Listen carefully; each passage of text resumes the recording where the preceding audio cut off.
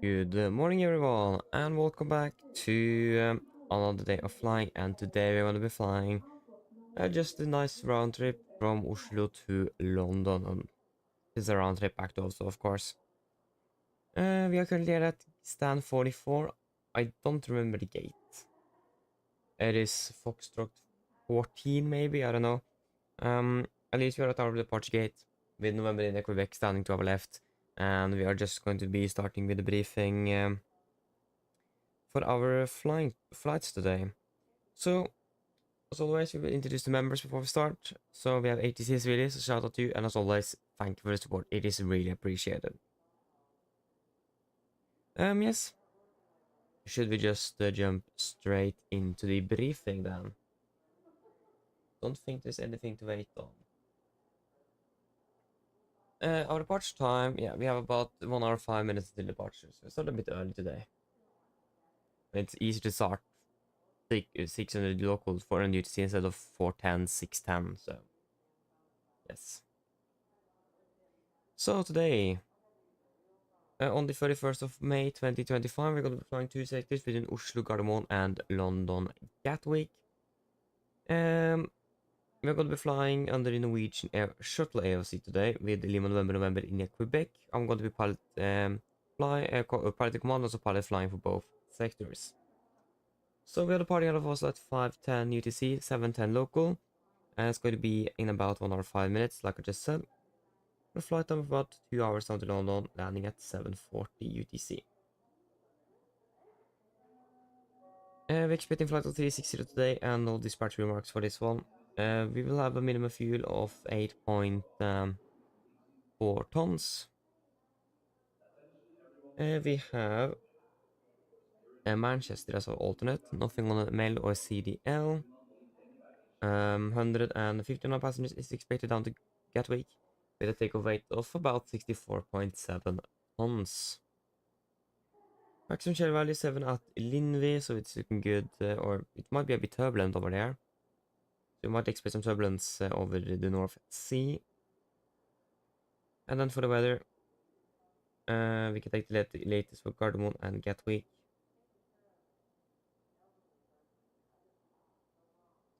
So Gardermoen, the 350 meter winds variable 2 knots, cavalcade conditions every 5 but 0 QNH 1012 and no sea.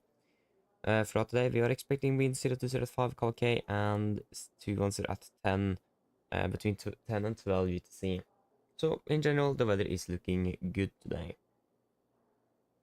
And then it's going to be the Gatwick, where we have the 350 as well, winds variable 1 knot, good visibility. We have a fog in the vicinity at the moment. And no significant clouds, 13, 12, 1018. And for today in general, we are expecting winds variable 3 knots, good visibility for a few at 4000. We have temporary between now and 7, so right before landing-ish, with 8000 meters visibility. Between 2 and 6, not really going to be for us. Between 4 and 7, broken at 500 temporary. And 9 and 12, 2 to 0, 10 probability. Yeah, sorry, forget that probability, that's way after we are finished today. Again, in general, some fog in the vicinity, maybe some low visibility right before landing, but shouldn't really be affecting us, should be gone by the time we are arriving into Gatwick. Yes.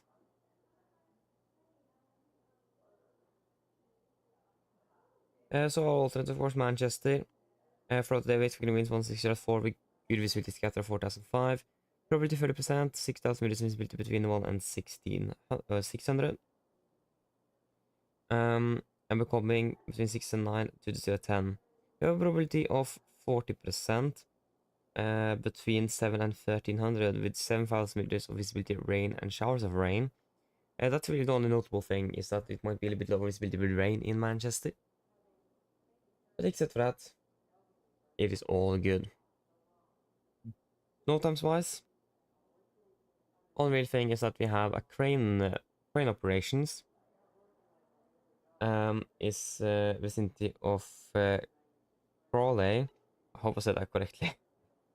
A maximum working height of 343 feet, 131 feet aerial. That's going to be approximately a bit to the south of the airport, if I'm correct. So that's one of the places we are is basically forbidden to overfly at a certain level because of noise. So in general, we should be quite fine of that, but still be aware of that. We do have a note time as well regarding some AIP supplementary that we will take a look at after departure today. It is regarding some traffic disruption rules for airports serving the London area that replaces supplementary 09324. So again, we'll take a look after departure. And for Manchester, we just have some manned vehicles or something that's going to be flying around between 9 and 16, so might even be flying when we are arriving into Manchester. And taxi November Bravo is closed, so nothing outstanding.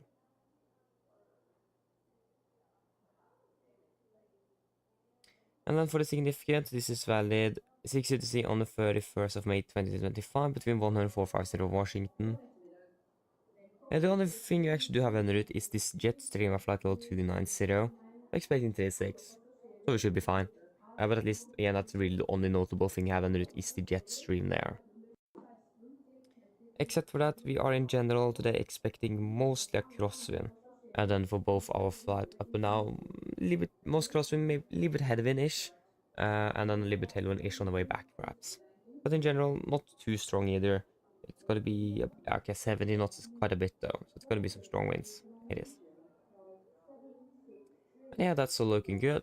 So for the fuel, I'm quite happy with flight plan fuel. The weather is good, and nothing outstanding en route. So we should be quite fine with that. What in the world happened on this side here? What? Yeah, at least we will, again, if anyone disagrees, let me know, but we will take flight plan fuel of 8,008.4 tons. Good. And then for our flight from Gatwick to Oslo, we're departing at 8:20, so it's going to be about the standard 40-minute turnaround time. With about 1 hour 50 minutes back, 10:25 is our scheduled arrival. Flight level 370 expected, no dispatch remarks, minimum fuel 6.7 tons. With the Torpas alternate, expecting about 145 passengers, 61.5 tons of on the takeoff weight. Maximum share value is going to be 6 as Ulmug. So again, it is probably going to be a little bit turbulent over the Atlantic, or sorry, over the North Sea, so it's mostly where that wind shear, or sorry, not the wind shear, but the jet stream is passing our route. It's most likely there in that area. And then the weather for Torp is looking good throughout the day. We winds 3405 kk, and between 9 and 11, expecting a change in direction to 190 at 12. So in general, again, looking good on the alternate as well. And we have the same note times in Gatwick, and that's the only note times that's going to be anything to be concerned of or to have in mind. Again, the AIP supplement is something we will look at after departure, so we'll wait and see if that's actually going to be relevant for us or not.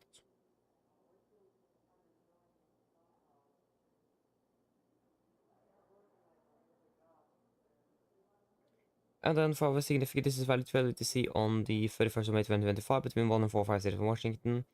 Yeah, we still have this jet stream, but now still flight to 290 passing over the route on the south coast of Norway. And we do also moderate icing as well, that is just moving over towards Oslo between 1 to 0 below flight 100. Except for that, again, expecting mostly a crosswind, but going to be a little bit of tailwind because of the direction we are flying. So, yeah, again, yeah, it's about 10 minutes shorter flight time on the way back. Most likely because of that, but probably also because of the arrival routing into Gatwick. Yes. Again, in general, it is looking good.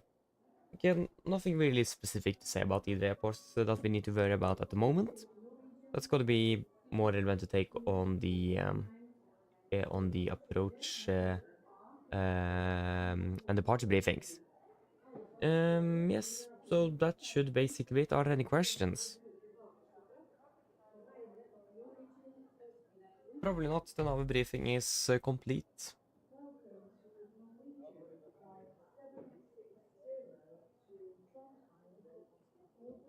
Yes.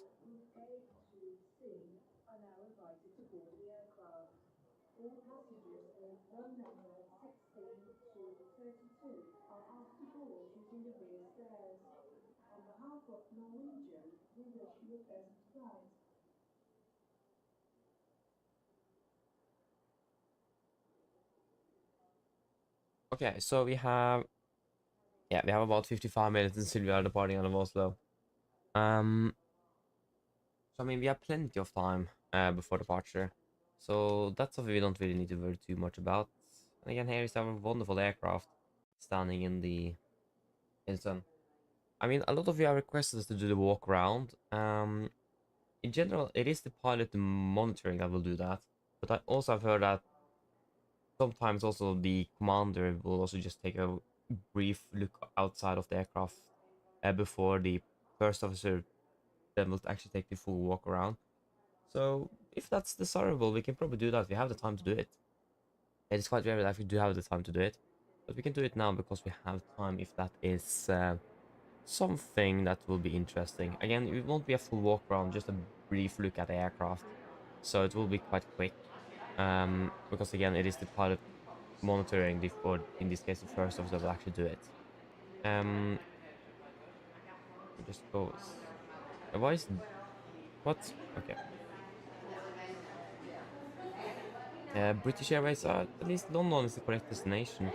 The departure time is a bit off, and also the airline. But that's fine. What's the next flight? That is. Wait, oh, the next flight is actually going to be our flight. Just that it is departing at when 30 minutes behind at 7:40. Nice.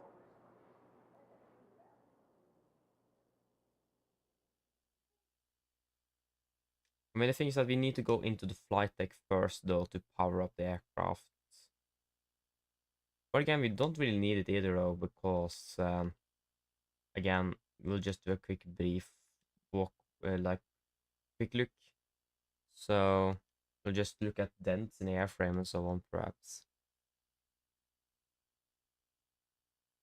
We can just go in and place our EFB and so on, and then go out again. This is a bit interesting, though. For some reason, normally Jet6 will remove the pushback tug from the scenery, but now it have stopped doing that. So we have a double pushback tug here at the stand. That's interesting. And I have tried. I can't get it to work. I'm not able to open up the door at all from any other type of add-ons, anything from like toolbar pushback, like the free one. So I need to use either the EFB or perhaps the FMC, and I tried to use the EFB by popping it out, but I couldn't use it in the drone camera. And I just simply also couldn't really can't really use the FMC as well.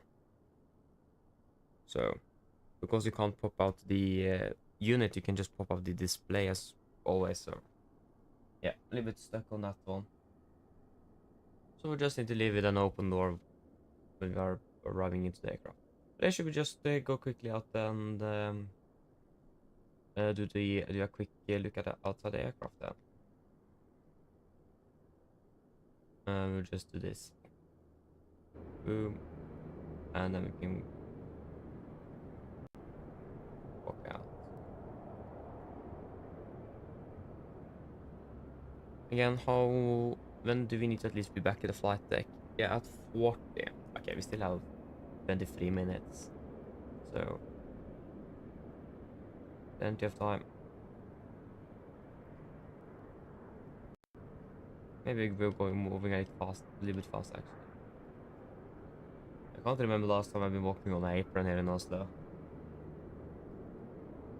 That's quite rare. Pretty good.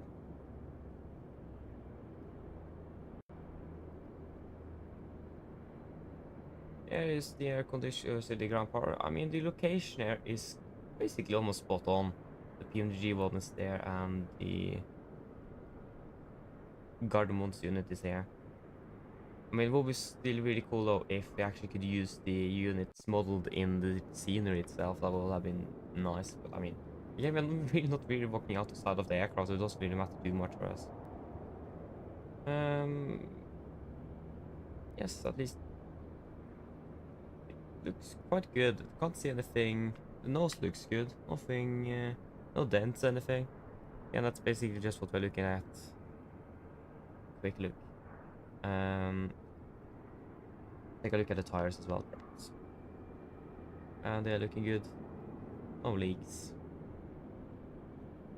Yeah, that's another thing as well. Norwegian has stopped is stopping with the .com version of the logo, so they will just use Norwegian.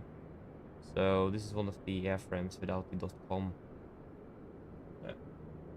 That's so interesting. Again, nothing really outstanding here. Beautiful CFM engines. The unfortunate wind milling. I don't think it is quite windy though at the moment. Makes sense. I'm not quite sure if that is even modeled in this aircraft. No leaks. Leading edge.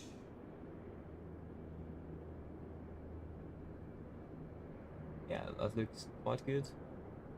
Again, no dents or anything. I think that is looking good.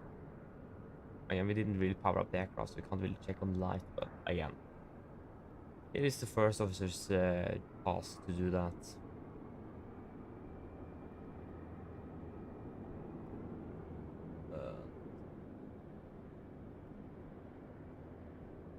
Looking good there.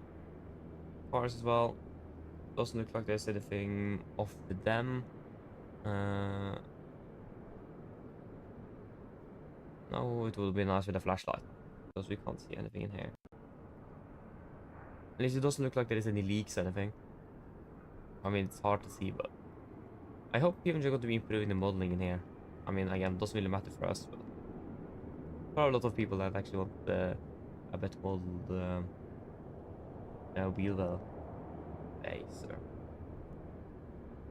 And the tail is looking good. So that is nice with Max Manus on the tail today. And the elevator is looking good.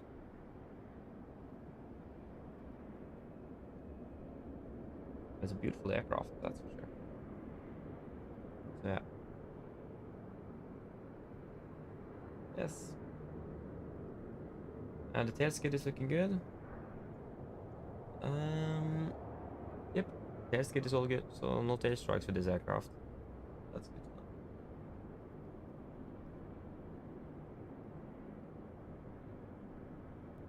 At least you can see the green marking, so okay, that wasn't really easy to read, unfortunately. Might be a simulator problem as well, to be honest. And trailing edge is looking good here as well.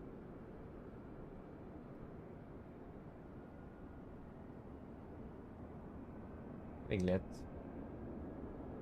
And it's surprising to see always how large this winglet actually is. Like if you look on top of this, if you look from the side of the aircraft, you can see the other winglet on the other side of the airframe. So these things are huge. And it doesn't look that big here, but again, when you refer to the airframe, it's actually quite a large winglet.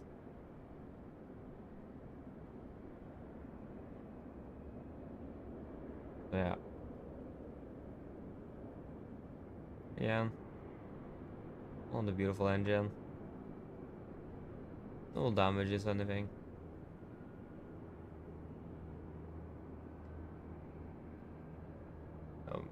Got the... We'll just sneak under here. Got the landing gear. Yeah, looking good. So at least from what you can see, the aircraft looks good, but again, or the first will give us the final verdict on that once he have done his walk around. So yeah. At least we were able to burn off about 6 minutes. I mean, the walk around doesn't really take that long. I think in real life as well, maybe I think the camera was maybe going a bit too slow. I think in real life it probably gone a bit faster actually. But again, you can see here, you can see the winglet on the other side of the airframe. Again, that just says how large they actually are.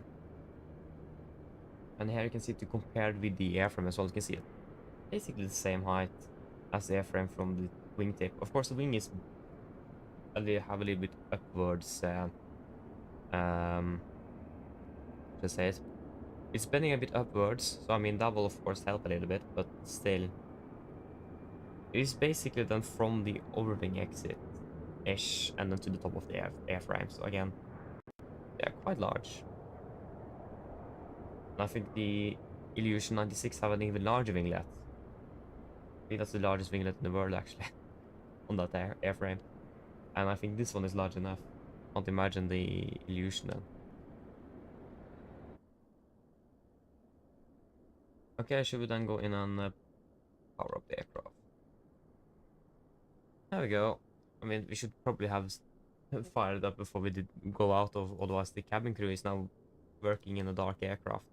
That's probably not really optimal, is it? Can't really do much then. Yeah, I should probably do that actually.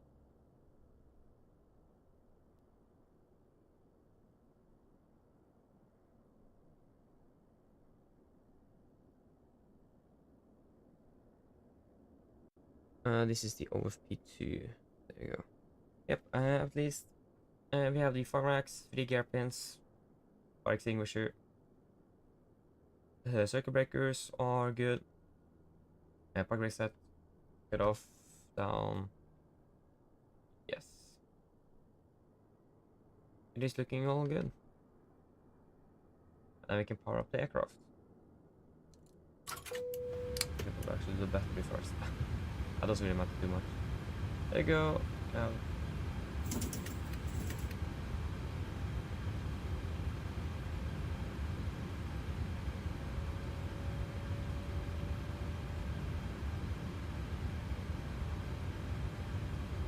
you go.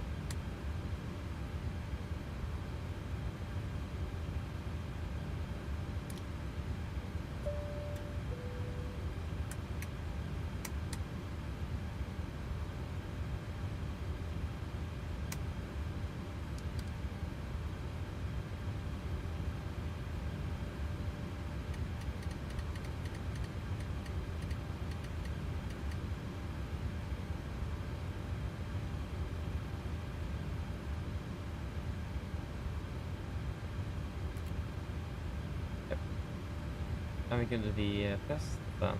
Maybe we should actually check the... Yeah, that's something... then we can do the test first. I need to check the dispatch. If we can see about how much oil we need. I think again it is 60%.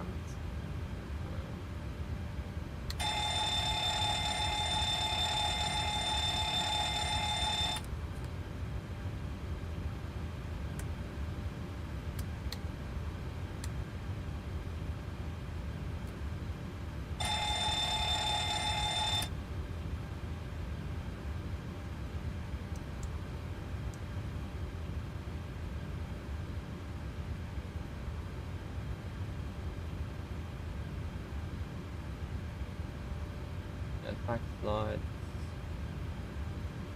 Yeah, off. Oh, they don't work. But they have been working for like 3-4 years, I imagine. That's a bit interesting.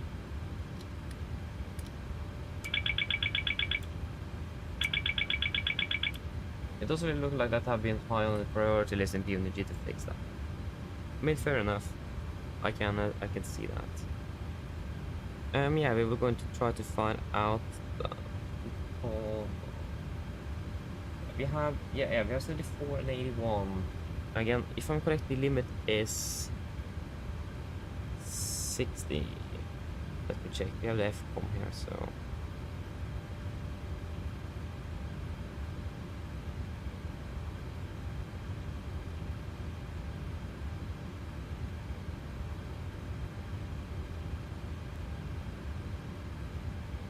Okay, we'll check the engines first.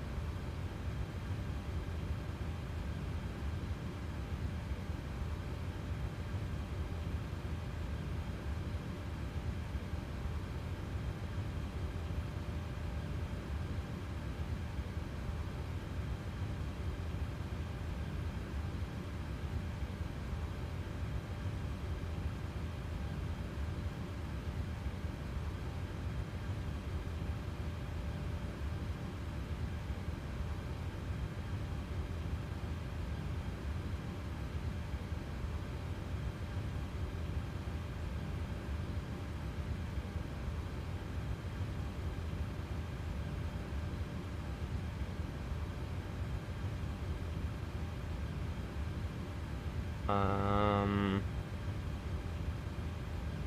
didn't get much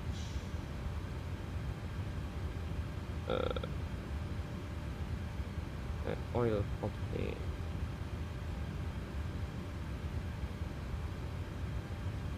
That was oil temperature.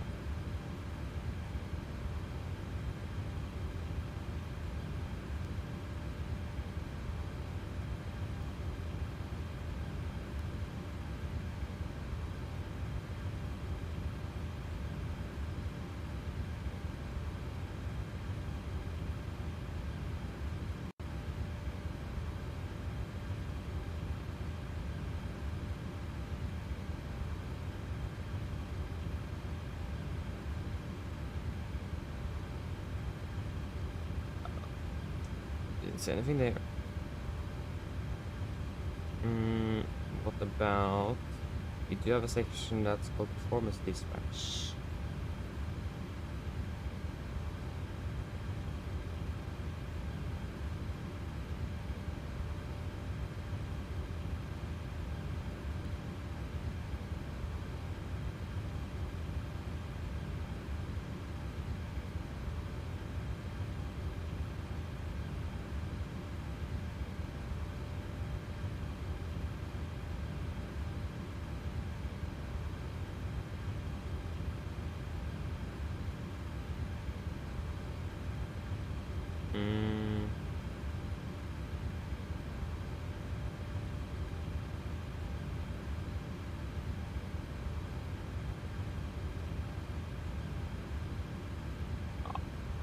I don't know. You should, again, if I'm correct, the limit is 60, so I'll check that later. It's quite hard to find anywhere about that, so I'll ask one day if I can find someone that works in the 737. But yeah, again, it should still be within limits with 75. Yeah, we have 25, 74, 81 should be fine. Again, what I heard before, the limit is 60. Yeah, but that is good with that, and we have rollers on that 92, 93. Wonderful. We can at least request refueling. Refueling truck is on its way.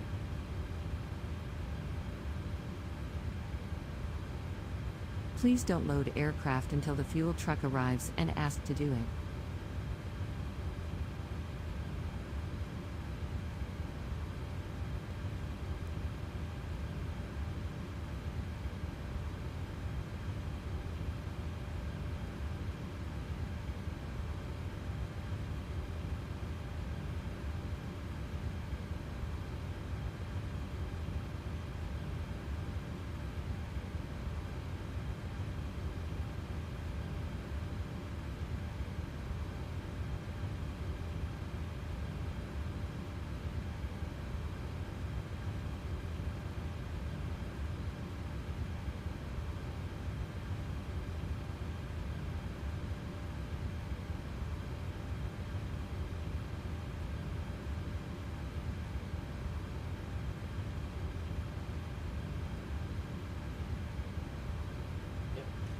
We'll sync up the time as well. I think that's gonna be a bit out of sync by now.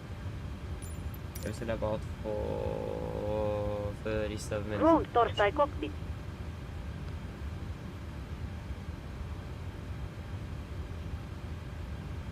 Go ahead.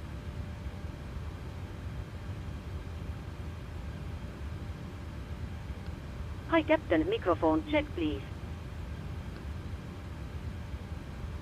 Redo loud and clear. OK Captain, radio check complete. VLL contact you once the ground vehicles arrive and we are ready Torstai start loading. Roger.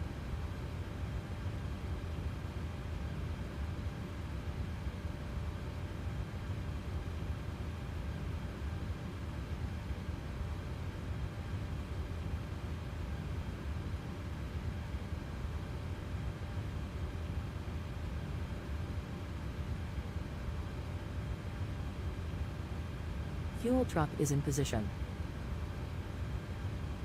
Please don't load aircraft until the fuel truck arrives and ask to do it. Please use your airplane fuel system to set the desired fuel quantity. Hello. Hi, Captain. Okay, so I've spoken to security and they've started checking in, but there's around another 10 minutes to go before we expect to be seeing any passengers. Okay, thank you. No problem. Yes.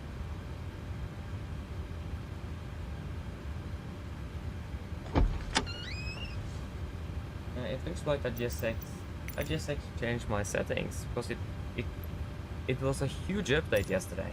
Like it was really a lot. Please use your airplane fuel system to set the desired fuel quantity.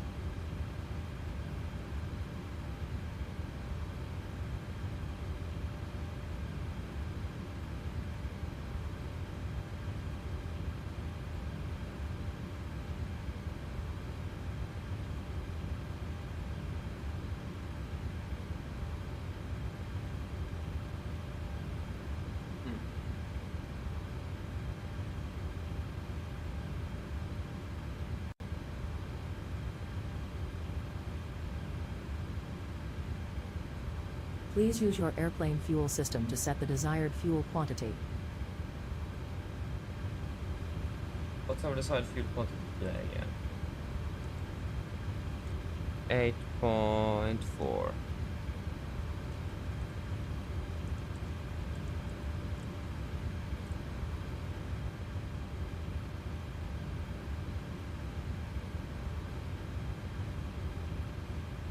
Yes. Now we can start setting up. First of all, we need to get the flight plan in here, and we'll also request the air conditioning unit as well.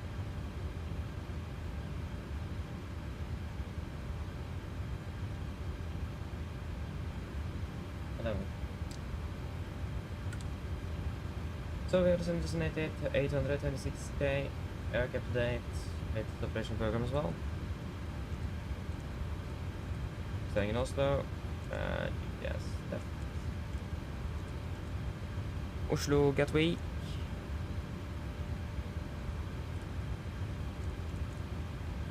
Enroute Takeoff.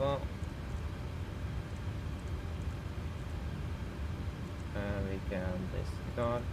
Departure runway is going to be 0 left, but it Vippa 1 Alpha. Off the Vippa, we will be flying direct to Lindy.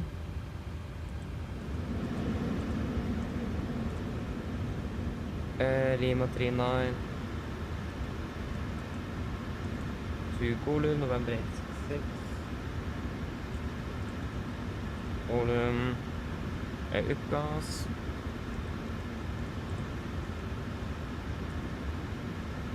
Light Tipa.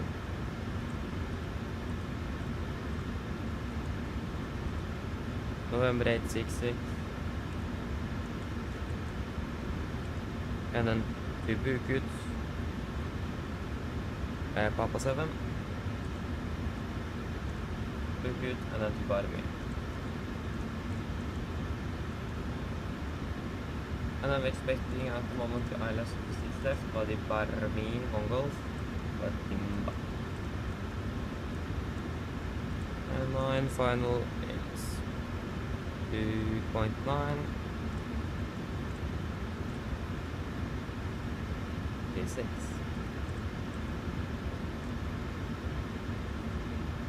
26455.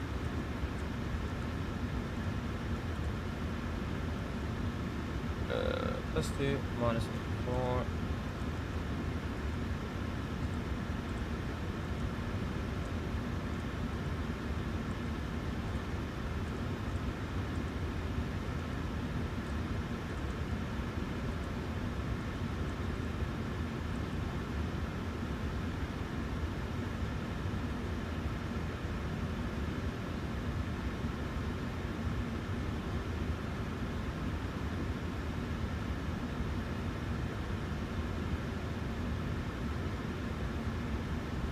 Uh, 101. Oh, that was... Oh, it was going to forget what you were looking for, and I searched up card 1 now. Okay. 1018 is the good age.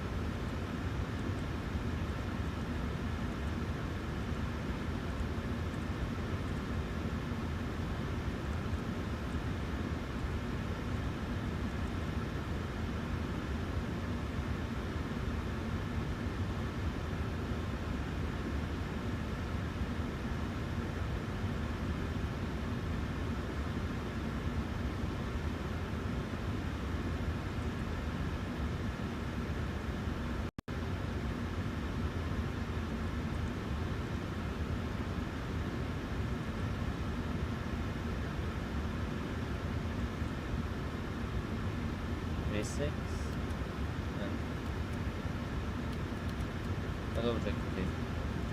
Might be just 200. Yeah, exactly. It's just 200. Yep.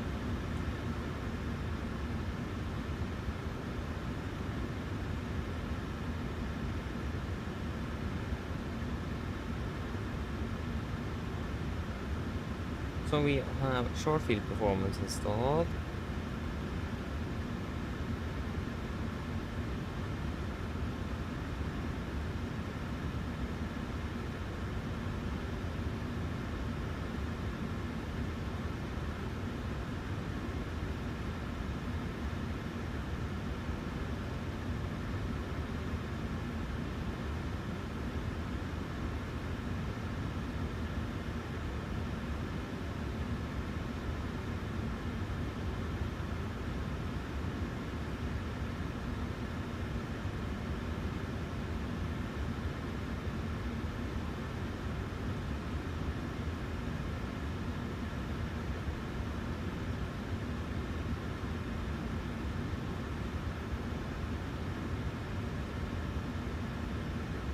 I mean, the weather is good in Gatwick now. Quite good. It is 210 at 1 knot with car care conditions, 13 degrees. Can't complain.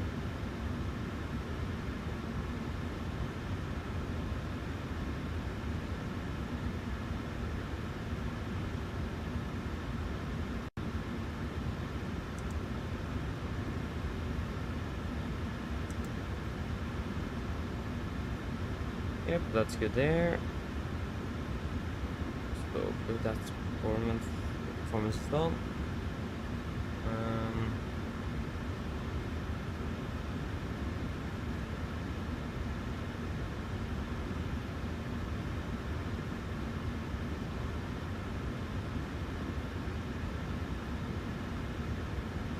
There aren't many aircraft there at the moment.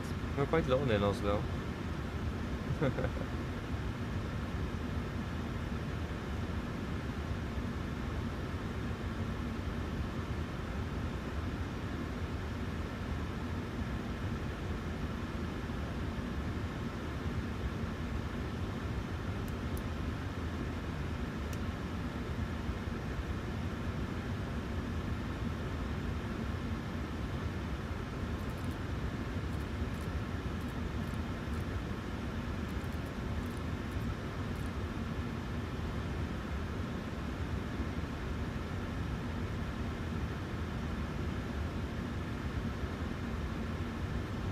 Should this start boarding? Refilling is complete with 8.4 tons with them. Then on here, and we connect. Boarding requested. Like a dual here. Who would push back today? Will it be Menzies or will it be Menzies? New or the old?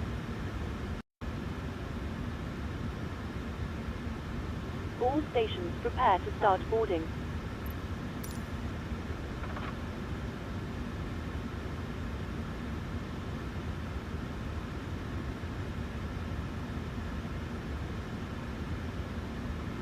Okay, once I got a call from the cabin, we will then start with the departure briefing. We'll just wait for that, the confirmation that I started boarding, so we don't get disturbed.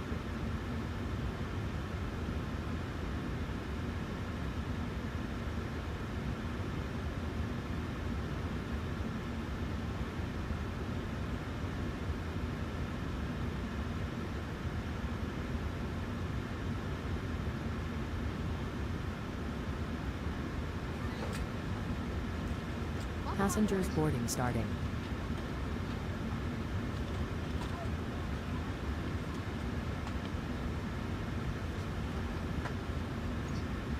Just keep control online.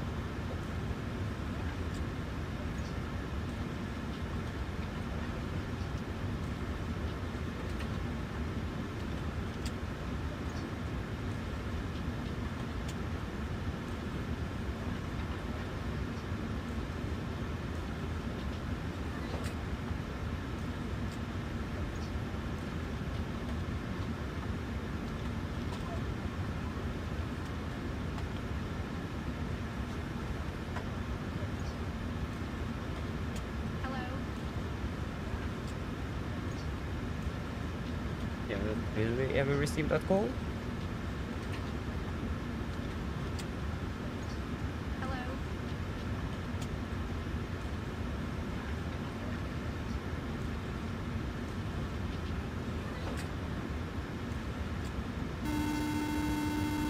This way. Hello? Hi, Captain. Just to let you know that the passengers have started boarding. Thank you. Good. Yes, then should we start with our departure briefing. So we can start off with the emergency briefing. So, below 80 knots, we'll stop the aircraft for any warnings. Above 80 knots, prior to V1, we'll stop for a fire warning, engine failure, predictive winch warning, or airplane level and safe to fly. If I will stop or stop my controls, I will close to the steers, listen to the throttle, apply max manual braking, or verify RT auto brakes. Manual reverse speed brake pedal, apply maximum reverse thrust to stop the aircraft.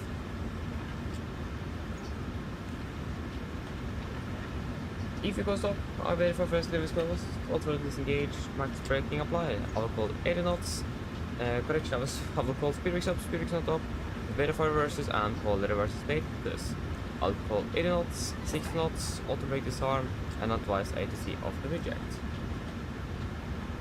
Once I come to complete stop, I will slow down the reverses, lower the speed brake, and we will identify the problem, and I will call out any necessary memo items that need to be accomplished. I'll assist in identify the problem, and I'll call out any necessary memo item, or I will accomplish any memo items that need to be that you will order that. And then we will evaluate the situation. If no evacuation is needed on PA, it remains see the situation under control. If the situation is unclear on PA, cabin crew stations. If none is evacuate aircraft, I will order flight 40, go to back over to QRH, and read through the evacuation checklist. Happy? Hope so. So there is not going to be any accidents below 400 feet except cancel any warnings, everything in the gale on a positive rate. At 400 feet we're going to verify heading select. We're going to be climbing on runway to 8 miles on Gardermoen VR. Then we'll take a right turn to a track of 110 degrees. Whatever that is. There you go. Track 110 degrees up to 5,000 feet. The weather today is looking good, really good. All the runways should be available for landing in case that will be needed. We are expecting to be departing below the maximum landing rate as well, so we shouldn't really be too much concerned about that either. Yeah, that should basically be for the emergency briefing. Any questions for that? Probably not, then we can go over to the route check. Just put in this city food right there first. The estimated one, 56. Okay, for the route check, we'll start off with our departure. So we are expecting the Vippa 1 Alpha, that's the one left. Then Vippa and then direct to Lindvi, Lima 39 to Golu, and November 866 to Upgas, direct to Chipan, November 866 to Bukut, and then Papa 7 to Barmi, and then the Barmi will go in for Gatwick. Ground distance 726 compared to 729, that's within limits. And on this on top of the Timba, we can disregard. Estimated altitude 3.9 compared to 3.1. Good.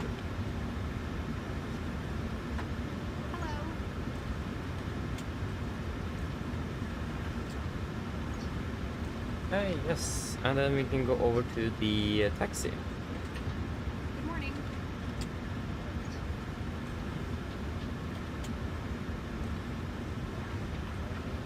Our taxi, this is our airport charts. Welcome on. 10-9 effective 20th of March 25. So, we are parked at stand 44 down about here-ish, if I'm correct. We're expecting a straight push. We may actually expect facing west on Juliet. Don't remember the release point. And then we'll take perhaps a right turn on Zulu. Left on Papa, left on November, and then we will do a calculation out of Alpha 2 today. This way. Yes. No hotspots, taxi restrictions, and a note of no times for our taxi today. Boarding pass, please. Weather conditions are looking good, nothing outstanding with that, and the runway conditions as well also looking quite good, so we are all good on that side as well. And then for the departing via the VIP of an Alpha, then at the hotel, take the 20th of March 25. Hello. We're departing on runway to go from my 436, maximum 230 knots, and then continue to 437, 439, 614, Nanon, Nedsa, and then VIP.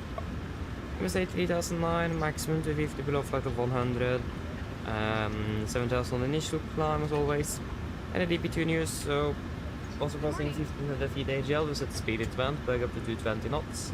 We checked the flap scheduled and mostly passing 3700 feet at QNH to cap the speed and continue accelerating the aircraft. And we do not have any threats for our departure today, so are there any questions? Good morning. Probably not in our departure, but I think it is.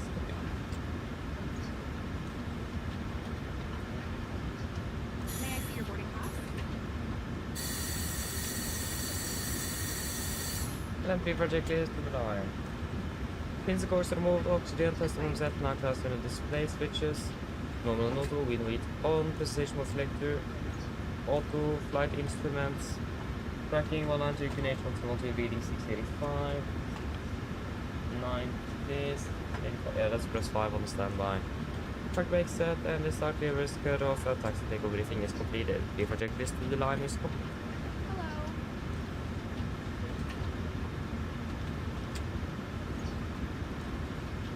Wait a moment. Welcome on. What's actually happening here? What?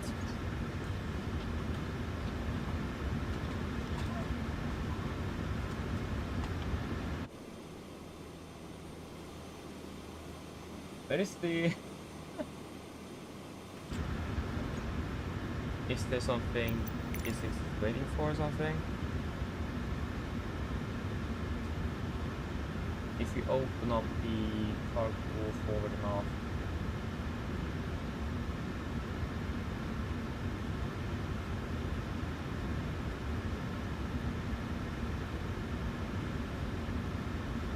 There you go. Ah, yes, it looks like G6 might have been a bit bugged out after the update. Because they have normally been opening those doors automatically. But I've begun to wonder because the ground crew had never called us up. So yeah, we are probably going to be a bit delayed because of the ground crew that's a bit slow. I guess we're boarding the passengers as well.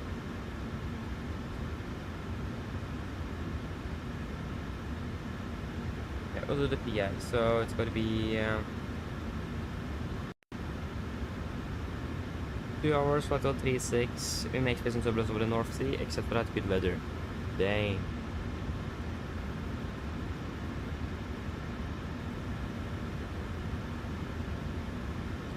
Mine damer og herrer, god morgen. Mitt navn er Fabian, jeg er kaptein om bord i dag. På vegne av Norwegian og resten av besetningen så ønsker vi dere hjertelig velkommen om bord denne flyvningen fra Oslo Gardermoen til London Gatwick. Flytid til London i dag er forventet til rundt ca. 2 timer. Vi begynner snart å bli klare for avgang her fremme. Vi venter bare på de siste passasjerene skal få komme seg bord på flyet, og at bakken skal få låst inn bagasjen. Så vi venter å dytte ut av gaten om rundt ca. 10-15 minutter. Så hvis det kan være sånn, setter ned og tar på sikkerhetsbeltet. Så hvis jeg er en sikkerhet ansvar, så anbefaler vi dere på det sterkeste å følge på den veldig viktige sikkerhetsinformasjonen som kommer fra kabinbesetningen om å få straks. Vi har plaget å ta fra den beste rullebanen her i Oslo i dag, så det vil si at taxien vår kanskje blir litt lengre enn dere er vant til. Avgangsruten vår i hvert fall ser ganske så greit ut. Vi vill ta Ladies först and nordover. gentlemen, welcome aboard. While you're being seated, please remember that all mobile devices should now be set to airplane mode, and other portable electronic devices, such as CD players and laptop computers, must be turned off and stowed for departure. Thank you. Mine damer og herrer, velkommen ombord. Mens du sitter, må du huske at alle mobiltelefoner og andre bærbare elektroniske enheter, for eksempel CD-spillere og bærbare datamaskiner, må slås av og oppbevares for avlyste. Takk. Som sagt, avgangsruten vår kommer til å gå først nordover, for vi da venter å ta en venstresving og svinge mer sør-vest ned mot London. Vi forventer en marsjtid i dag på rundt 36 000 fot. Vi forventer kanskje turbulens når vi flyr over Nordsjøen. Utenom det, god fly for så vidt forventet en av flygningen, men som alltid, vi anbefaler på sikkerhetsfeltet på basen så vi kommer bort til når vi forventer turbulens. Å være i London for øyeblikket ser ganske bra ut, med litt variert vind i området, 13 grader, og synes det blir fint på skyfritt. Ellers, siden jeg slapp av, så var det veldig fin flytur med Norwegian. Ladies and gentlemen, good morning. My name is Fabian, I'm the captain aboard today, and on behalf of Norwegian and the rest of the crew, we want to wish you a welcome aboard this flight from Oslo Norwegian to London Gatwick. The flight time to London today is expected to be approximately 2 hours. We are shortly ready for departure from London, just waiting for the last passengers to come aboard the aircraft and the ground crew to finish loading up baggage. So hopefully we should be pushing in about 10 to 15 minutes. So if you may, please sit down, take your seatbelts, and if you own a safety and on the board, we do recommend to pay special attention to this safety demonstration that is coming from the cabin crew just a few moments. When it comes to our taxi today, we are expected to be departing from the westerly runway in Oslo. In general, the taxi might be a little bit longer than what you're used to in general. Our departure routing as well is quite nice. We're departing initially northbound, and then we expect to take a left turn and continue southwest towards London. We are expecting to be cruising at approximately 36,000 feet today. We do expect perhaps a little bit of turbulence over the North Sea, except for that good flight conditions are expected. But as always, we do recommend to sit on just in case encountering some unexpected turbulence. And the weather in London at the moment is looking quite good, with just some variable winds around 13 degrees centigrade and clear skies. Otherwise, sit down, relax, and we're going to enjoy this flight with Norwegian. Thank you.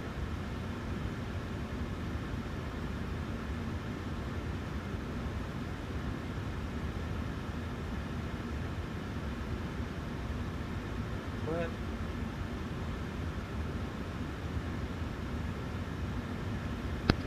Hi Captain, just a quick update torstai let you know that we have started loading. DLL contact you again once we are done. Roger. Ground torstai cockpit. Go ahead.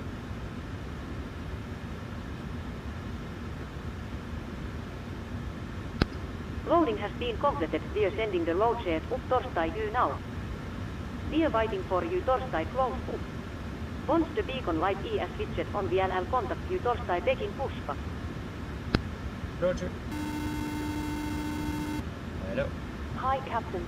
Okay, here's the load sheet from ground. I've written the passenger count here, the crew count here, and the total number of souls, not including yourself, here. Thank you. Okay, looks like we're all set to go whenever you're ready. Yeah, wonderful. We should be pushing in about 5 to 10, so just give us a call once the cabin is secure.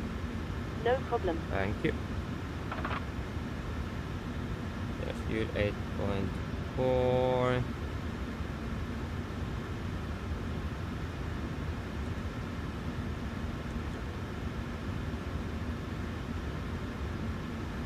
Yeah, we need to load in that as well ourselves. What?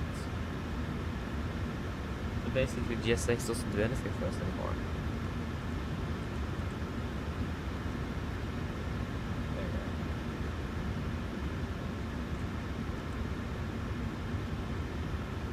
There we go. So 56.7.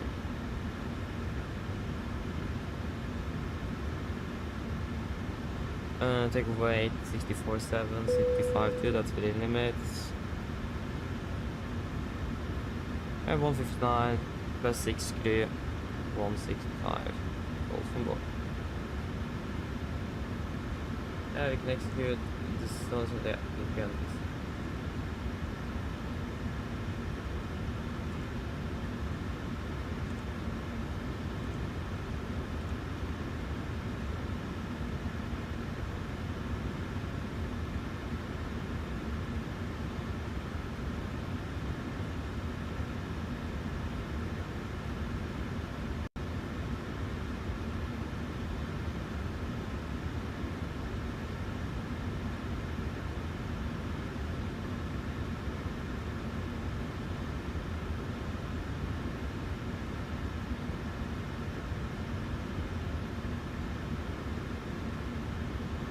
25.2, and 20.4.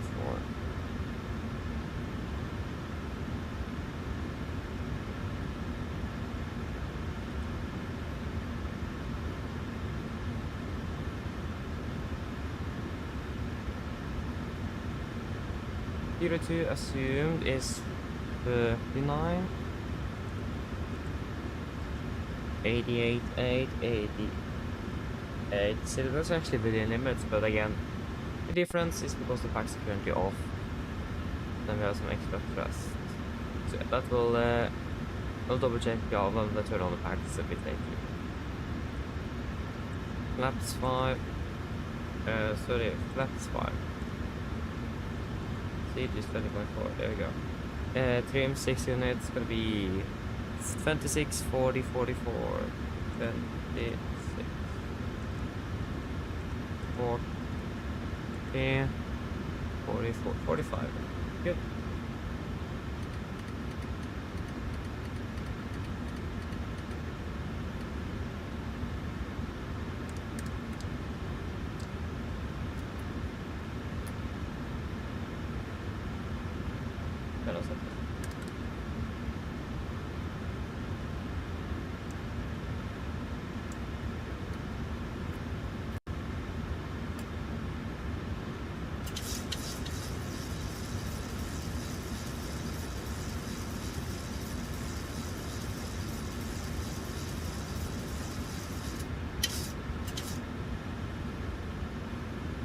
Okay, fuel for checklist below the line fuel, we have 8,400 kilograms aboard, 6 pumps on, passing set, auto brake, RTO, CW 8 cars completed, take speeds, V1 126, VR 140, V2 145, MCP 145, still 12 degrees, so that's set. Fuel for checklist.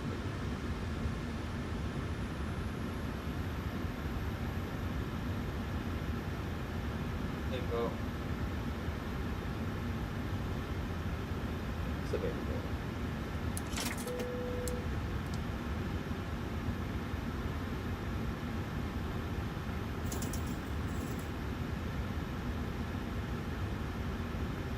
Copy ground.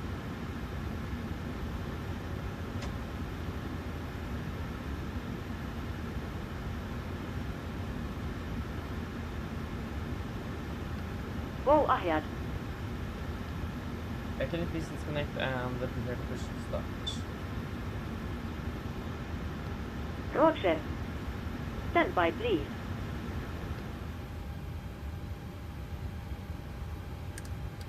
And now the rating is at 87.9. Ground power has been disconnected. Thank you. And we will not use the self-powered push, we will use best basics instead.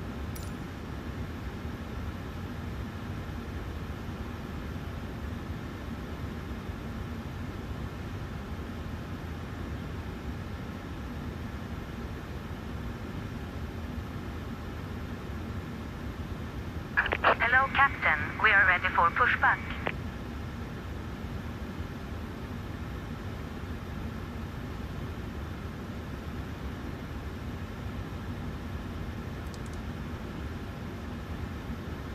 Guess it doesn't do doors anymore, that's a bit annoying.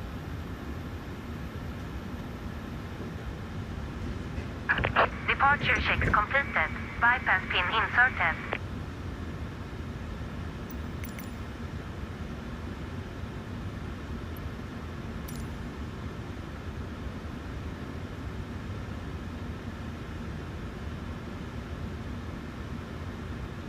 Yes. Locking gear. Yes. Good. All is working.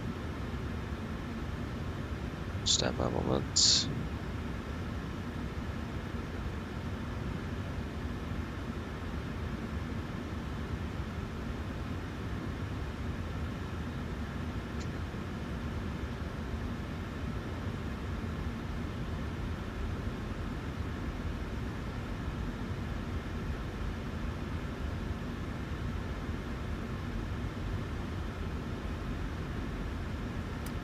Ground torstai cockpit.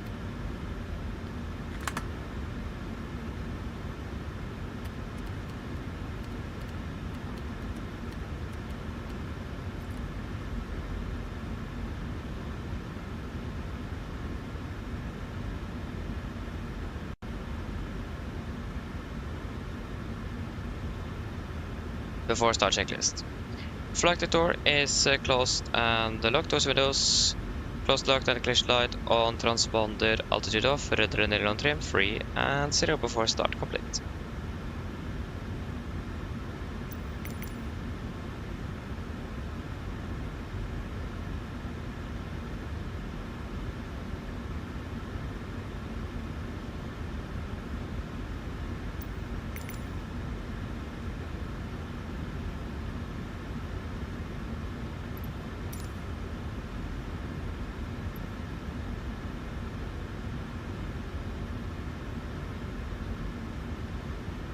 We will be using position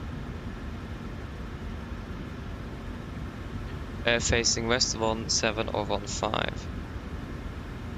And 17 is far away, we'll use 15. Copy ground, we clear push, release point 15, brake set. Release parking brakes, please. Park brakes released. Commencing push. All engines clear. Start at wheel. Thank you, start 2 and 1 in sequence. Total traffic, Nordic 32 Alpha, push start out of stand 44, release point 15, Gardermoen. Maybe a bit late to announce that now, but...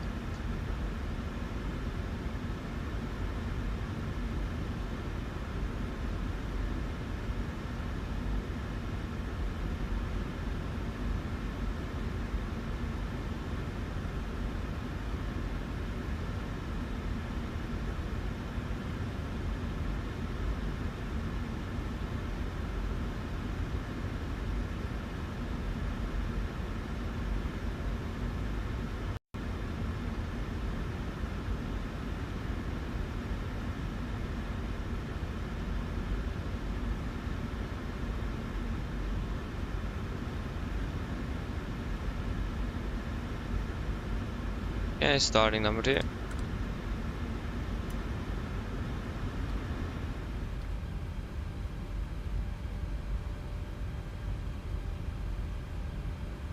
Pushed about 3 minutes early as well, not bad.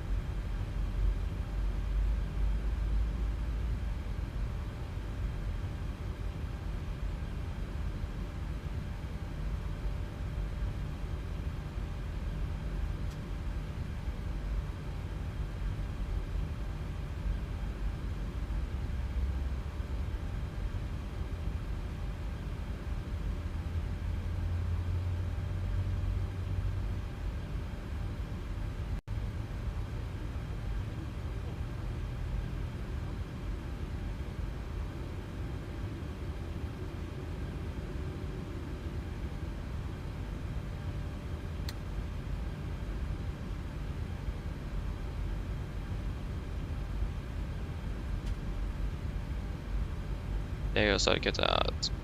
Starting number 1.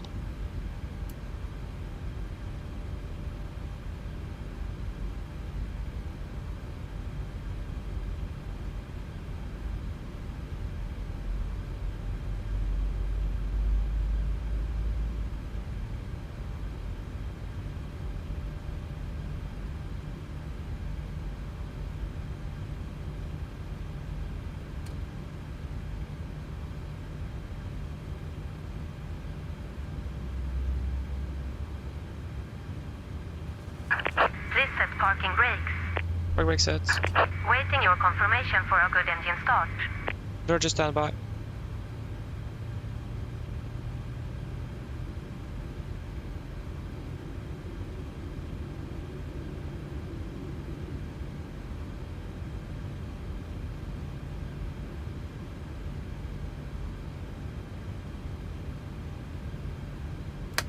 Start, get out. Cockpit to ground with 2 good engine starts, so you can disconnect. Cockpit to ground. We have a good engine start. You can disconnect. Ah, I forgot to delete I'm looking here. that one though. I'll fix that.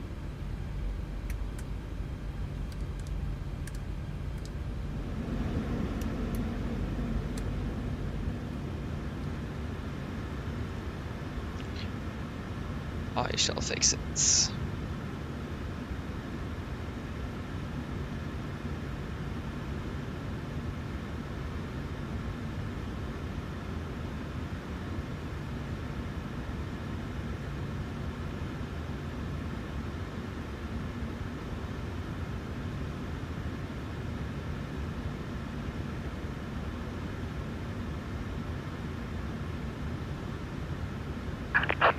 truck disconnected.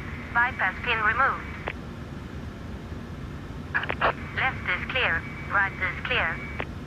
Thank you for the help. Have a great day. See you next time. Bye bye.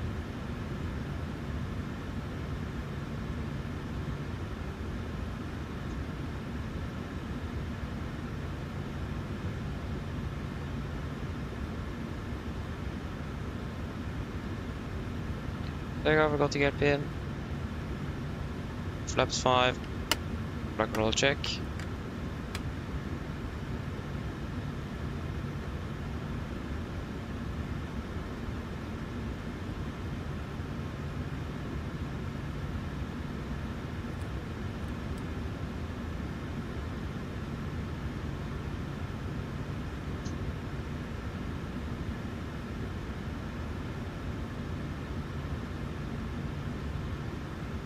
Before taxi checklist. Generators on, probate all, anti-ice off, air compress, packs auto, isolation valve auto, engine start switches, continuous. Recall checked, engine start levers, idle T10, fire controls checked, ground equipment clear, flaps 5 plan, 5 green, IP off before taxi complete. Common traffic, Nordic 32 Alpha taxiing via Zulu, Papa November to holding point Alpha 20 on left, Gardermoen.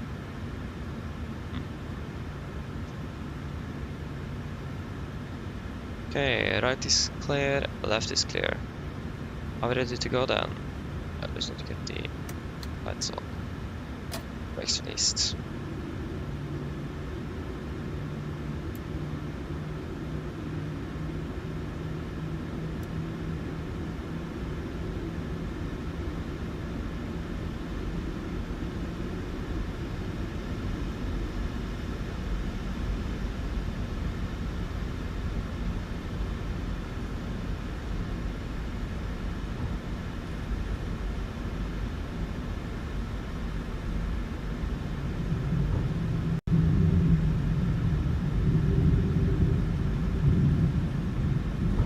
Clear. Just clear.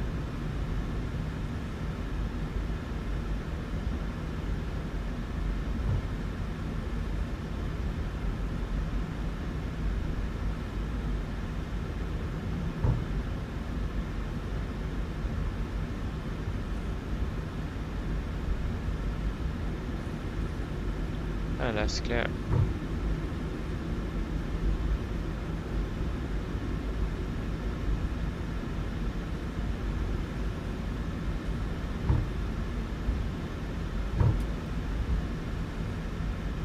Left is clear, right is clear.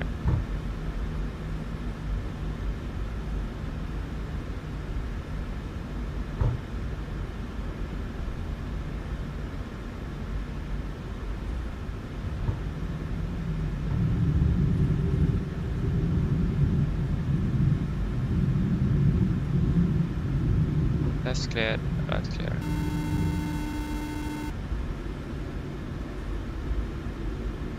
Hello. Hi, Captain. Just to let you know that the cabin is secure for takeoff. Thank you. No problem.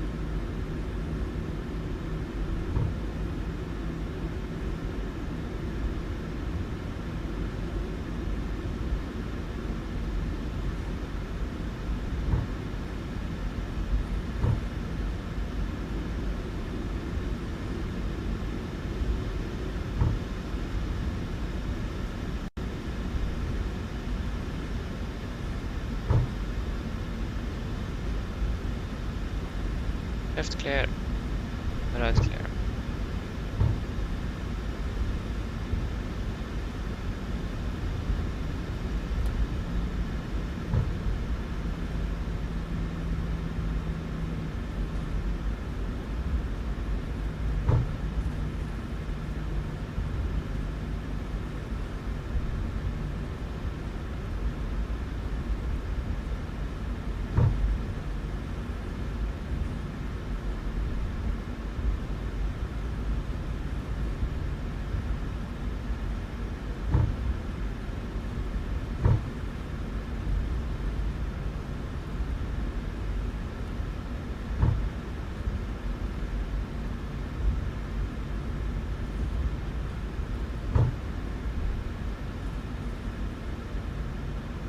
Left clear.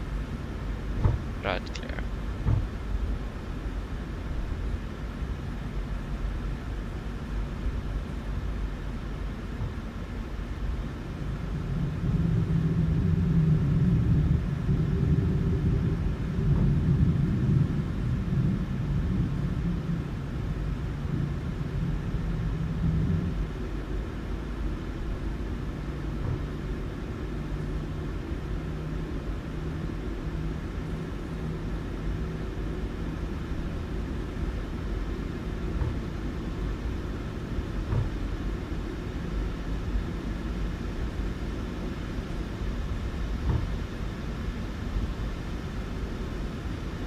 Left clear, right clear.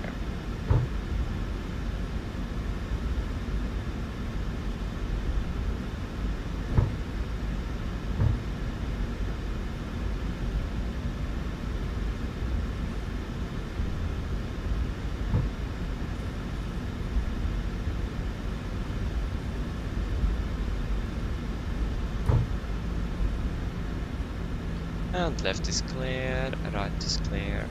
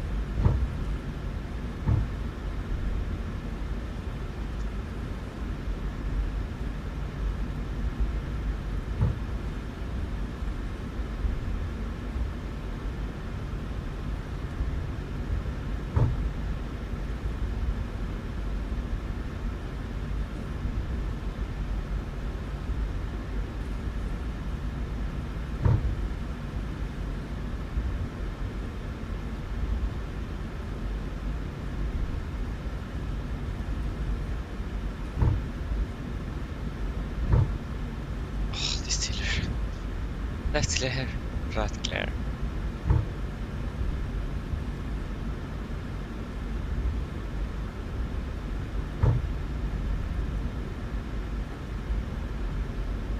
Okay, I'll take the weather radar, you can take the terrain.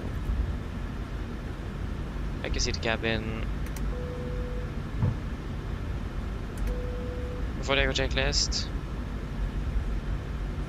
Laps 5 land, 5 green. Stabilized in 6 units, chemical given before the eco checklist complete.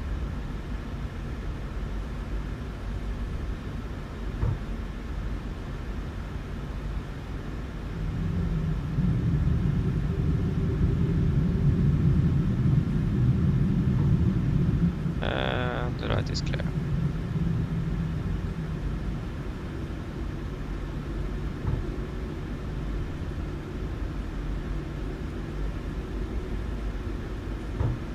Yes. Left cleared. Right clear. Garden traffic, Nordic 3 to Alpha, then you're departing, 0 left by Alpha 2, Cardamom. Okay, are we ready?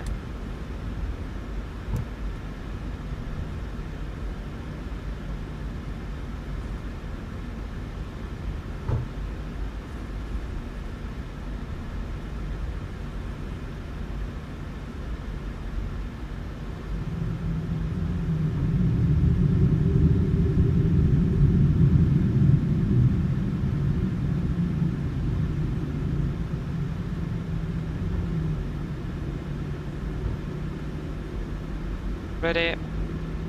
Takeoff. Stabilized, setting thrust.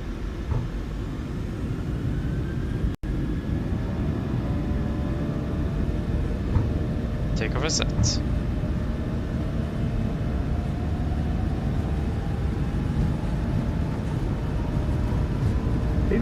Checked.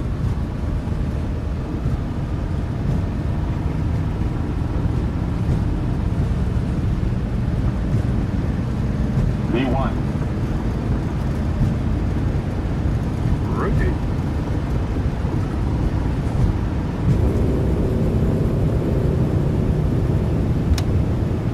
Positive rate.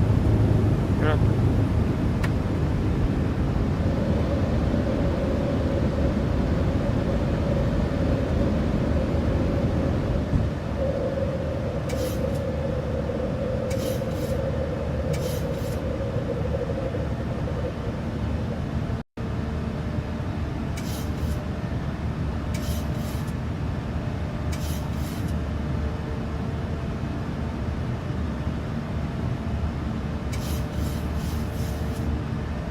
Speed advent to 20 knots. Music set.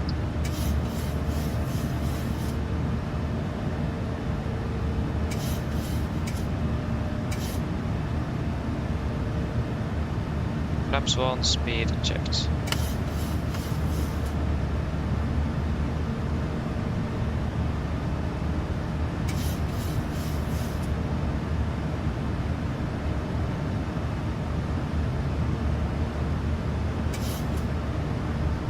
Flaps up, speed checked.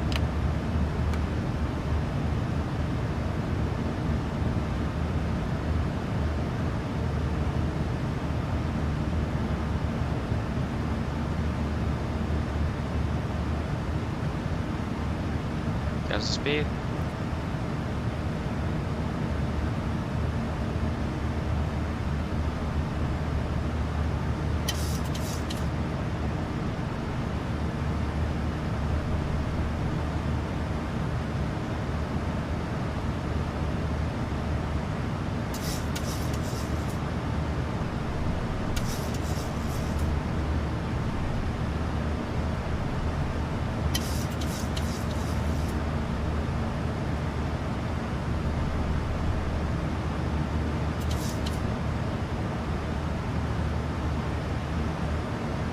Lite vippa.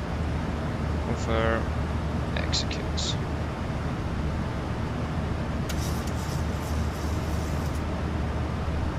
A fuel master caution.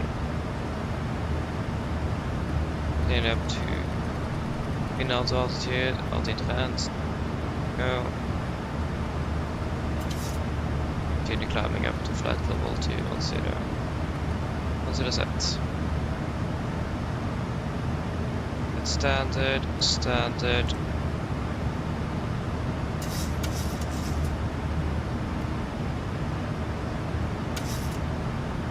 Come on, there we go. I'll take a checklist.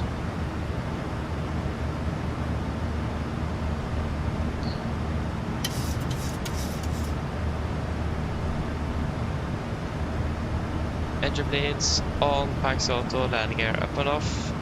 Flaps up, no light on altimeters.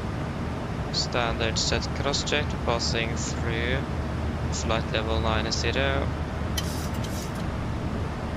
Now, last mile 0 after take check is complete. Monday.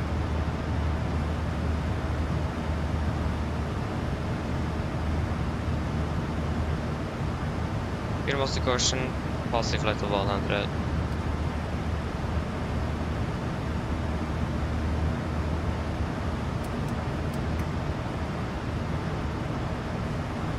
Yep, all good up there. We can delete here and disregard.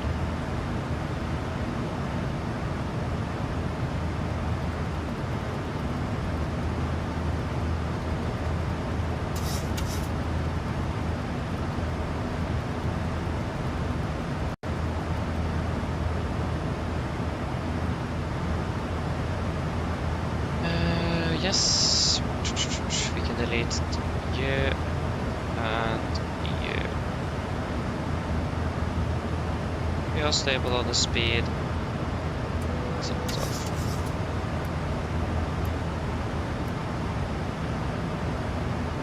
Good.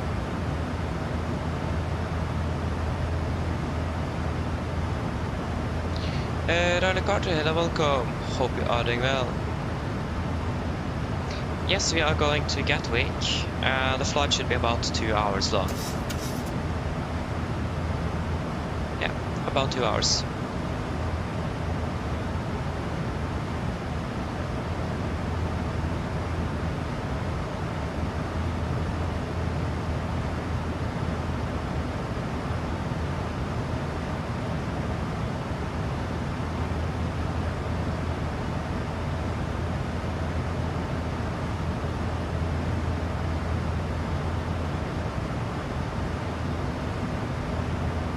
So yes.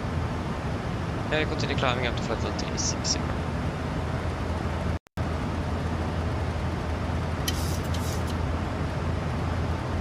360 set.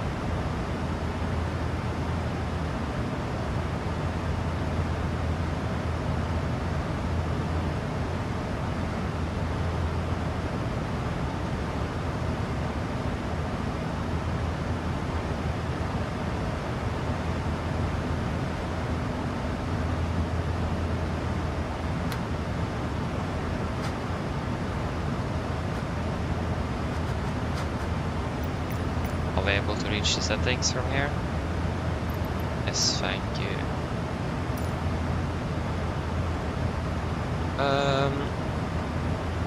Because yeah, there is some problems with GSX at the moment.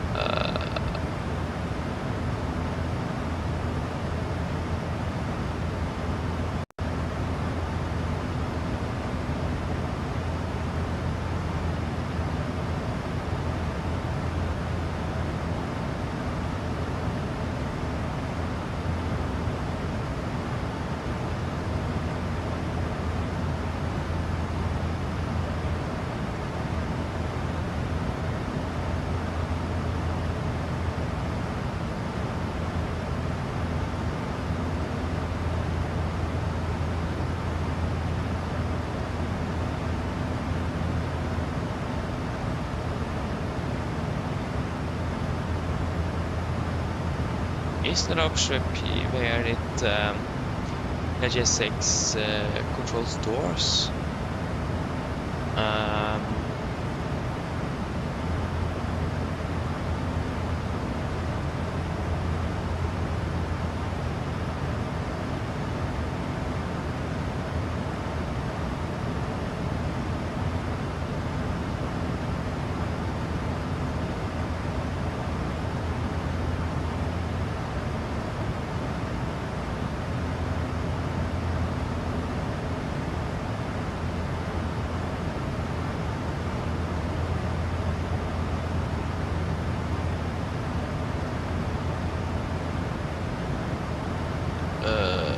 Ryzen, yes.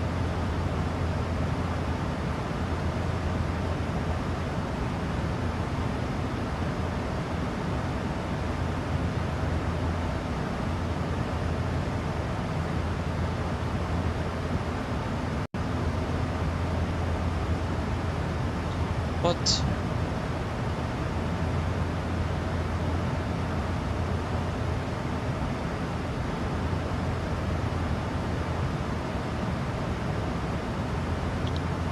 Yeah, interesting.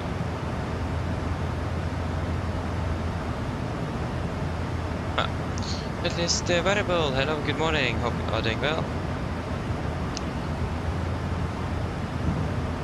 Looks like the latest update with GSX basically made GSX broken for us, unfortunately. That's a bit sad. But yeah.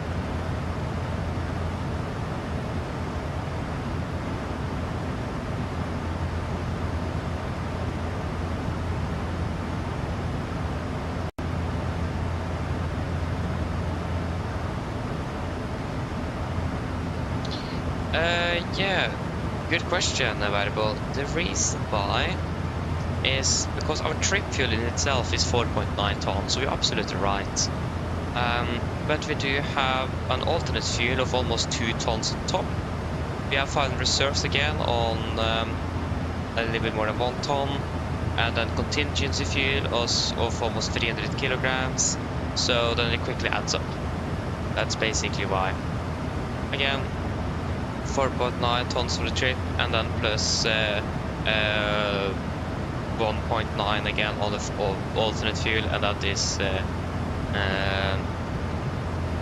suddenly about how much is that? If you run the trip fuel up to 5 tons, it will be then 6.9 tons, and then 7.9 tons, and then 8.2 tons, and then we round it up to the closest 100, and then add another 100 on top.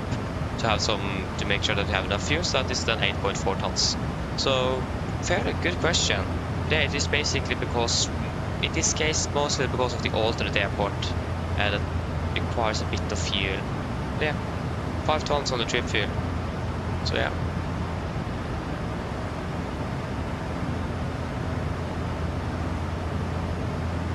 Yeah, the alternate airport is Manchester. So it isn't too far away, but we still require to have quite a bit of fuel for that one. So yeah. So I'm a bit surprised myself that we need so much fuel to Manchester. I mean, that's a 46-minute flight time. But like, it should also be enough for a missed approach and a second attempt in Manchester as well, so yeah.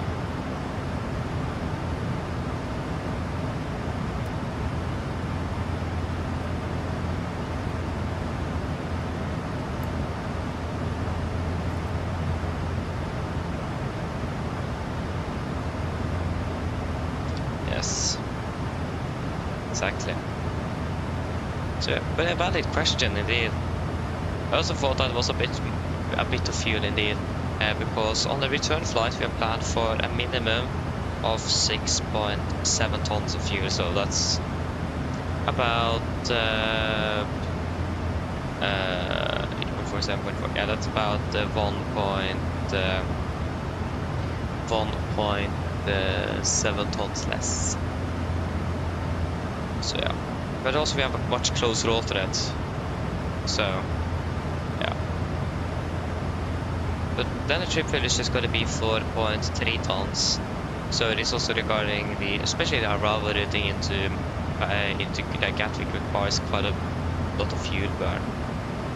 Quite a fuel burn, because we're going to be almost leveling off at some places, so, and the wind conditions as well. At least there are 12 pieces of alternate on the way back to Gardermoen, so that's less than a ton of fuel, so yeah.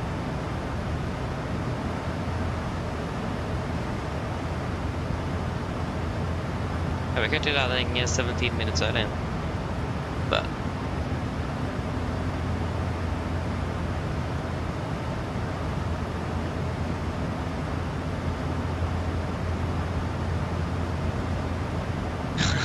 wow, interesting. Edinburgh to Manchester, to Longyearbyen. Yeah, it is most likely a chartered indeed. Yeah, it is. Yeah, it's definitely going to be a charter. I don't. Yeah, I mean, if it is going to be like scientific work or something, it is still going to be categorized as a charter flight. So I imagine it's a charter indeed, and I can agree it's a weird one indeed, from Edinburgh to Longyearbyen. I've actually seen one day when Norwegian did a charter where they flew from Oslo to Billund, and then flew to Longyearbyen, and then returned from Longyearbyen to Aalborg, and then flew back home to Oslo. That was an interesting charter. I mean, it would be so cool to actually fly that one. Yeah. There's some interesting charter flights around there indeed. I wonder how it is to like fly a charter flight. Probably it's a bit of fun, I imagine.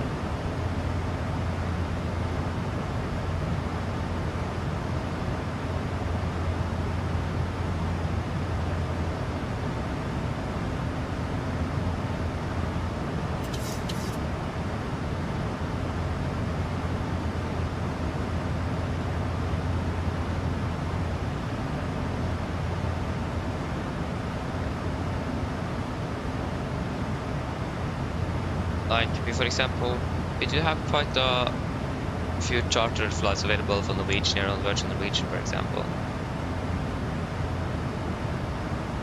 And the thing with Norwegian is all of their charter flights always starts with the flight number 9. And if it is a ferry flight, it starts with 8, if I'm correct. Or not really. It actually is just a ferry flight. It's actually repositioning flights. That starts with 8. So yeah. So basically all flights that have a 9 first is short flights.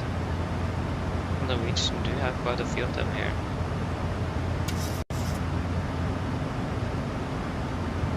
So, yeah.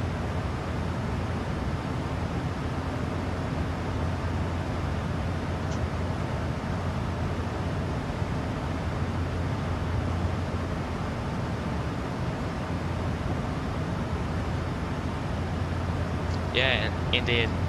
I mean, as long as they're getting paid, they will happily fly it. So yeah, in airlab, and again, I imagine as a pilot or in general a flight crew, cabin crew and the pilots as well, it is probably a bit more fun to fly charter flights than scheduled flights because the flight itself will be a bit more interesting. You understand? For example, the one I talked about where they flew to Longyearbyen from Oslo via Billund and Aalborg. That's something that we should also fly regularly. That is a charter flight. Flights like that is probably a bit more fun because it can be a little bit more interesting, if you can say that. So yeah.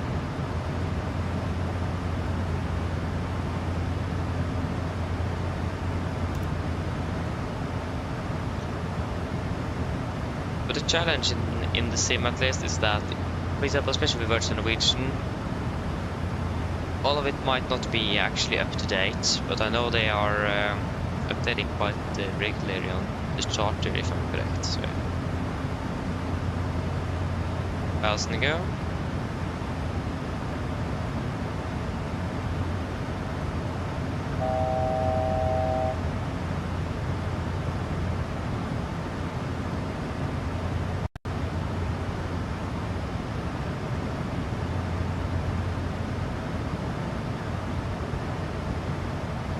Yeah, we'll prepare for the fuel check at the end of this, so we remember that.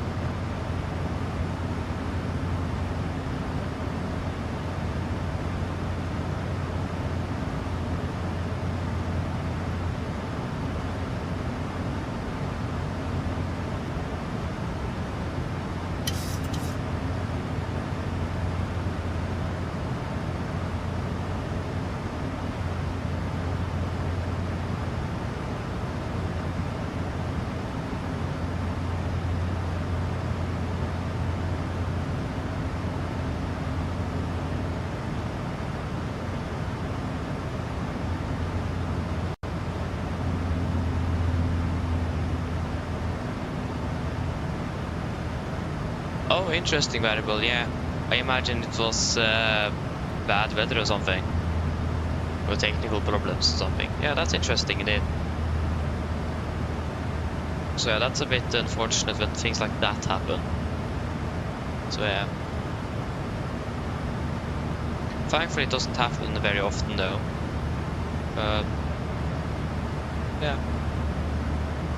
Like for example, in a sim, I can't remember I've ever diverted.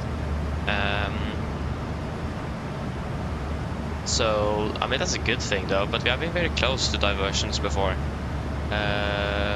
Last time was actually now on Thursday, I think.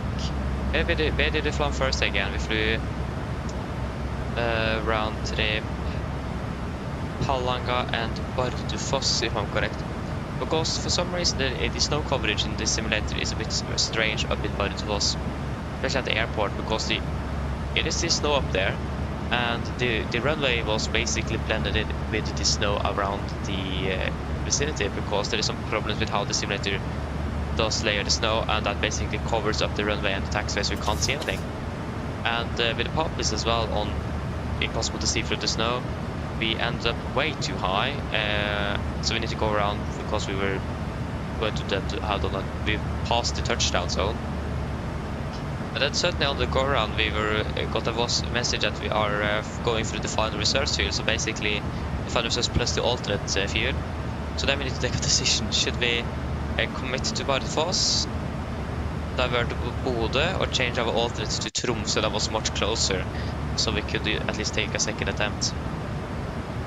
So the decision there was that we will then do a second attempt And if we couldn't make it down because we couldn't see anything, then we will then just go around again and then divert it through, because we could land. We were very close at least, because we didn't have an ILS approach. We just had a localized approach in for that runway. And again, we couldn't see the poppies. The runway was impossible to see. And yeah, it was really hard to actually to fly visually in for that approach with a huge mountain as well in front of the runway. That didn't really help on the visual reference. So yeah. Thankfully we managed to get out on the second attempt, very close to not doing a long landing. I was right at the end of the third shot, so it was quite close. But yeah, at least we got down, and we were like half an hour behind schedule that day because of that on the way back. But again, we were very close to do a diversion to Tromsø because of it. So I think that is probably one of the few times I've been close to diverting. We flew to Bergen once in a snowstorm, and the runway was like close for 30 minutes for snow clearing. So we were close there as well to divert into Stavanger because of the remaining fuel on board aircraft. But yeah, we've been quite lucky to not be actually diverting ever before. So quite happy with that.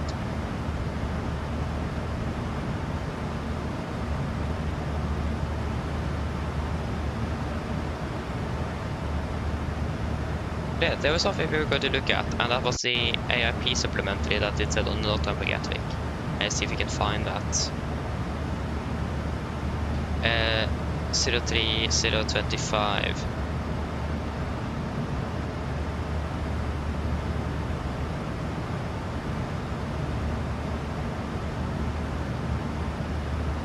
Zero 3025. We have the supplementary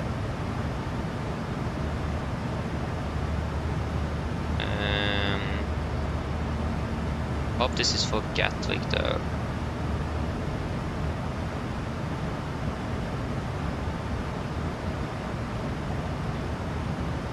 This looks more like it is not in London.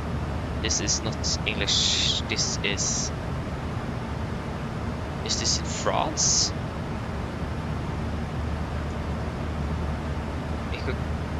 Ah, I see. There was an A in front of the E, so Echo Golf, Kilo Kilo. There we go. UK nuts. London Gatwick Airport, no times. No. AIP.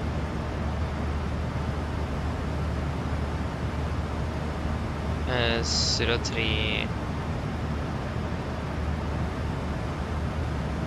What does it say on the note time again?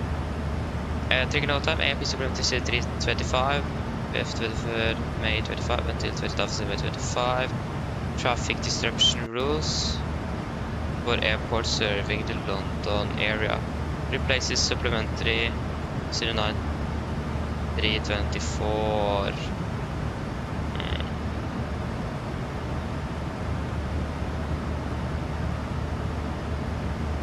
AIP supplements. Oh, that was the wrong supplementary. 0325 traffic disruption. Places supplementary. Yeah, so what does it say here? Heathrow, Gatwick. So the Civil Aviation Authority, in exercise of its powers under the above rules and having consulted Gatwick Airport and airport coordination, to the announcements that will affect from 000 UTC 23rd May 2025 until 23:59 on the 29th of 2025. The hours of peak congestion at Gatwick Airport for the proposals for the above rules are specified below. Today is Saturday, so between 0500, 0555, 0700, 0755. Yeah, so we're landing at 0740, or in this case we are going to be landing at 23, so we are landing in that as well. 1st of May.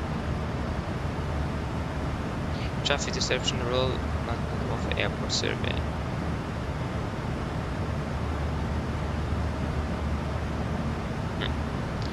Nice.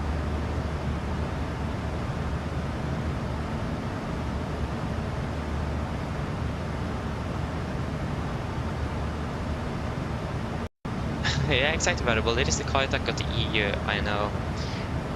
So yeah.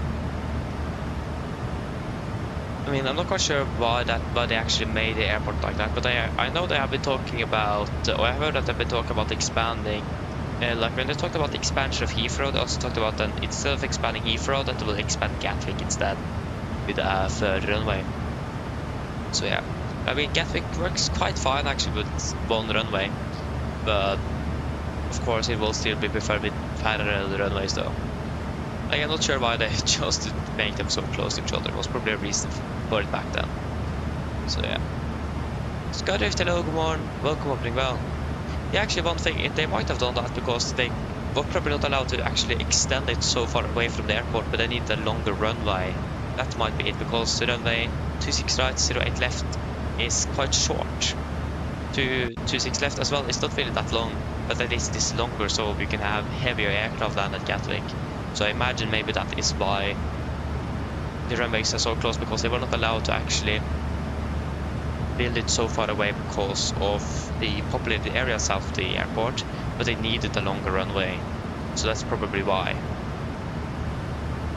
Again, I'm not sure, but I imagine that is that could be an explanation at least.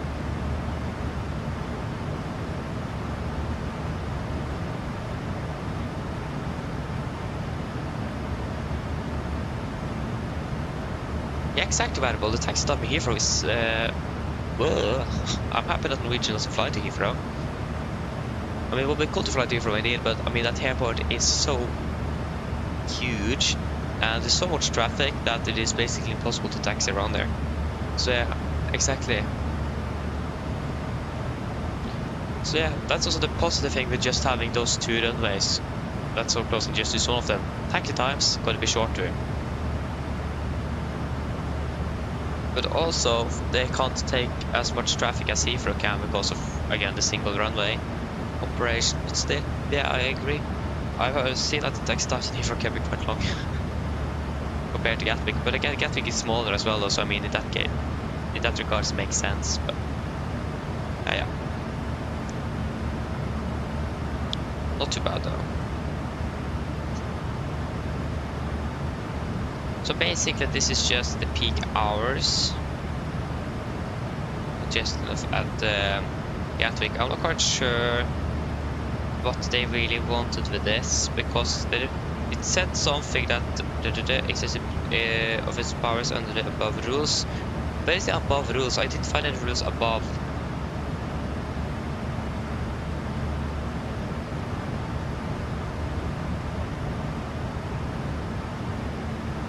Where is the above rules? Note all types of receive reference are to the UK AIP. Information, when applicable, should also be used to amend appropriate charts. At least we can contact via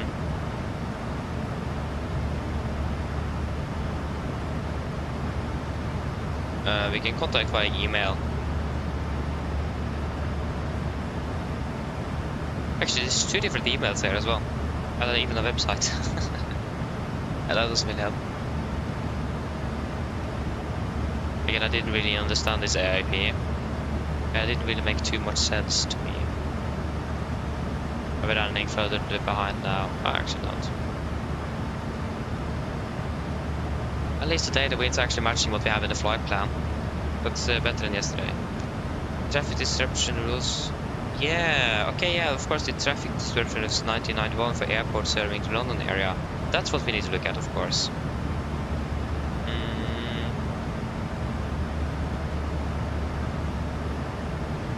But where can we find that rule?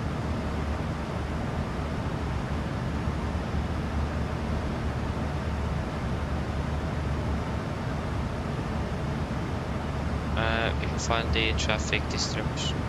We can copy that text. Yes, we can.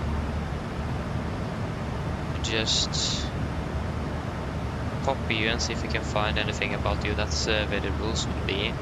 Nice. Traffic disruption rule 91.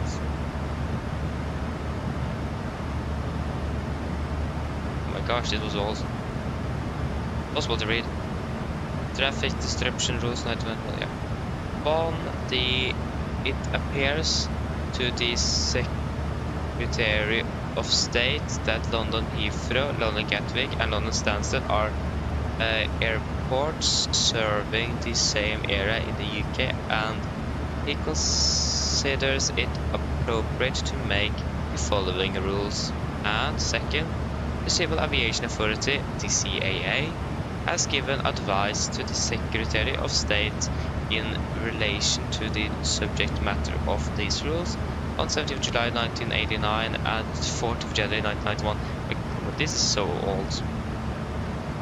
Now, therefore, Secretary of State, in exercise of his powers under section blah blah blah of the Airports Act 1986, blah blah blah, these rules may be cited as the traffic disruption rules 1991 for airports serving the London area and shall come into force on March 5th, 1991.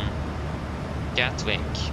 Subject to paragraph 5 below, air traffic engaged on whole daily cargo services or general or business aviation other than traffic in relation to which the airport operator has given the aircraft permission to operate at the airport during the periods of peak congestion.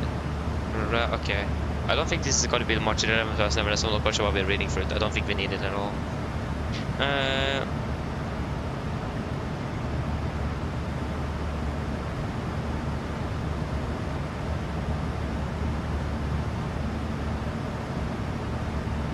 Yeah.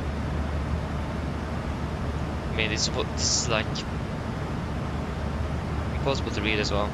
But again, I don't think this is going to be much valid for us. We can just discard. It isn't really anything we need to read through, actually.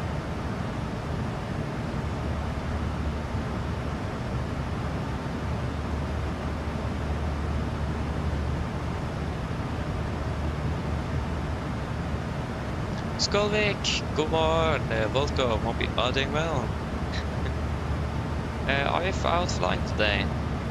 And if that's the case, where are you flying?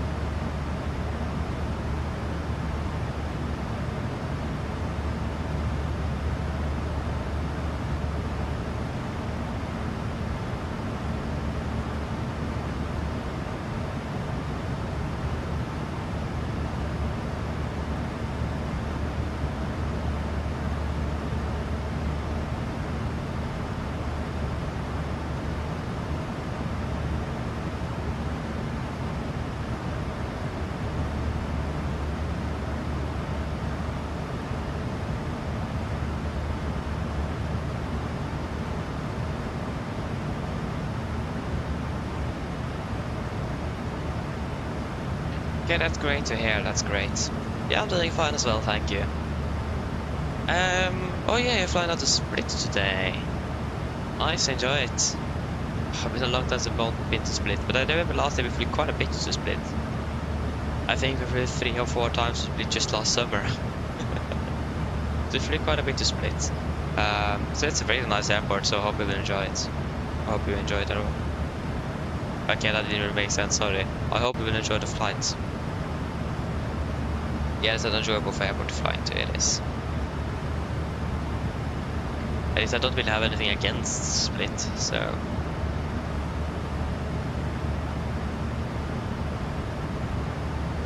yeah, that's nice.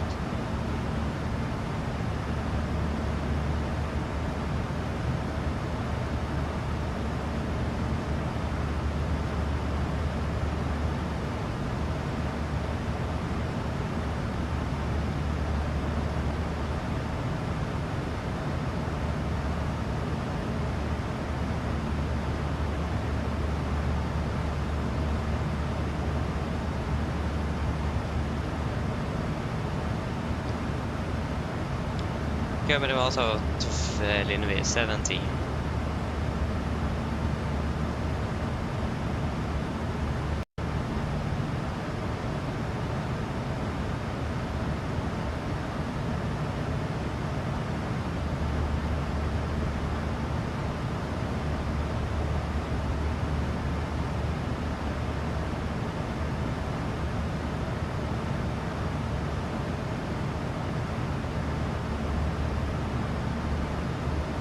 So yeah, again, that no time in the air supplementary traffic regulation wise.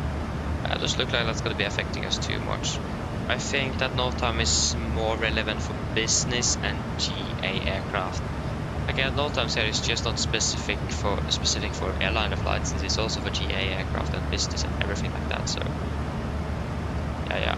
Again, it didn't really look anything special for us. So then we can just let this out. And also it's less for us to stay here to think about as well for Gatwick, so that's good in itself.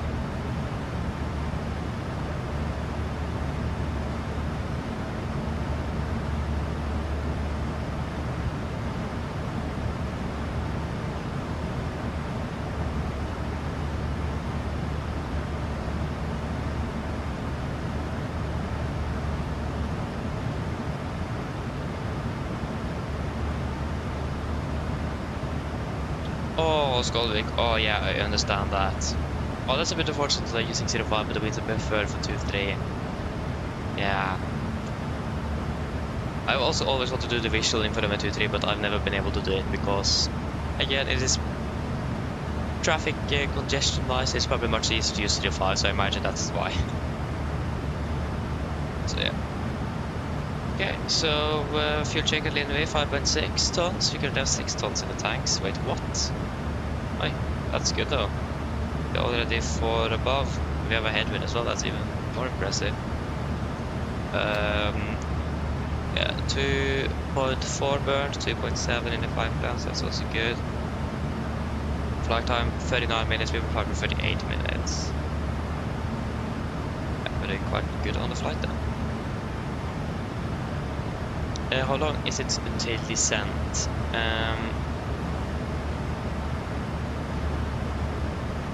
270% mark 640. It's about 40 minutes then.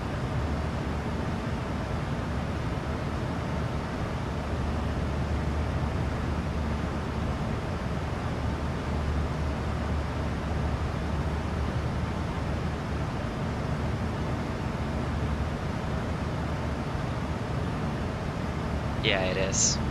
It is. One day. One day. I mean, also the visual into Dubrovnik as well.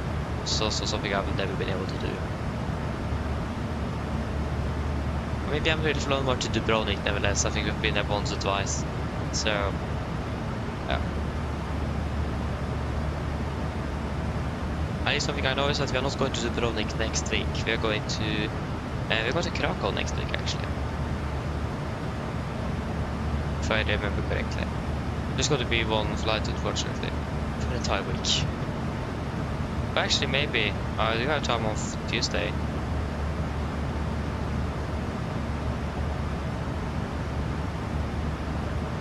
I don't know.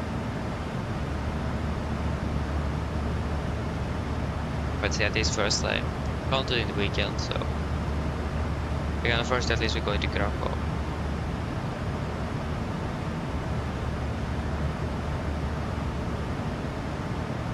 Maybe I can see if I can do something on Tuesday and Wednesday. I did a course on Tuesday, so that should be fine. But I do have school until like 4 in the afternoon on the Wednesday. Wait and see what I have time to do. Yeah. Yeah, I agree, Scott. That visual looks so cool indeed. So yeah, it would be so cool to fly there. And also Skiathos as well. It would be really cool if Norwegian actually flew to Skiathos. So yeah.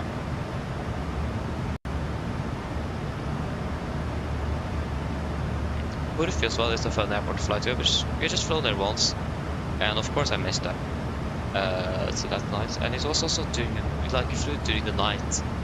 We departed like 6 in the evening or something from Gardermoen to Corfu, so it was pitch black when we landed there in Greece. That was interesting.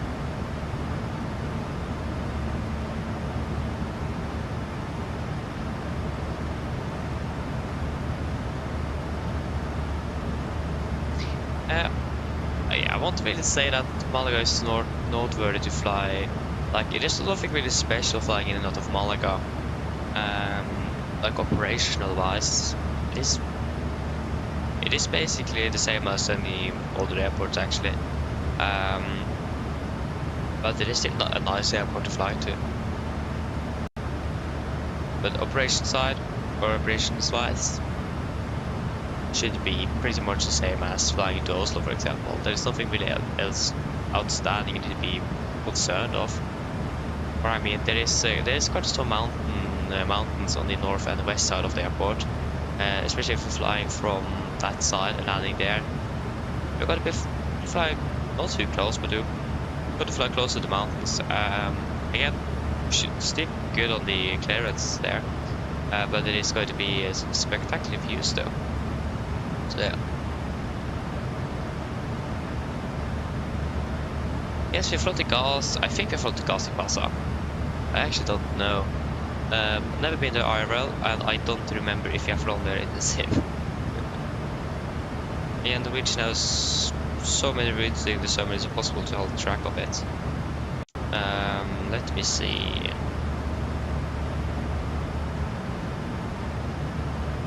I think just search here. Is there a search tab on this one? Yeah, it is. See. Pasa. Yeah. Okay, let's set this on the first. Okay, see. Pasa. No, it doesn't look like we're floating gas in Pasa before.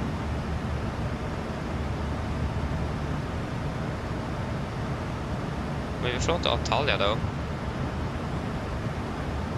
but not to Pasa.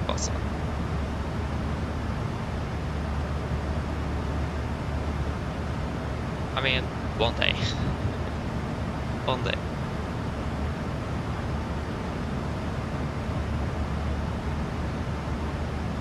Again, there is many airports we are not flown to in Norwegian. Like for example, we flew to Madeira once.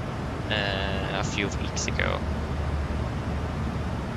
So yeah, that's one of the few times I've ever flown to Madeira. So I mean, that was fun though. Except that I practiced that landing in the calm weather, and of course it is never calm weather in Madeira. It's always windy, so I didn't really prepare for that. That was the downside. Just my poor preparations on that. I didn't think about that even. I just remember, I think the winds was from the wrong direction, so I just took clear skies, and that will basically give you calm weather. So I didn't think about that. So next time.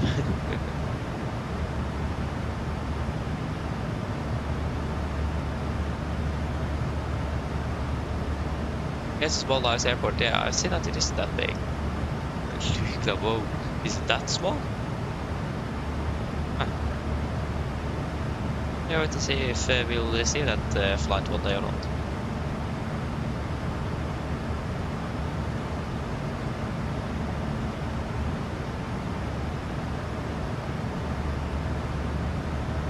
Oh yeah, okay, always lands right and you always take off to 6. Yeah, okay, I understand, so it is, yeah, I understand. That would be interesting. Sounds fun though.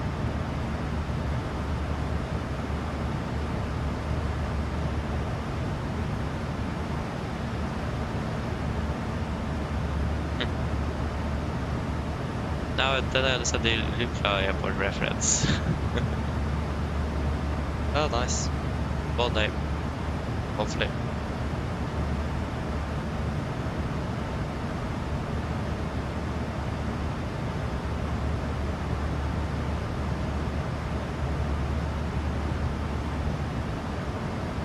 Yeah, exactly. So I took that reference correctly then. It is that mountain on the other side of the airport. Wait, excuse me there. So yeah, that's interesting. imagine there is a lot of cancelled but delayed, even diverted flights that are landing in there when the tailwind component is greater than 10 knots.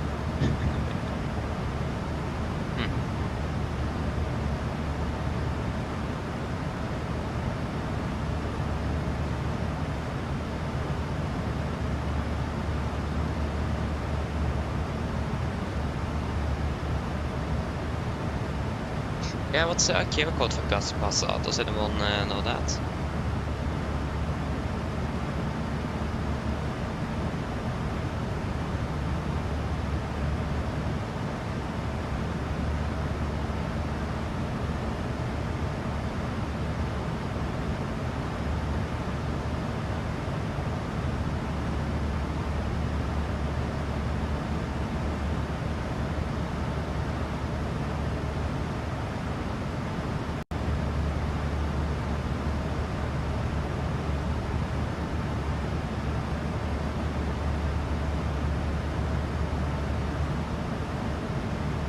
Lima Tango Fox Golf, thank you.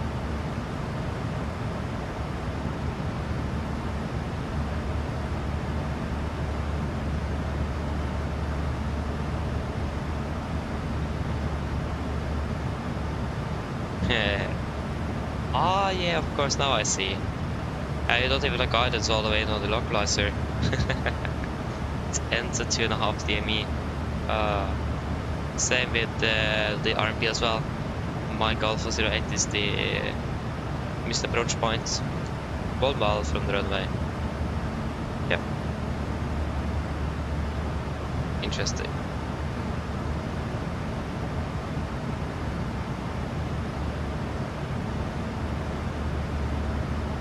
So it looks like a fun approach though. Then we have the NDB TME approach and then the NDB approach. They actually do have a localizer version. That's impressive in itself, to be honest. It is many small airports like this that do actually have a localizer approach. I imagine this airport is a bit older, perhaps.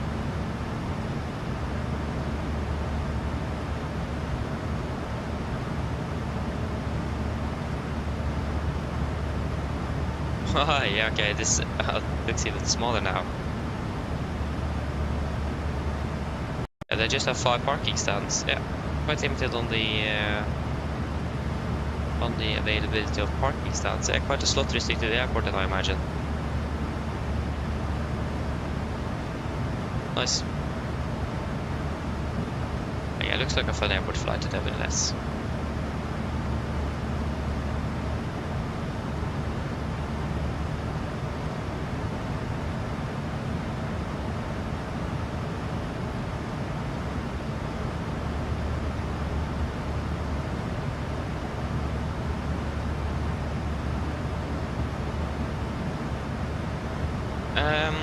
I don't really think so. If there will be like a unique again, the reason we do not have and that's probably why we don't have a full guidance into the runway, is because of the missed approach procedure into Gaspasa. Because like I said, it ends at 2.5 and then 1 mile from the runway, and then if you then go around, you will do an immediate 90-degree right turn. So the go around procedure, like how you execute the go around, will basically be the same. The only difference here, from what I can see, is that you will then do a immediate right turn and maybe the missed approach climb gradient. So how fast you will be climbing on that one will probably be steeper as well, because of the yeah, exactly, it's a 4% for the RMP approach. So what I know, it doesn't look that there's any specific go around or unique go around procedures for this airport. And I haven't really heard of anything. Otherwise, it will probably be specified on the approach charts. But again, to avoid things like that, they just that's also why the minimums will be higher. And again, why we choose our guidance earlier for the arrival, because we need to have the remaining side. If not, we'll then go around, so we don't then avoid So we then at least can avoid the mountain if we do execute a missed approach. Hello. Hi, Captain. I was wondering if you'd like anything, please. Anything from the menu, or maybe a snack. Do you guys want any snacks or anything before we're doing the briefing?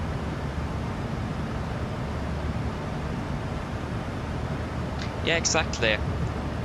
You see that's no charge that again the feels close to the left, so then we'll do the right turn. So I imagine that's what they have done here at least.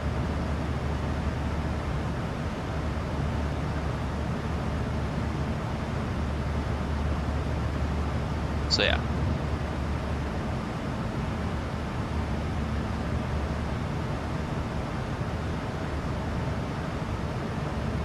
Coffee.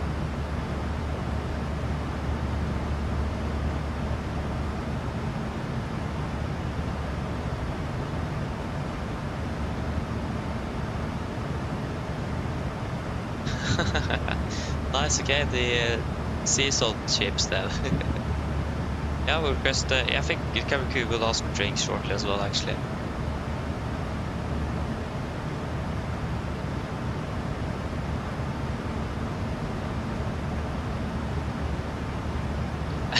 Good question.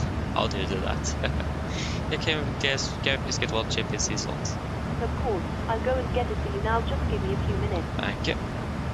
Yeah, if you manage to harvest sea salt from the sea with your hands, then I'm impressed. Hello. Sorry for the intrusion. I was just wondering if you'd like a drink. Yeah, here we go. Now it's a drink, so at least one coffee. Anything else?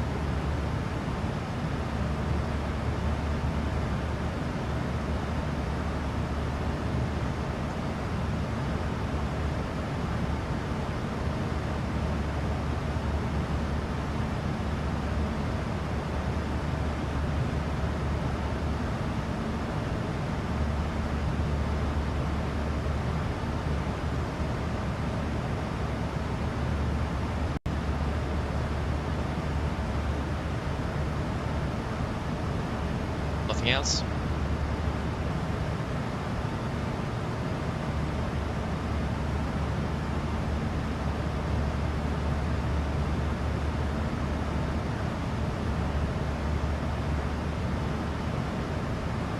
Can you get the one coffee, please?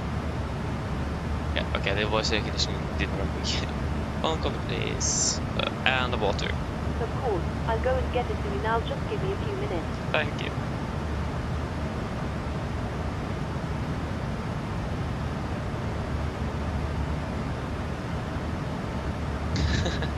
Interesting variable.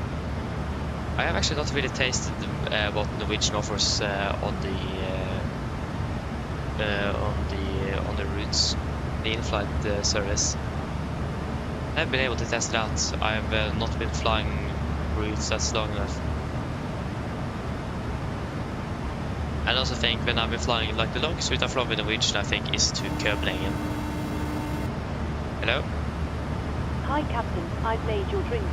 So waiting for you in the galley area. Thank you. No problem.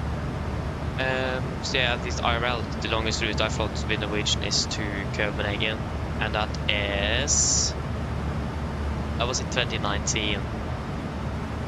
So yeah, it's 6 years ago.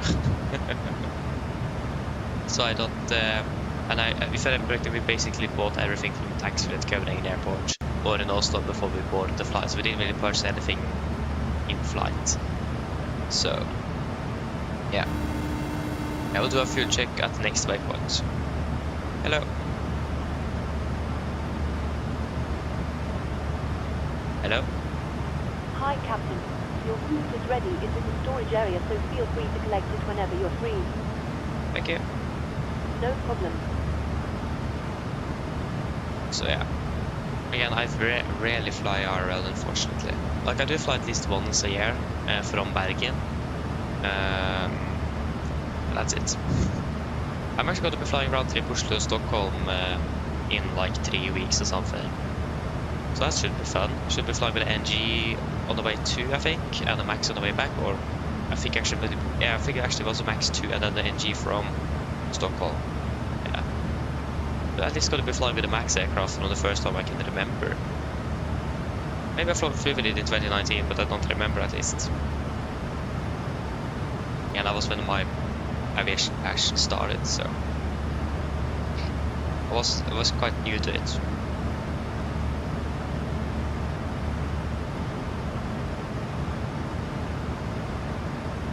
Okay, so this waypoint, yeah, it's gas. We'll do a fuel check at gas. That is Takeoff. Yeah, because they are still in Norwegian airspace. No, we are not. It's just that we're so lucky all the time we're flying in Norway. We'll be police control that it's directing us straight towards Takeoff.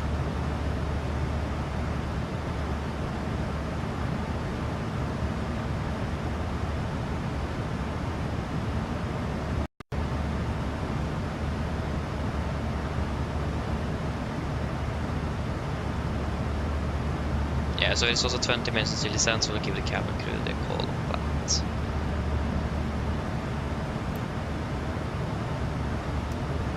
Yeah. Should start preparing our approach as well soon.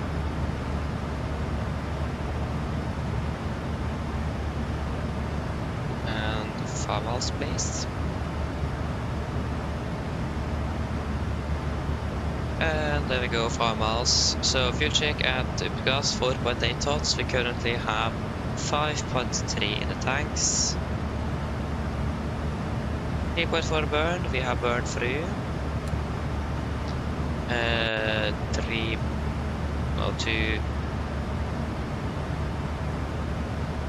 And yeah, 3.2 tons have been burned through. 3.2. And 59 minutes, we've been flying for 57. Good. Just should be about an hour until landing soon. Yeah.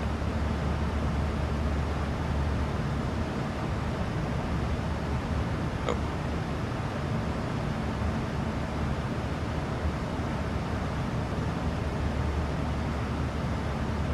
I can understand.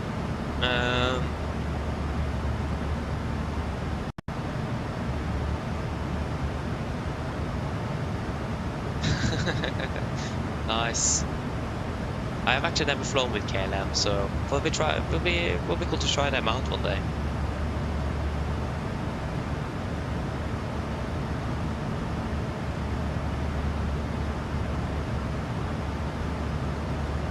Oh, Skolvik, yeah, I can understand a packed Norwegian flight from Oslo to Granca. I can understand that might not be really the most enjoyable thing in the world. So yeah, I do understand that. Like, it's a 5-hour flight as well, so yep.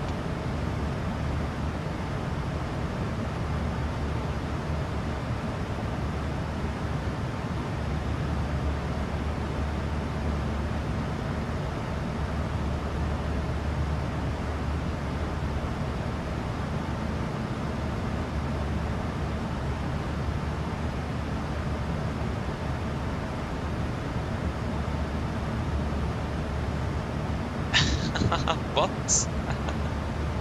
Oh, interesting. I mean, yeah. I think, yeah, that's interesting. They went out of stuff.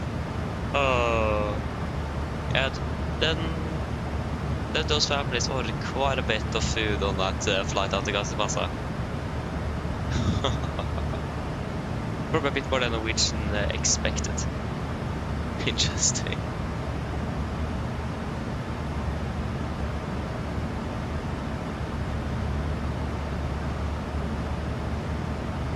I mean, fair enough, Variable, fair enough. I imagine the apple drink probably is better than the wine. So that was basically everything they had left of drinks, wine or apple drink. What? Like apple juice or something? What? Yeah. I imagine that catering sometimes can be a logistical challenge like that. Some flights you might not sell anything, and some flights will be selling out on the first flight and then they're empty for the second one. Hard to predict. I mean, it's limited space though, how much you actually can carry on board the aircraft in itself, so yeah. Yeah, that was a bit unfortunate though. 128 miles to descent, so we can start preparing for our approach. Do we have any ATC online or something in good old Gatwick? No. We do have 4 arriving aircraft. Where are the other 4 arriving aircraft? They are all en route. There's actually a Ryanair from somewhere that's landing before us. So that's Speedbird.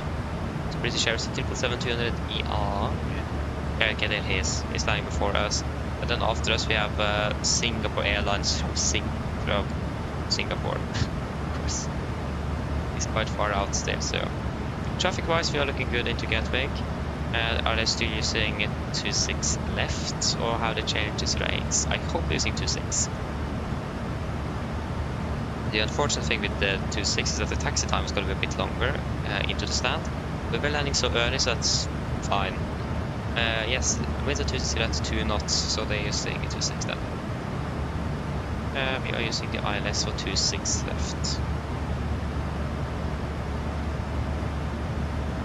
Good, that's going to be 257 degrees on the course.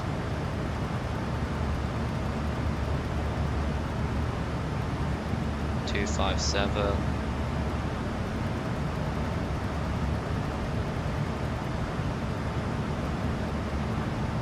257. It's going to be 1109. 1109. 1109. And do Gatwick even have any VRs? I don't think Gatwick in itself have any VRs. You have Mayfield VR.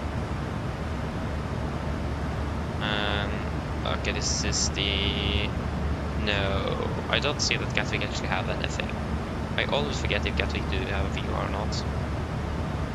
They don't. I mean, we don't need any VRs, nevertheless, it's all RNAV based, so it should be fine. Minimums for the approach for an ILS straight in. Yeah, we'll not do a cat to approach, we'll do a straight in. That's 396 feet.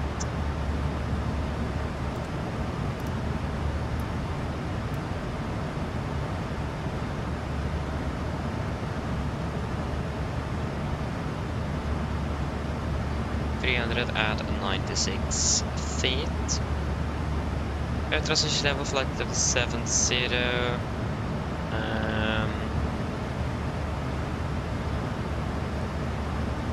Yep. The current QNH in Gatwick as well is 108, that's correct. Good. So everything here is then basically set up, so then we can do the landing calculation.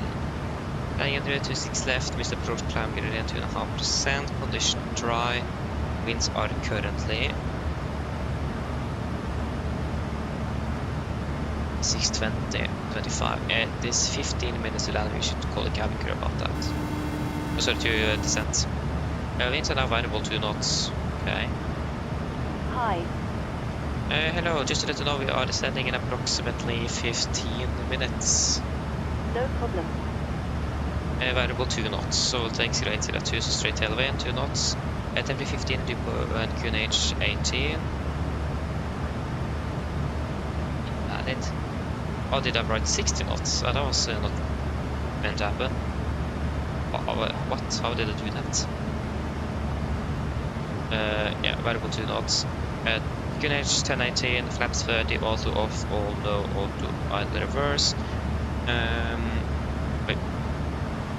Landing weight 3.6, 1.4 tons.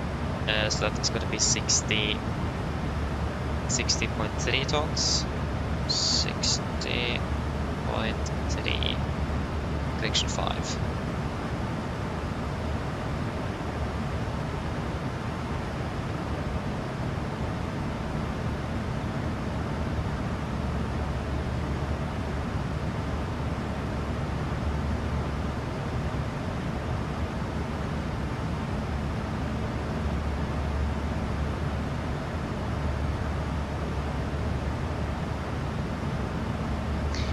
Warning, due to the max manual portion, we'll use plug may melt. We are not using max manual, that's fine.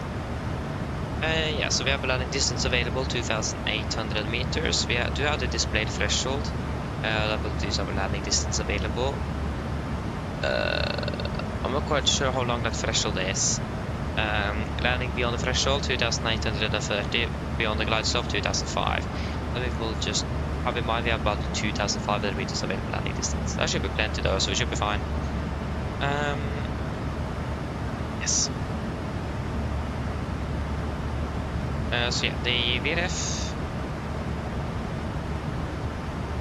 that's going to be flaps 30 plus 5, that's 146 minus 5, so 141. So flaps 30, 141, 141, in correction 5 knots. And manual braking today with full reverse thrust. And there was some airport info as well about our landing procedure. Gatwick. Reverse thrust, no.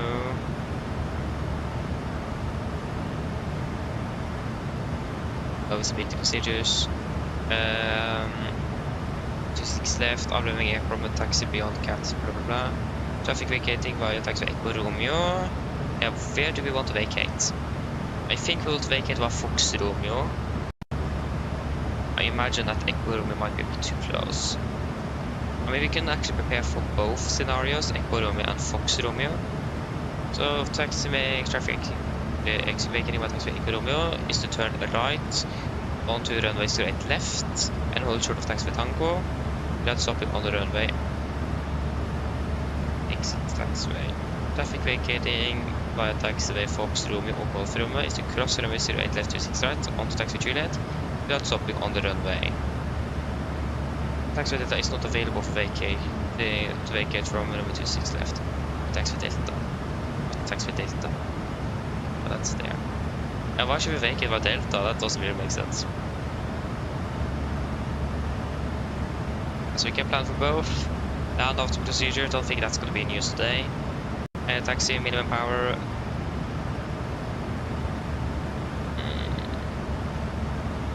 Speed restrictions. And turbulence. Yeah.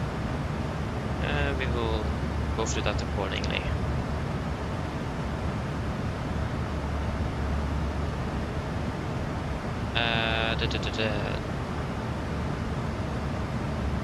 And what was the applicable NOTAM?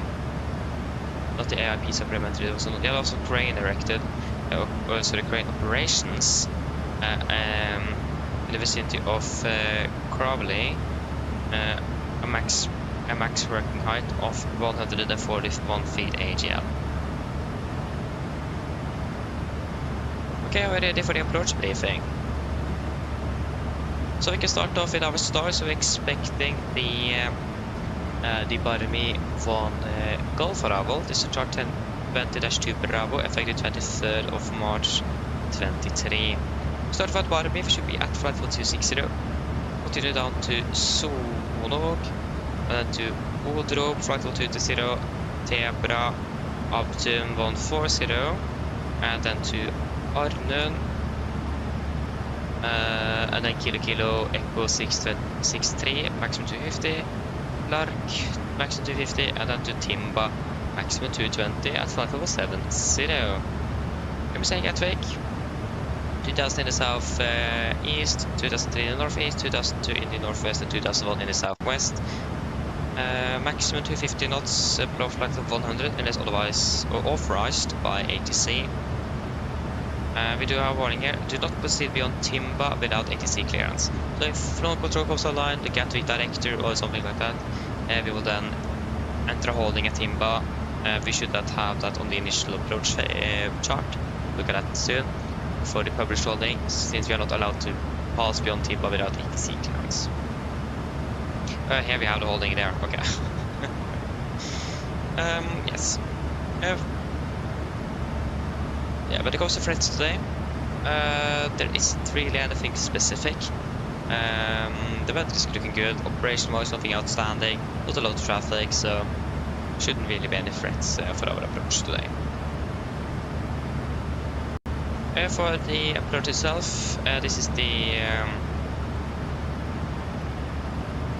This is the initial approach chart for the ILS 26 left that we're expecting. Chart 21-2 from the 21st of March 25. So at Timba, and if we then are cleared or no waiting on them, we'll continue from Timba to Mayfield VR, man to the 4,000 feet. Before we will then take a right turn to be flying on the radial 002 from Mayfield, and then we'll also passing 8.5 dmi from Mayfield, man to the 2,000 feet. We'll take a left turn to intercept the localizer or the ILS for runway 26 left. Yeah, we are not flying the Mayfield holding. So, this ARP is designed for maneuvering speeds up to 240 knots and assume aircraft can maintain a descent of approximately 300 miles per 300 feet per nautical mile. So again, maximum 40 knots is designed for these procedures. We will at least not exceed 240 knots. Yeah. For the final approach phase, this is on chart 21-2 Alpha from the 21st of March 25. We will be intercepting the glide slope at approximately 2,000 feet. The final approach point will be at about 5.5 dmi from the antenna. So we will probably be catching a bit earlier, but at least the final point to catch the glide slope is at 5.5 dmi, 2,000 feet. Yeah, revetting 257 degrees, ILS miss 110.9 India Whiskey. 257 is set triple, and 1109 is also set triple. It is going to be a standard 3-degree glide, minimums at 396 feet. Transition level, flight level 70. For the miss, if we need to go around, we'll be climbing to 3,000 feet straight ahead until we're passing 2,000 feet or 1 dmi India Whiskey inbound, whichever is later. Then we'll take a left turn onto heading 178 degrees, then as directed. Yeah. So a few things to note here is that the ILS DME here is reading, it reads 0 at the runway 26 left threshold. So yeah, that's important to note that when we're passing the threshold, then it should be reading 0, so that means we don't have a reading to the touchdown zone, but from the threshold of the runway. Yeah, we are able to receive DME readings, that's fine. We do have some speed restrictions to follow for this approach. Speed restrictions, so when we're leaving the holding until approximately 6 knots from the before turning final, the aircraft will be restricted to speed range between 210 to 220 knots as required. We are leaving Timba holding at 220 knots, so we'll maintain 220 knots until 6 miles from the before turning final, and thereafter until established on final speed between 160 and 180 to take 180 knots, and then maintain 160 until 400 miles from threshold after we are established. Yes. So we will hopefully try to remember those speed restrictions as best as we can. For our landing configuration, we are landing with flaps 30 today, 141 on the VDF, with correction 5, final speed will be 146, with manual braking and full reverse thrust. For the taxi today, airport chart 10-9, effective 21st of March 24. We're landing 26 left. Again, remember that we have the displayed threshold, so we will have a bit shorter runway to land on. And we are planning to either vacate by Echo Romeo or Fox Romeo. If we're vacating by Echo Romeo, we will be taxiing or taking a right turn onto runway 08 left 26 right, and then take a left one onto Tango and hold short there, and then further instructions by ATC. Or if it is not done, we just continue by Juliet and then into our parking stand at Pier 2 here. And if we can think about Fox Romeo, we'll just continue on to cross runway 08 left 26 right, both hold short there, and then continue on to Juliet to our parking stand at Pier 2 on the south terminal. We have 2 hotspots today. That's hotspot number 1 at Fox Romeo and hotspot number 3 at Juliet. Hotspot number 2, hotspot number 1. Traffic waiting in taxiway Foxtrot to runway to cross runway 26 right onto taxiway Juliet. When exiting runway 26 left, aircraft do not have to call for clearance to cross 26 right. Exactly what I just said. Hotspot number 3, that is the potential routing error. Just to be aware that taxiway Juliet here continues northbound, so we just need to taxi left, deviate to the north from what it's usually doing. So pilots taxiing eastbound on taxiway Juliet, be aware taxiway deviates to the north at this point. So yes. We do have a warning as well. So all the runways have displayed threshold. Crews are to ensure they are familiar with departure procedures when operating from displayed threshold runways. So the weather condition is looking good. Weather as well is looking good in Gatwick today. Nothing outstanding there. Again, only note that we have today is the crane operations at Caravelle. I don't think I said that correctly. Or I don't say that correctly. At this place we discussed before, with a maximum height of 131 feet AGL, should be about south of the airport. So we don't really anticipate that to be causing any significant problems, but still be aware of that. We do also have a warning that we might expect some, because of some building-induced turbulence when we're landing on 26 left, especially with strong winds from the north. In this case, the winds are not very strong from the north, so we shouldn't really expect it, but be aware of it, that we may expect some building-induced turbulence or wind shear effects on short final for the 26 left. Except for that, there is nothing really else to say. We don't really know where we're parking yet. Again, we're expecting the south terminal at Pier 2, maybe even Pier 1.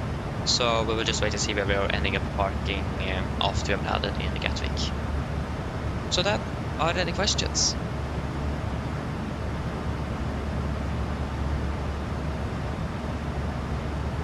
Probably not, then our briefing is complete. And then descent checklist. Pressurization landing altitude set to 200 feet and recall checked auto brake. Off landing data VRF wall for E1 minimum 396 feet. Approach briefing completed. Descent checklist complete. When we are ready, we can descend onto flight level 200. Actually 260. That's the first level of 260 sets. So yeah.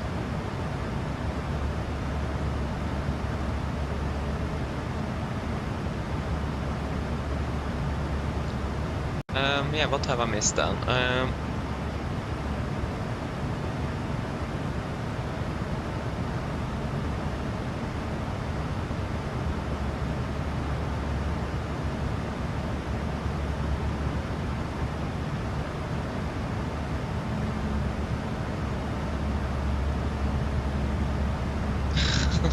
Exactly variable, exactly. So yeah. Exactly.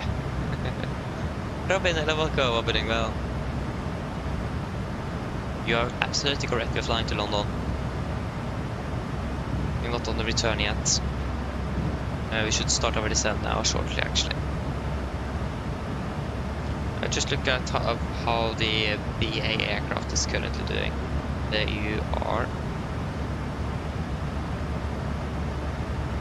We're just like right outside of Maastricht. Oh, that is not correct. I think someone pointed out to me that I pronounced it incorrectly, but I don't remember how I was supposed to pronounce it. It is another way to pronounce it. That's correct, but I don't remember what. So apologies for that. There you go. We are starting our descent. The British Airways aircraft is on the star, so he's landing soon. I mean, just started our descent. We're expected to be landing in Gatwick at 23, no 24. So we'd have increased it 1 minute, that's fine. Still landing 15 minutes early.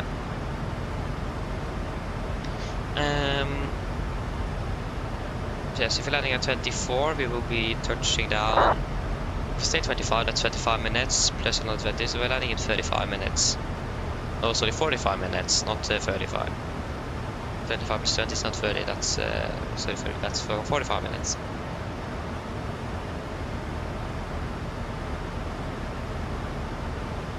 Yeah, we say 35 minutes. variable 2 knots. Yeah, so the weather is looking good in Gatwick at least.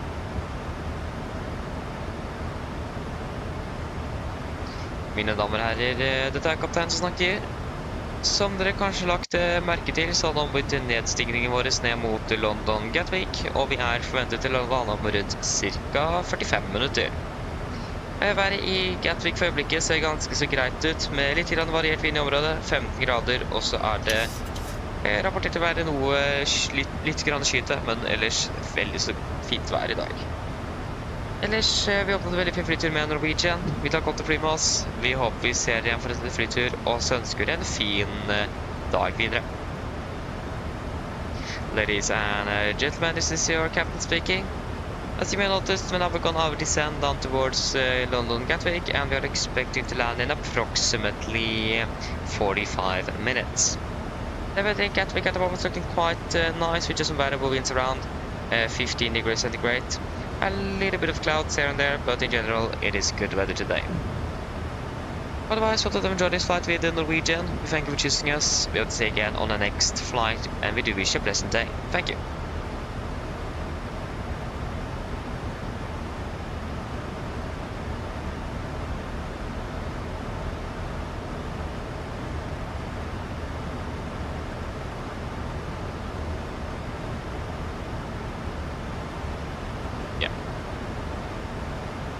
We still expected to burn about 800 kilograms of fuel just on the descent, and that's for most approaches. So most approaches arrivals quite unusual to burn almost a ton of fuel. We normally not burn more than like 100 kilograms. Again, it is because of all of the platform altitudes we have for the start, because it's London. Yeah, the airspace over London is quite congested with traffic. So yes, can't really get rid of that.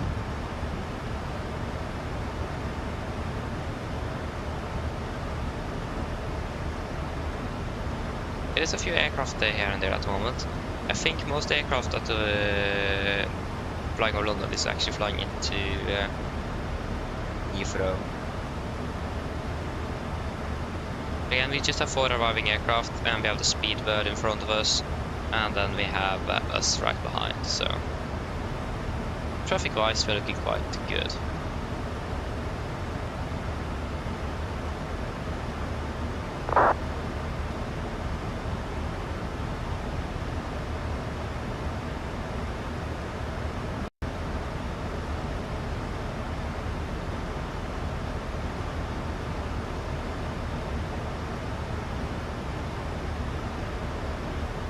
Passing flight level 300.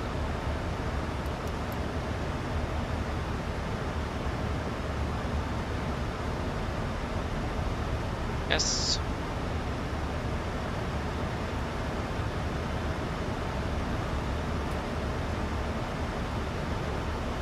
Okay, so we need to decide on the fuel back to Gardermoen. So the weather should be forecasted to be quite good in Oslo. So nothing outstanding there at least. Yeah, it's KK 11 degrees, available 2 knots, so looking good. Available 3 knots, KK is expected through today. Maybe winds are changing to 190 at 10 between 9 and 11, so about when we're landing in Oslo. Yeah, ultimately it's looking good. So I'm happy with flight plan fuel back to Oslo with 6.7 tons. That should be perfect.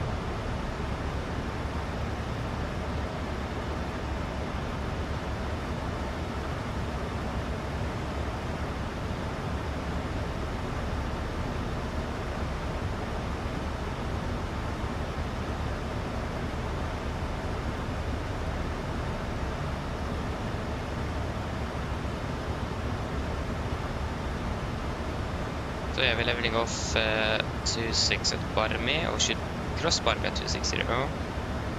There's a start. And the next one is going to be at Bodrum at flight of 220. That could be quite a slow descent.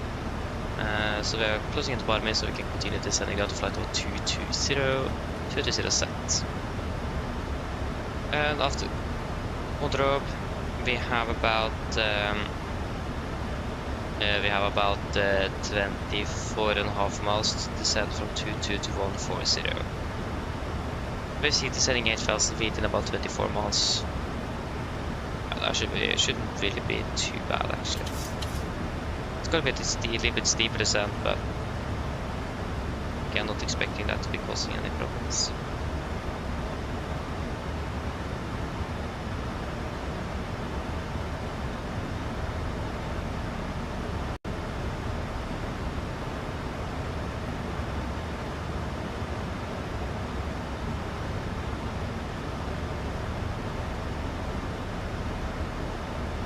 There goes speed. What throttle is on the job. You can actually go speed into vents and maintain 250 knots.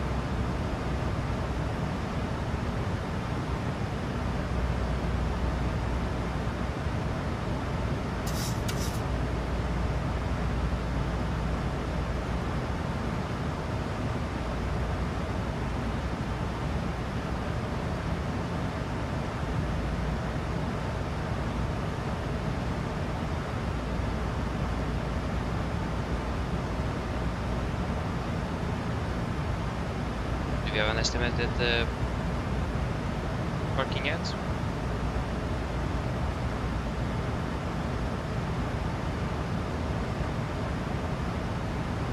Okay, the radio was landing even earlier than us. They're landing at 12.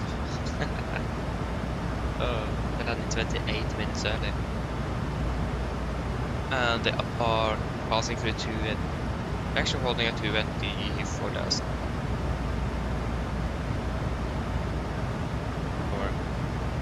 Level 240.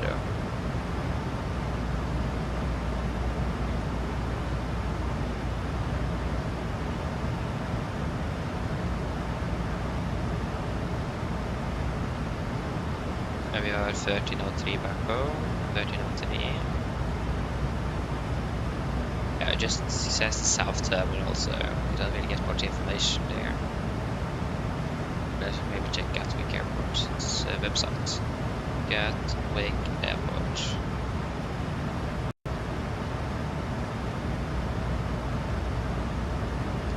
Departures. Delta Yankee 130 Norwegian.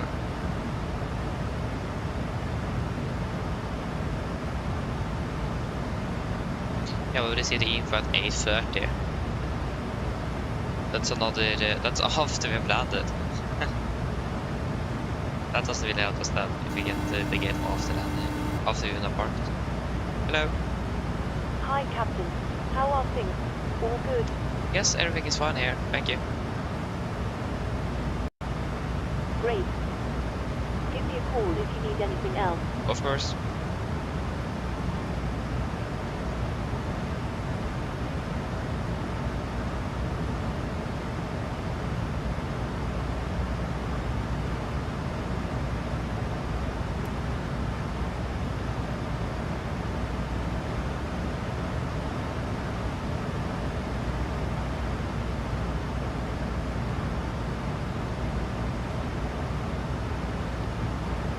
Yeah, the static air temperature that is currently minus 29 degrees. Cold, that's for sure. Not cold enough.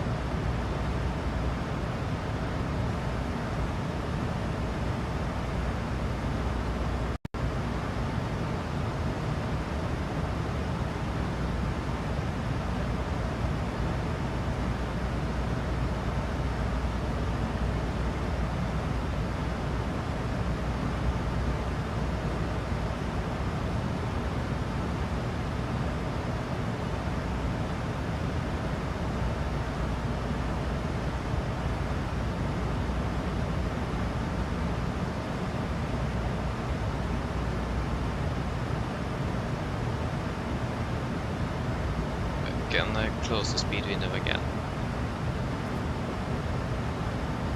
FMC speed.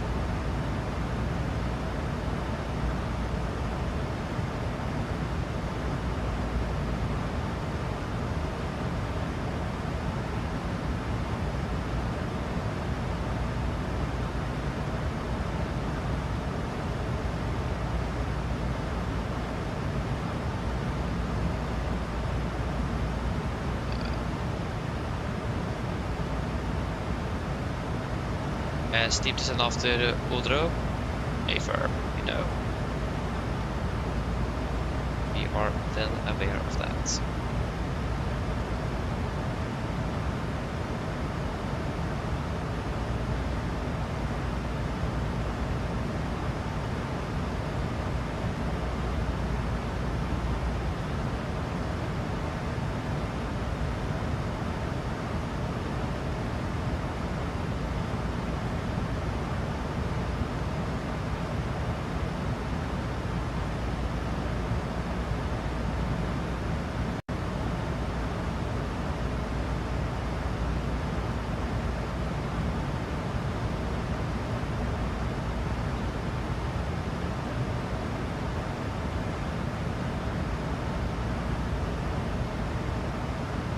Okay, and the next level is Vault 4, so you can continue down to Vault 40. Vault 40 set.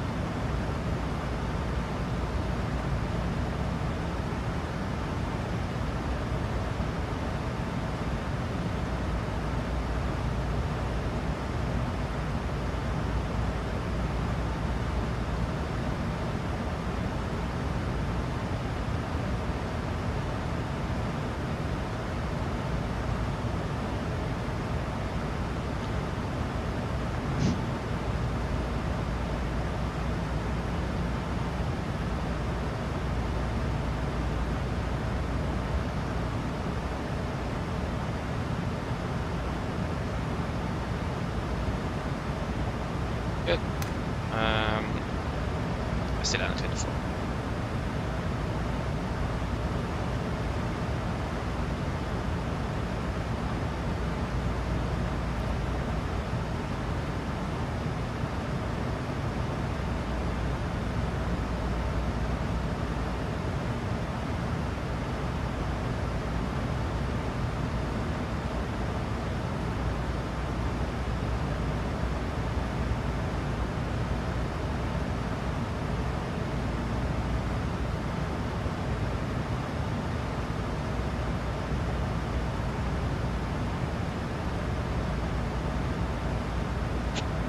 And we should start our steep descent should start shortly. Soon reaching Odro.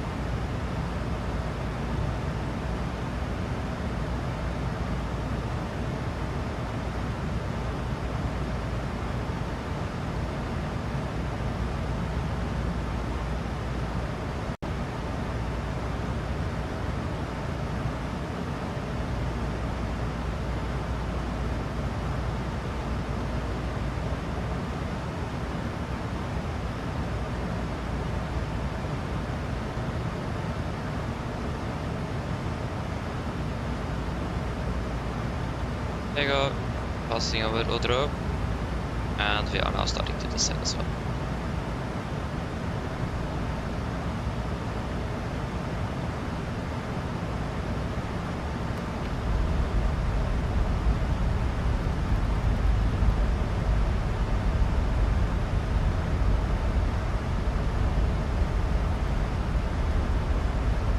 Okay, maximum allow 15 knots plus 50, so maximum 160. Actually, we are flying 264, so 3249, and maximum 250. We can take 265 then on the speed. Then we at least we don't lose too much energy when we start leveling off again for a slower descent. Because then the speed will just gradually decrease, so we don't need extra thrust.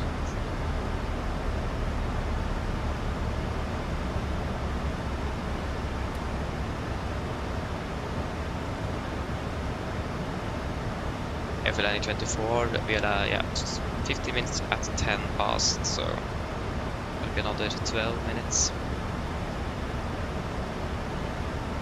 I think we may be passing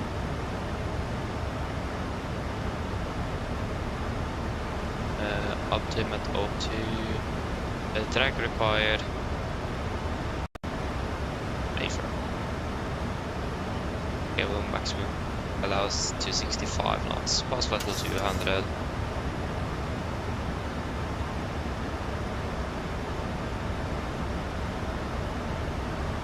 Yep, that's all looking good up there. Oh, the cabin altitude is almost at 0, but the lift pressure is a bit more. Yeah, that will sort itself out.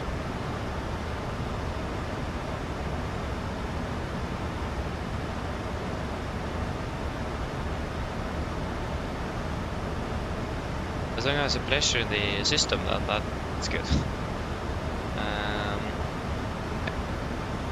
I'll do this, the cabin is descending. Yeah. That's what I expect. There you go, 265.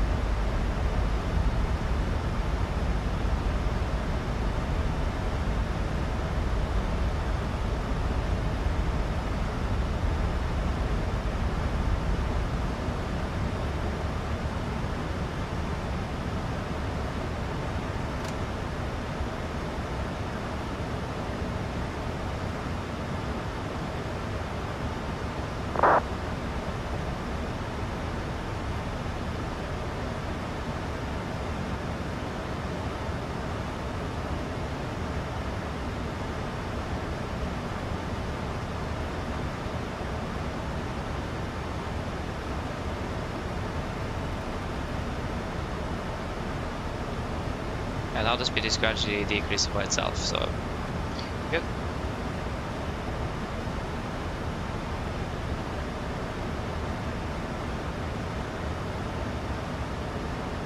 Okay, our next level off is at flight level 70. Isn't that our transition level? It is. Then we will instead go with flight to 80.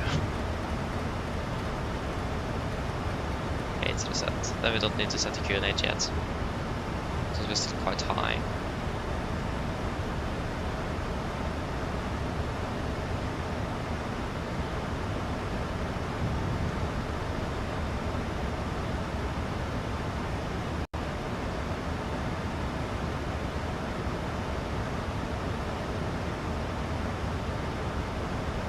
Terrain and the wolf kommer pretty well.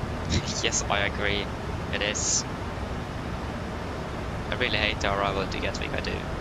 I can agree with that. It is basically another flight in the flight. Like it takes basically the arrival to from we start our descent to be landing, the entire arrival there it takes the same time as it takes to fly from Bergen to Oslo. Actually more as well, it takes 40 minutes between Bergen and Oslo to be landing. When we start descending we were expected to be landing at 45. So it actually takes shorter to fly between Oslo and Bergen than it takes to descend down to Gatwick. So that is that's nice.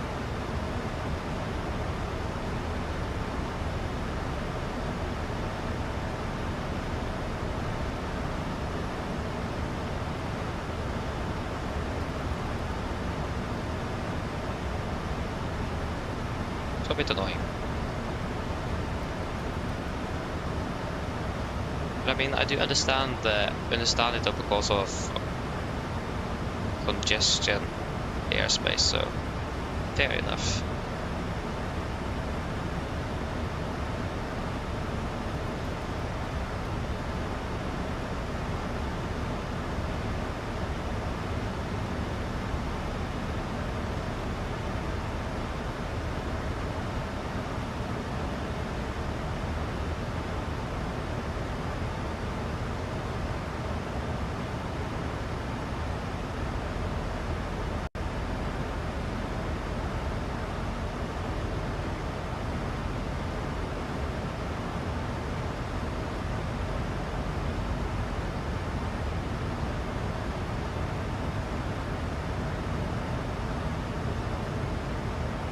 I've just entered the mainland of the UK as well.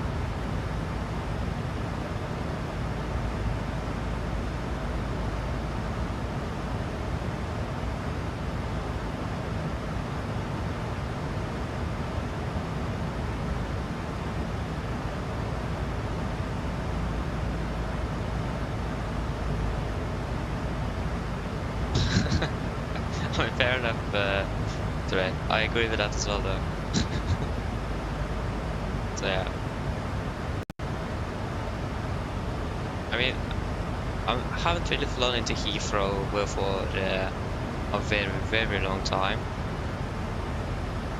So I'm not quite sure how the arrivals are into Heathrow, but I have a feeling that they are a little bit better than Oslo. Sorry, than Gatwick. Not sure.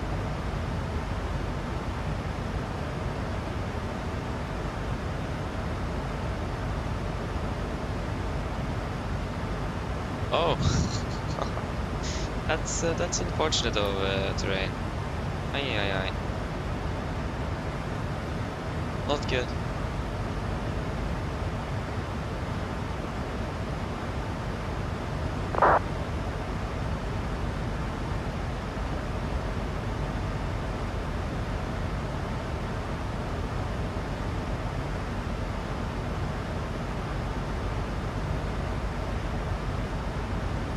Ah, I can't Elgigant. I can't have heard of that before. Is that something on in Sweden then, perhaps?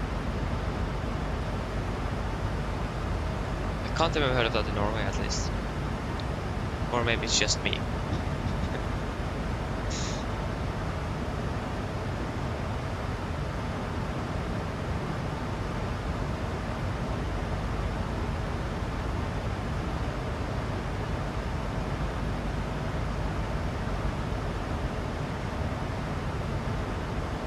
I guess a different name, is that what you're saying?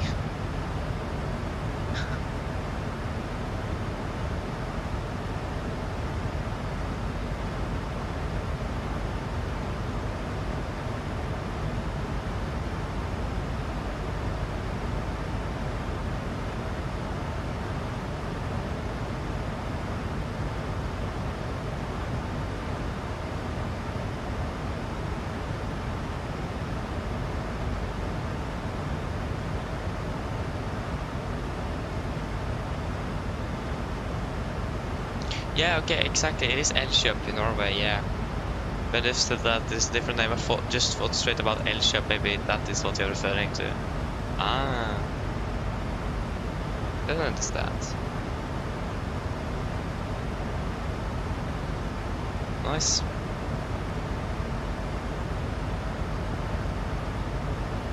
I mean, that's good to know.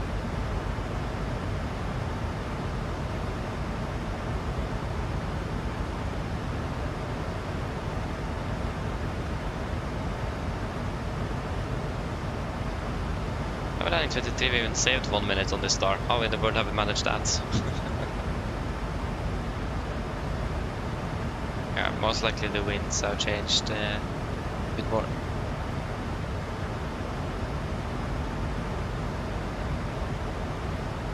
Okay, thank you, Train. Thank you. Good luck with the keyboard. See you later.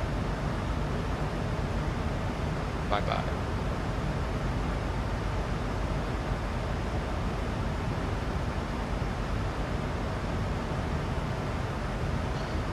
Yes, transition level is 70, so... did I actually look at the... When I did the PA, did I actually look at the weather from Cardamom? Oh, I do have... Yeah, I did.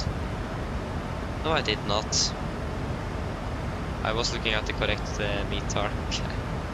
Just switches for the fuel planning.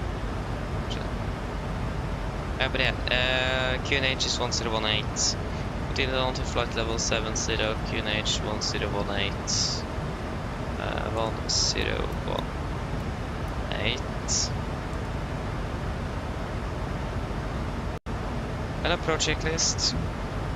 Altimeters, QNH 1018, set cross check, passing through flight level 105. Now, plus minus 0, approach checklist complete.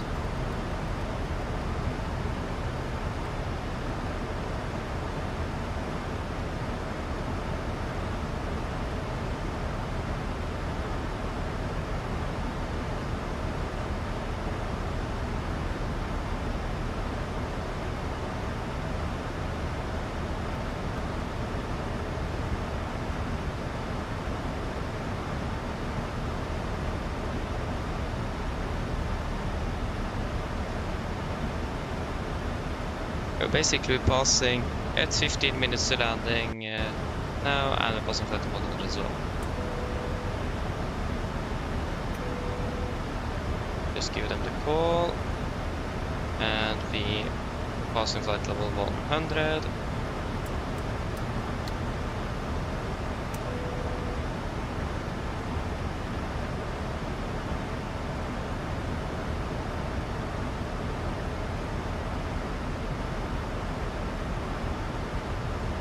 Good.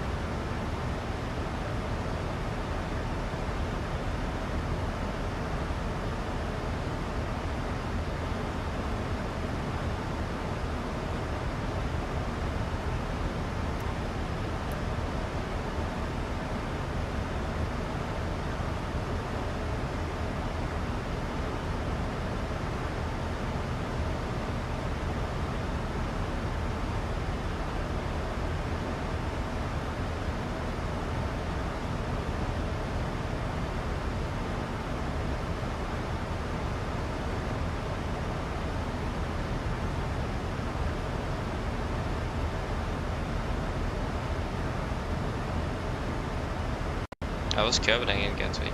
That's Oslo Gatwick, they are there.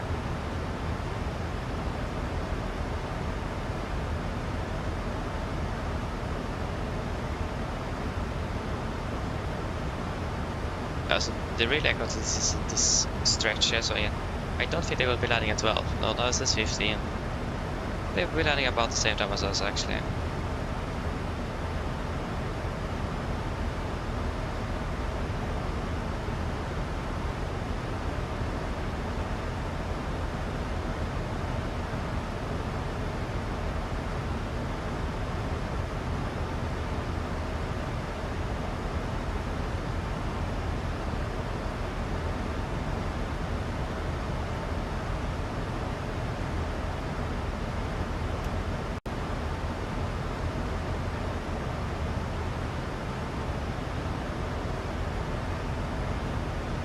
Yeah, we're gonna be at 4,000 by Mayfield VR.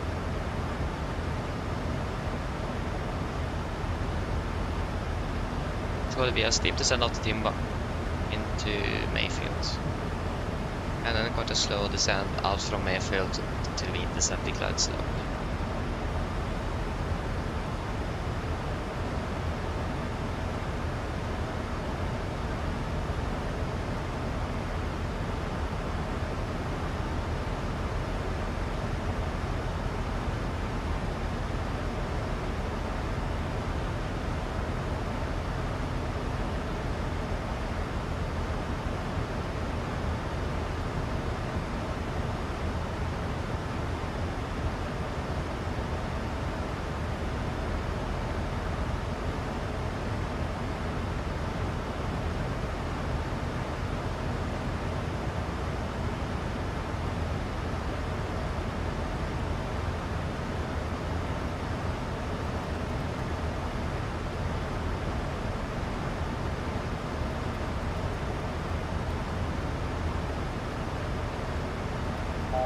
1000 to go. Continue down to 4000 feet. 4000 set.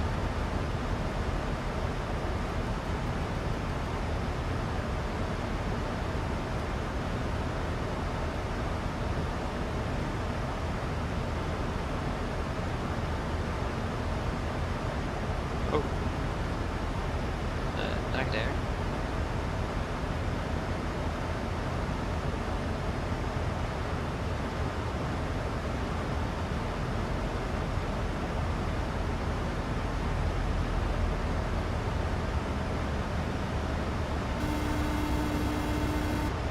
Hello.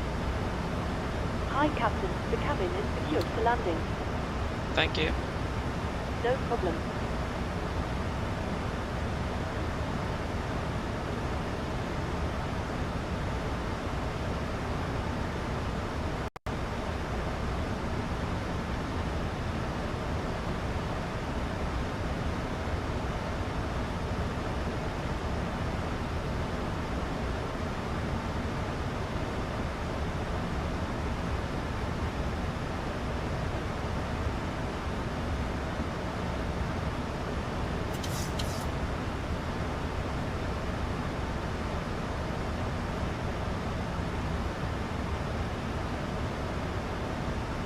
A little bit high on energy, but that's fine. There you go. Hangover, timber, inbound, Mayfields.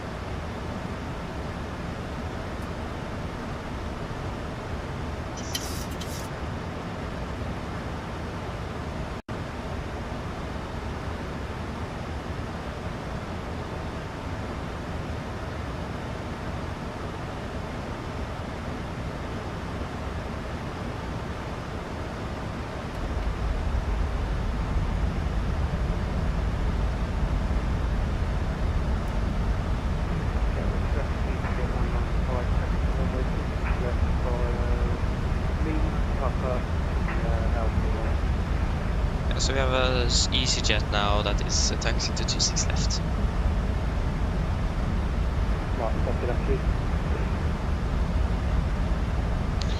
I didn't catch what you said.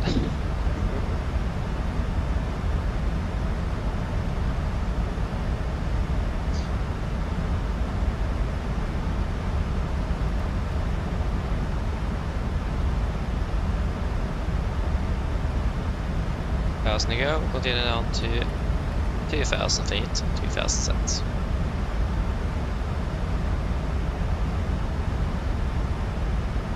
We go speed into vent, 220 knots. Before flying Mayfield.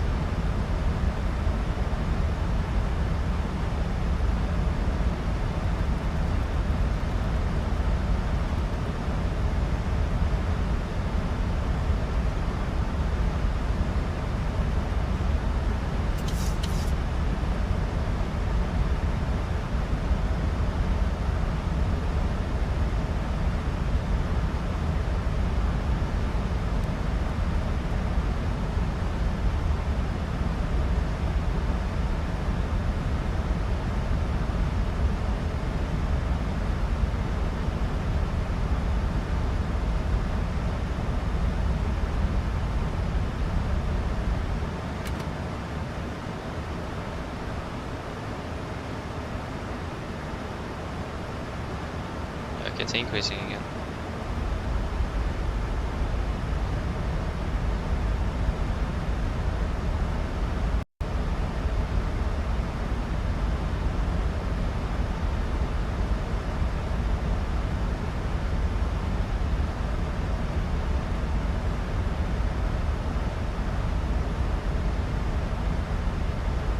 Flaps 1, speed checked.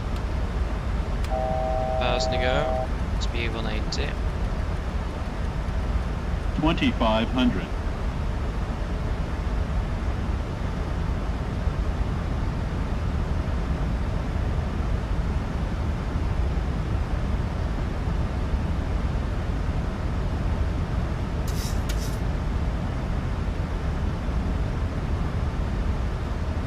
Flaps 5, speed checked.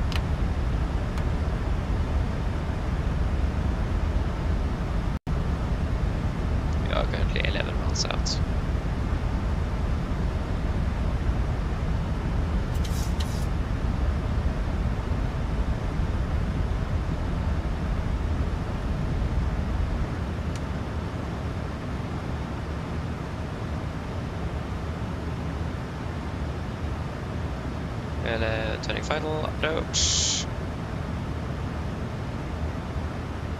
Localizer captured.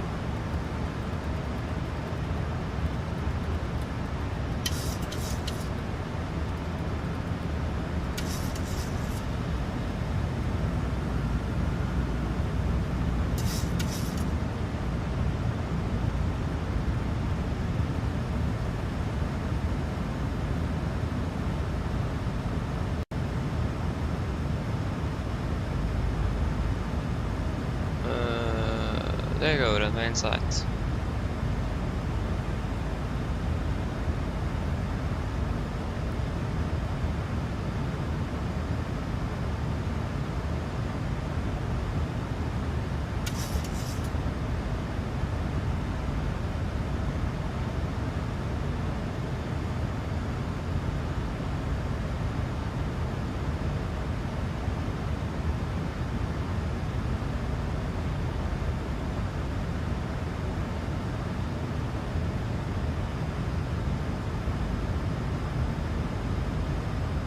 Gatwick traffic, Nordic 3 to Alpha, established LS 26 left, 8 miles south, Gatwick.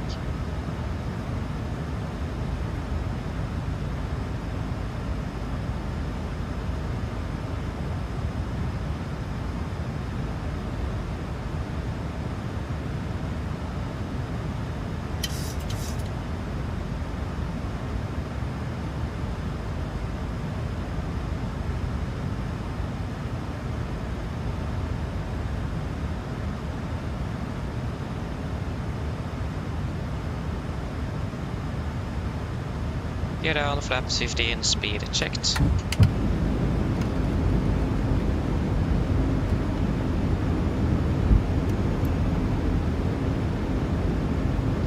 Cam crew cease landing please. Landing checklist to flaps chemical, given, engine start switches, continuous speed brakes, armed, landing gear down, and flaps holding 15. Oh, do we have tower online?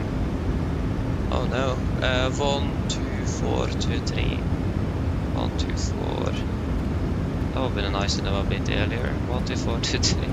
Typical. Yeah. Waiting traffic for to arrive and then line up behind. Flaps very speed checked. Flaps captured. Misapproach. 3000. Tower, good day, Nordic 3 to Alpha established, 26 left. Nordic 3-2 Alpha Gatwick Tower, good morning. Surface winds variable at 2 knots, runway 26 left, you're clear to land. Clear to land, 26 left, Nordic 3 to Alpha. 1,000. It's a misapproach, I'll do it again.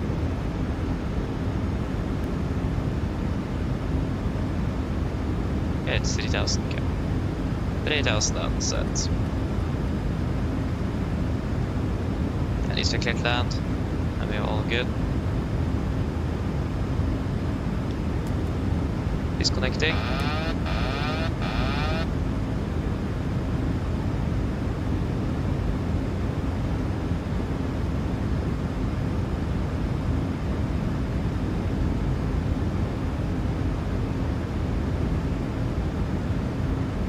$500.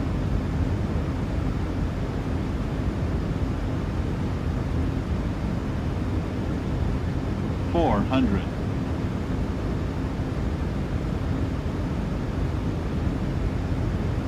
300. Approaching minimums. Contacts. 200. Minimums. 100. 50. 40. 30. 20. 10.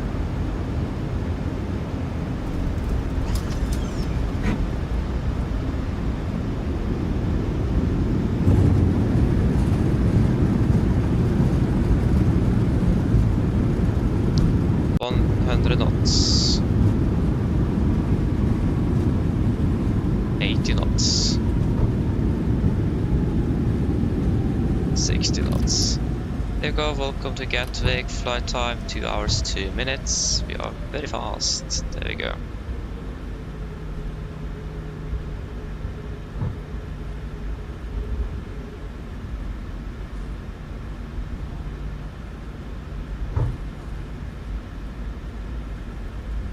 Easy 1905, runway 26 left. Surface winds variable at 2 knots, clear for takeoff. Clear for takeoff, runway 26 left, easy 1905. Nordic 32 Alpha, welcome to Gatwick. Taxi stand 14 via Juliet. 14 via Juliet, Nordic 32 Alpha.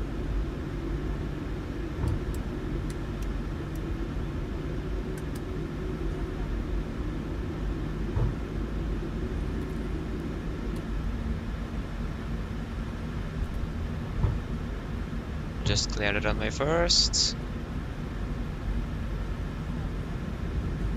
Left is clear, right is clear.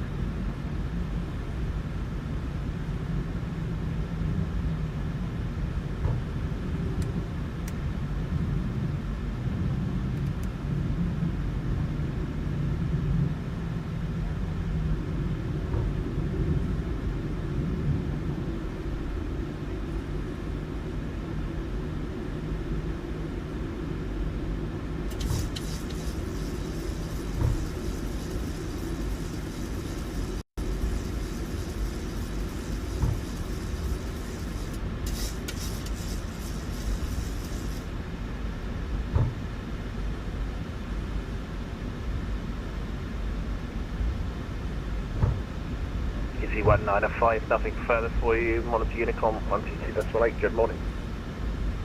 And going to 122.8, thank you for your service, goodbye. 14 is over there, okay. Yeah, it makes sense from see. So exactly around where we did expect to be parking. So it's the south terminal, it's gonna be stand 14. No, and we'll use Menzies. Left is clear.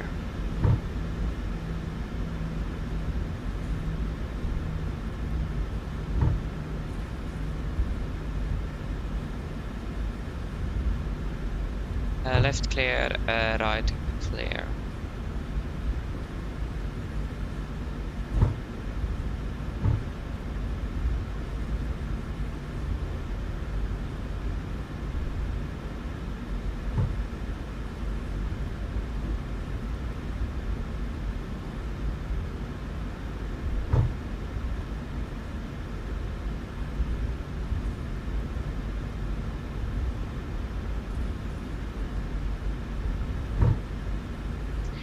Right clear.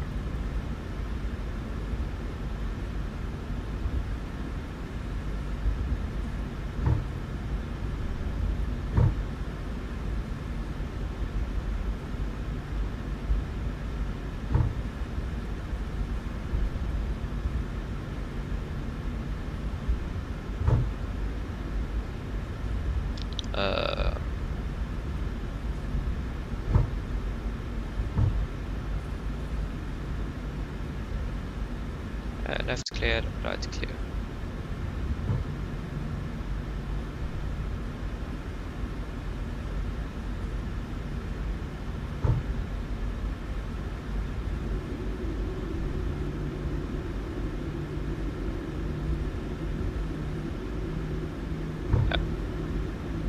Good. So maximum to correction maximum 15 knots here because we are on an apron. There is parking stands here, so speed.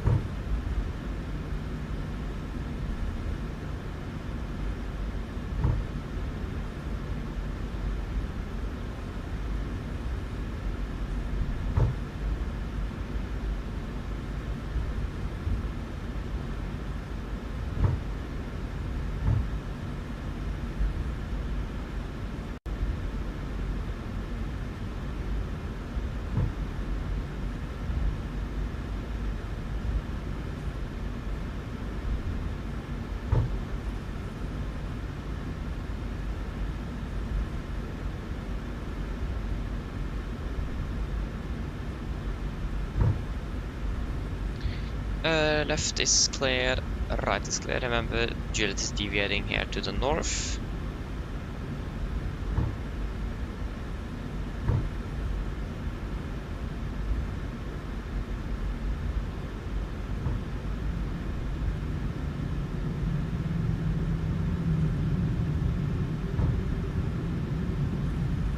Left clear.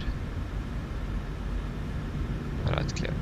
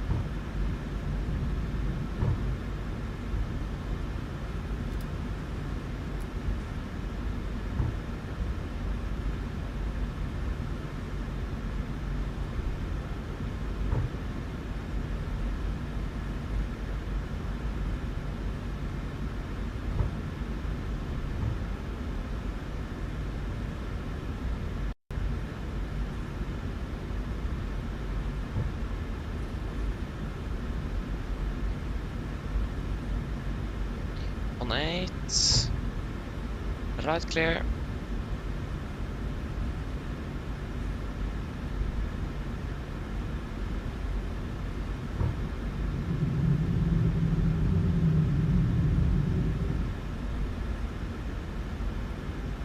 And heavy is down 1-4.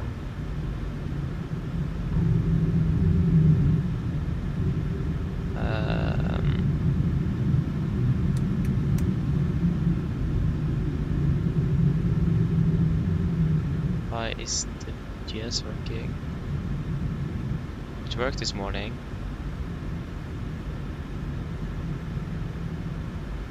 There you go, now it is working.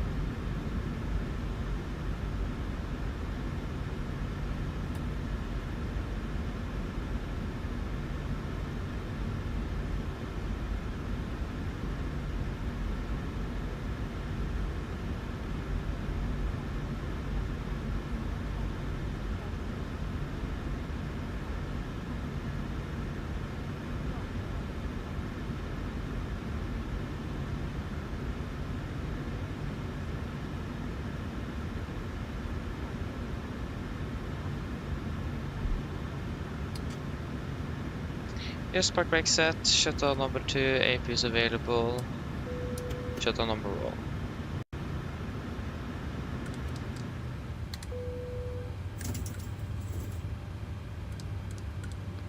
Or, yeah. Actually, we don't really need the air conditioning, do we?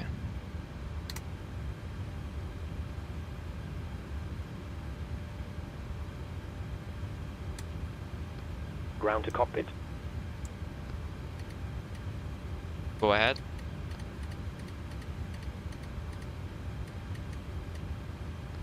Hi, Captain. Microphone check, please. Read you loud and clear.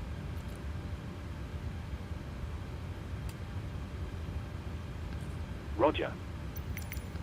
Okay, Captain. Ground power is available. Stand by. We'll start getting you Boarding offloaded in a couple of requested. minutes. Roger.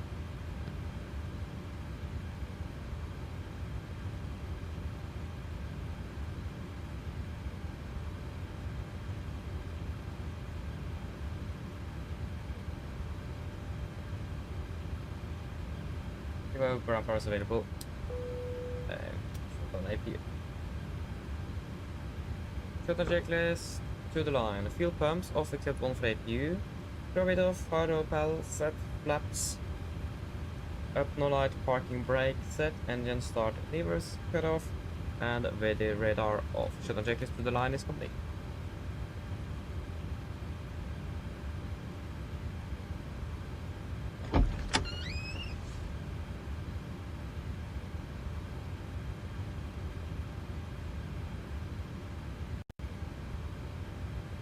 Still don't open doors there. Good morning. Passengers deboarding starting.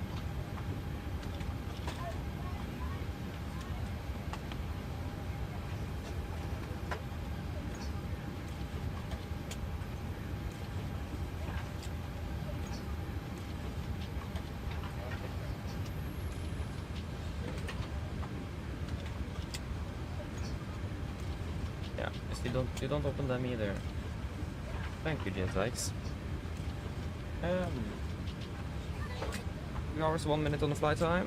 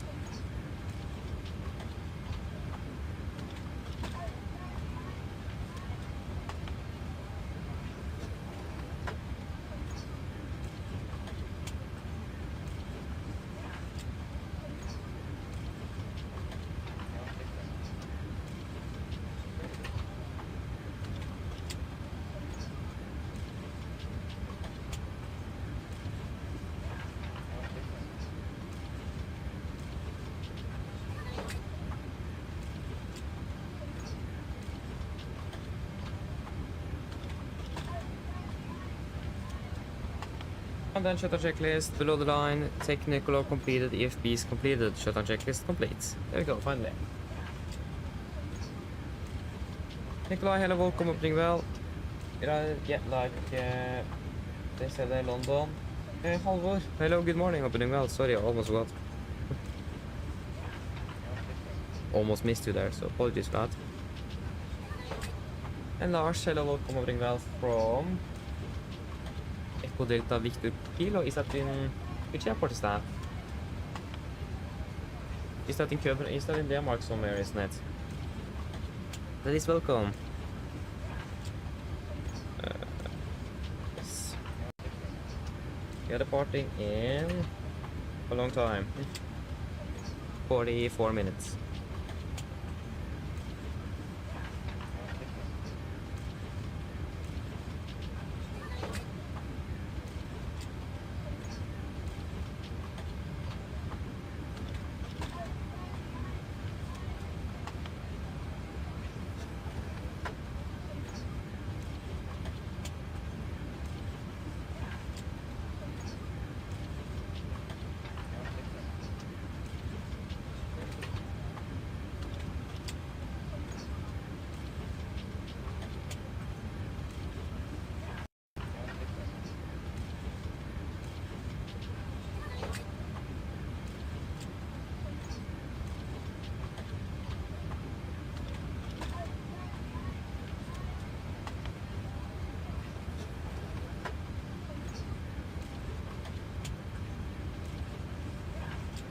Yes.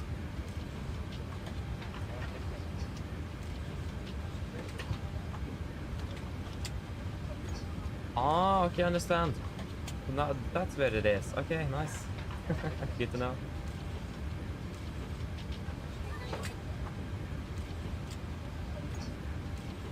Oh, nice you're landing in Heathrow. Heathrow. From Seattle. Nice, enjoy happy landing. Hope you enjoy that. Sounds good. Yeah, if you can just try to do this.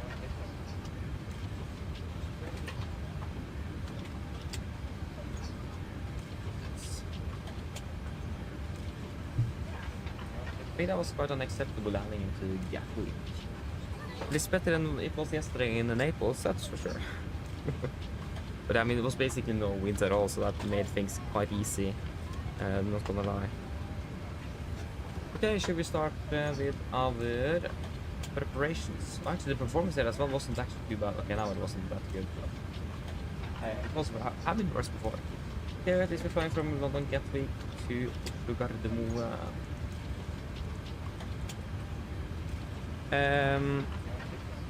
Nordic 33 Bravo.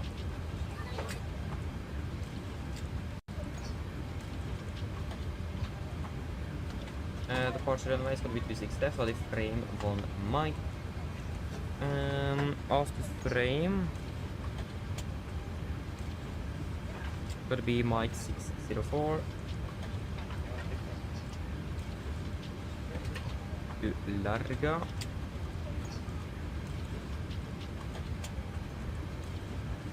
Direct to Inbob. Direct to Danko.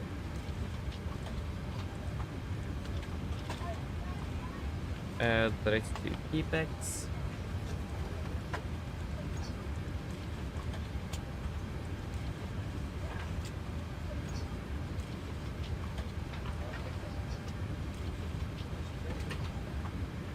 Pepex, Mike 609 to Reaper. Mike 609 to Reaper. At least for the moment we're expecting ILS 19 right. So do the Reaper 3 Mike. Correction for Mike. And it's going to be via Baba. What's next today? Going to be 9 as usual. 1.9 on final reserves. Flight 370 back to Gardermoen. 37. Reducing winds 264.49. 264.49. Average ISA is +2 minus 54. 50. 310. 200.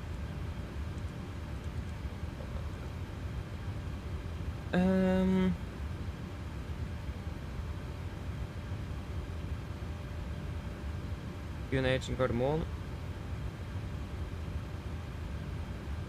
is 1013. Ground to cockpit. Engine outside should be standard if I remember correctly from last time we flew to Gatwick at least. Departure airport Gatwick. It's going to be out of runway 26 left. That's standing. Echo 12 kilo and 25. Good. Push. Hello. Hello, Captain. All of the passengers have been offloaded. Brilliant landing, by the way. We barely felt anything. Thank you. If you need anything more, just give me a call.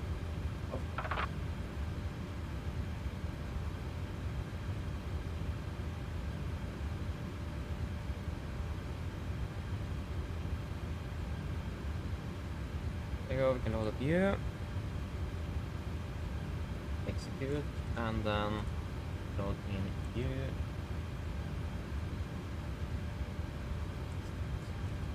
Wonderful. And what is our estimated zero fuel weight today? That was not the correct one. There we go. That's 55.2.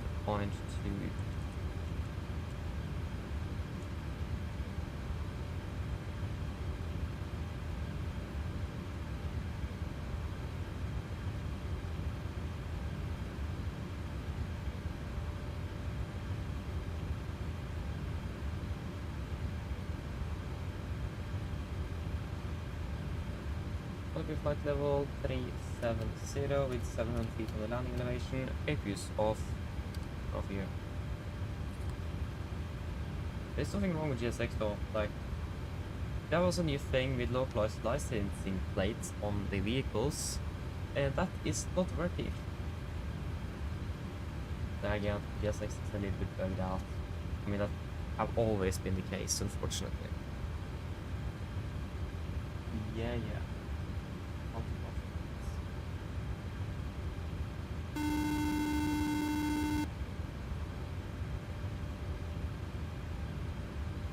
Hello. Hello, Captain. Okay, so I've spoken to security and they've started checking in, but there's around another 10 minutes to go before we expect to be seeing any passengers. Okay, thank you. No problem. We can request a refueling. Refueling truck is on its way. Yes, that's all good. Please there. don't load aircraft until the fuel truck arrives and asked to do it.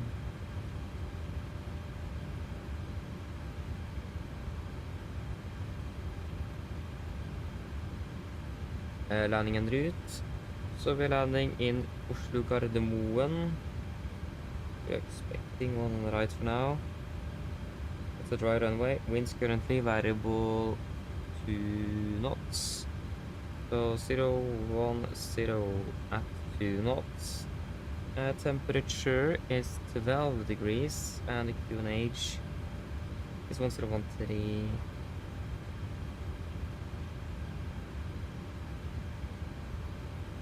Start with idle reverse first. Cockpit.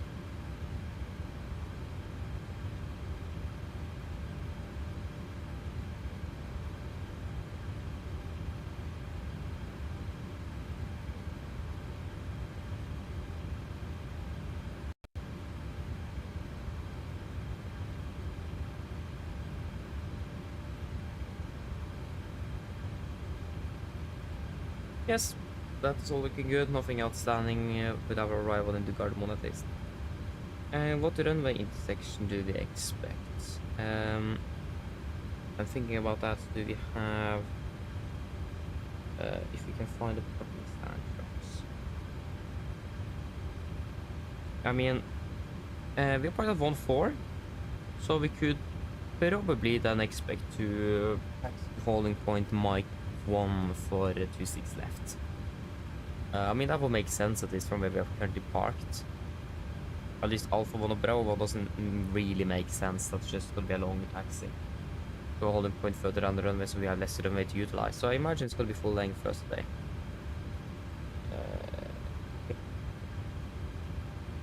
So we will prepare for that.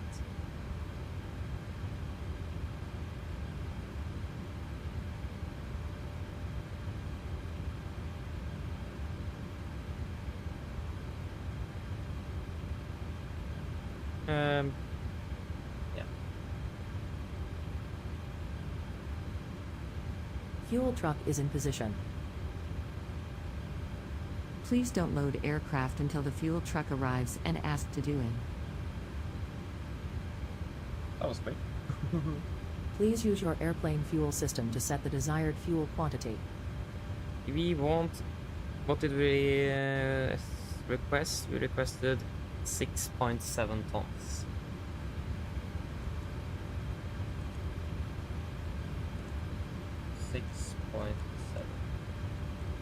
Like, at this point, it is probably just better to use the PMDG refueling truck because that was actually give us progressive as well, so we can actually see in the tanks that the fuel is loading up into the aircraft compared to GS tanks. So, yeah. Like, in general now, it's better to just use the PMDG ground handling instead of the GS tanks, because now, again, it doesn't load it up for us anymore, we need to do it manually. That's a bit unfortunate. Taxi.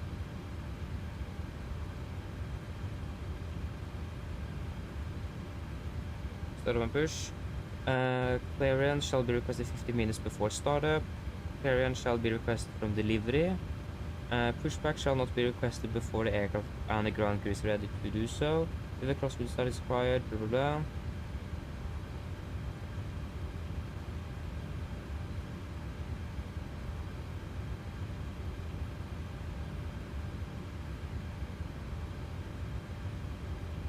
Pilots pushing from stand 1-2 are reminded not to start engine. Yeah, we have parked the 1-4.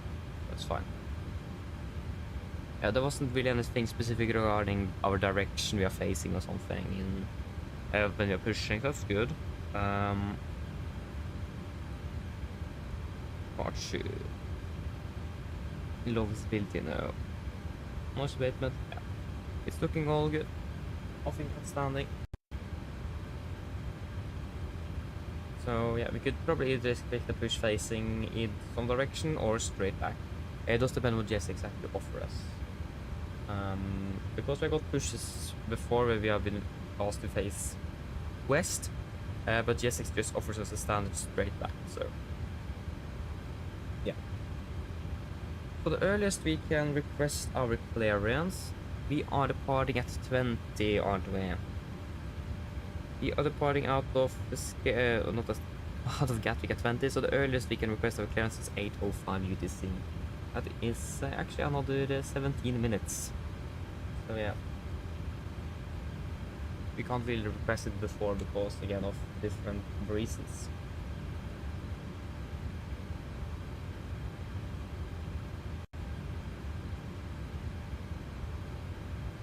By that time as well, we should hopefully have the latest 80s information as well. But I highly doubt we're going to be using any other SIDs than we have always been using out of Gatwick, so always be using the frame on mic out of runway 26 left. So I highly doubt there's going to be any changes to that today.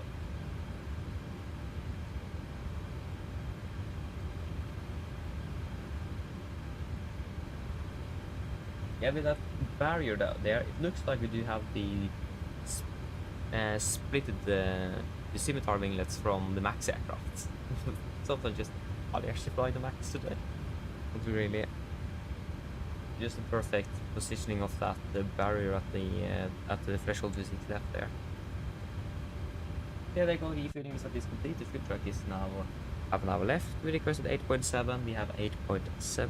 Sorry, 6.7. I can't read. 6.7. 8.7 would have been a bit too much. 6.7. 6.7. And we can also turn on the seat.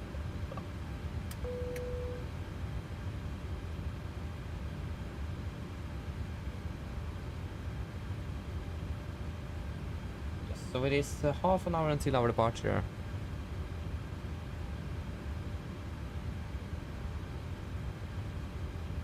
Like, this is the thing, now we have basically almost all the time in the world. This feels like it.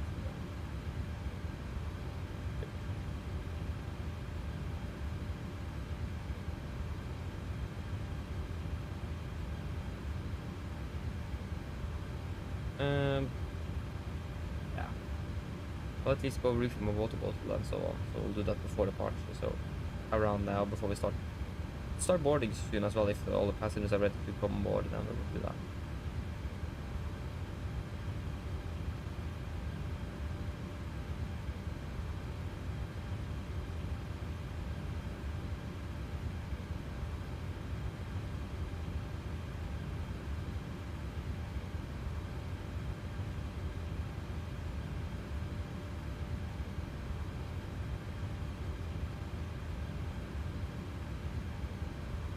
Okay, I'll just refill my water bottle, so I'll shoot back in just a few moments.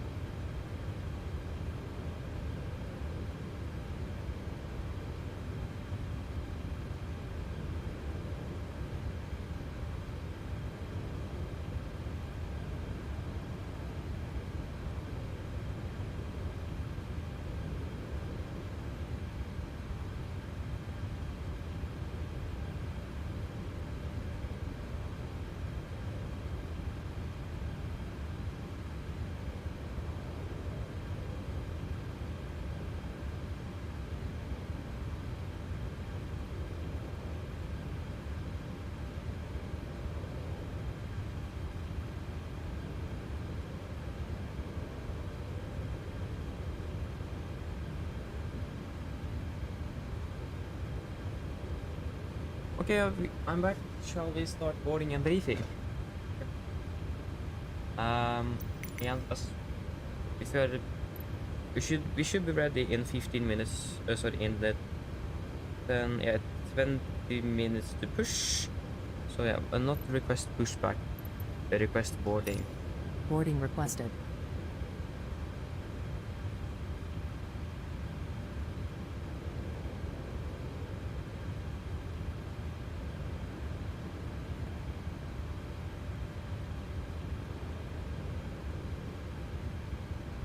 Yeah, just wait a moment. All stations prepare to start boarding. Let me just do something first. Is this one? Yeah.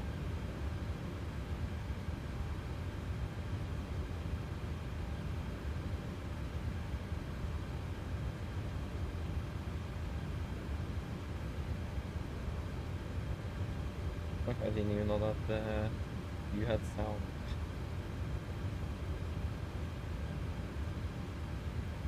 Okay, wonderful. Cargo boarding is now starting up. Passengers boarding starting. Have we set the estimated zero fuel weight? Affirm we have. We should probably load that up on the airframe as well. Here, load up payload. Zero fuel weight today is going to be 55167. 55167. Why are not even allowed to do that? That's a bummer. 5.2 that.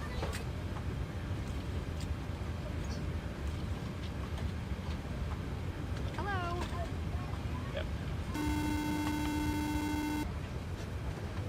Hello. Hi, Captain. Just to let you know, we've started bringing the passengers on board. Thank you. Okay, so are we ready to do our departure briefing? So we start off with the emergency briefing. So that's going to be the same as we had discussed. This way. Discussed in Oslo, except for the engine outside. So of course, if there are any questions, please ask. But for the engine outside at least, we're going to be climbing straight ahead, 25 and hold. We were climbing up to 3,000 feet. The weather conditions are looking good in Gatwick today, so nothing that should be affecting us or anything else standing with that. We should be, all the runways should be available for landing. Not really sure about 26 right and 08 left regarding that, but at least 26 left and 08 right should be available. But I imagine that if we need 08 left or 26 right, we will be able to use that if needed. We are expecting to be departing below the maximum landing weight, so that is also not going to be a problem as well. So we should all be good there. And there isn't really anything else to say. All the threats. We do have a crane in the vicinity here, up to 131 feet AGL. Good morning. But we are not going to be climbing that slowly, even though we have an engine failure. So we should all be fine. So then, are there any questions for the emergency briefing? Good morning. Probably not. Then we can go over to the route check. So for the route check, we started with our departure, so we're expecting the frame 1 mic. This way. Auto 26 left, and then frame mic 604 to Larga, direct to Inbob, direct to Danko, direct to Pipex, mic 609 to Ripam, and then the Ripam for mic in towards Gardermoen. Ground distance to Oslo is 753 compared to 754. That is looking good. With an estimated landing fuel in Oslo 2.6 tons, and in the flight plan here it says 2.1. So we're looking good there as well. Wonderful. And then we can go over to the taxi. Just let me see. Anything special again? No, it shouldn't be. Just basically minimum power. Hello.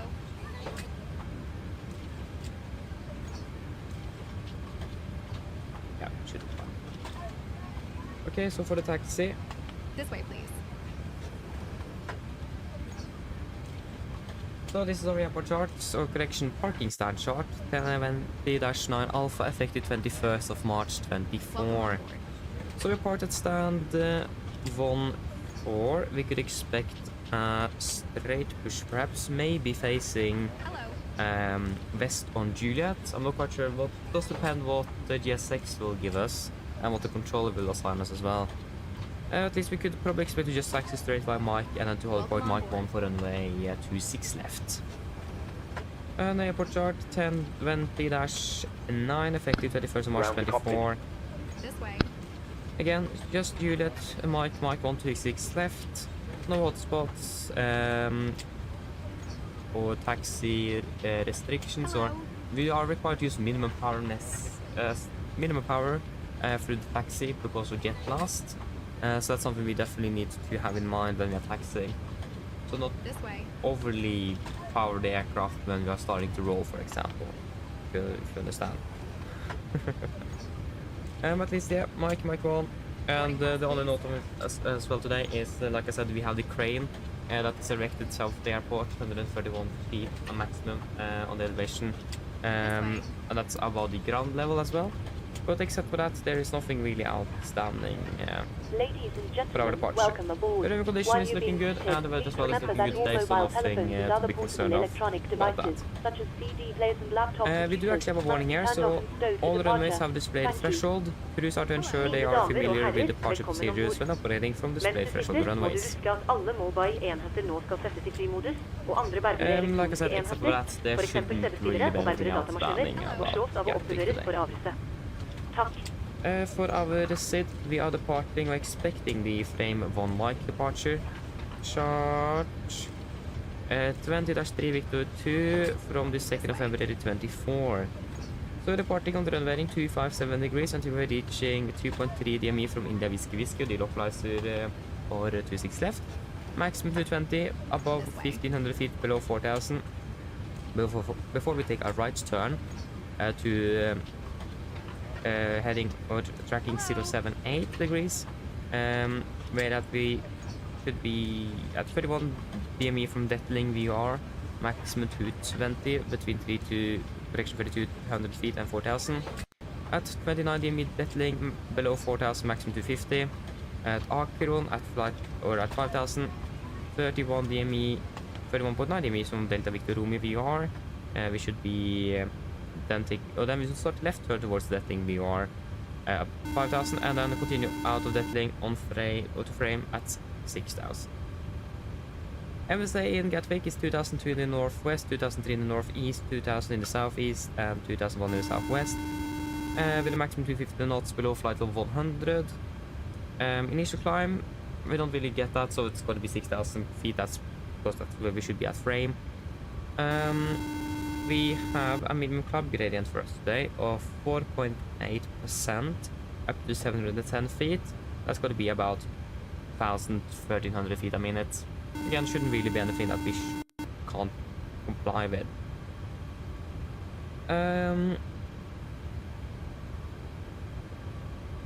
Yes. We do have a warning here.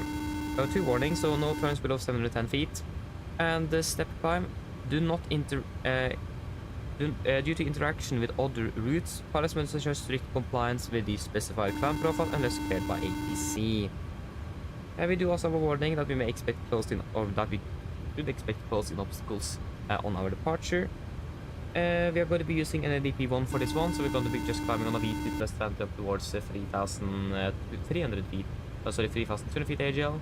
Correction on QNH before we then will accelerate the aircraft and retract the flaps as scheduled.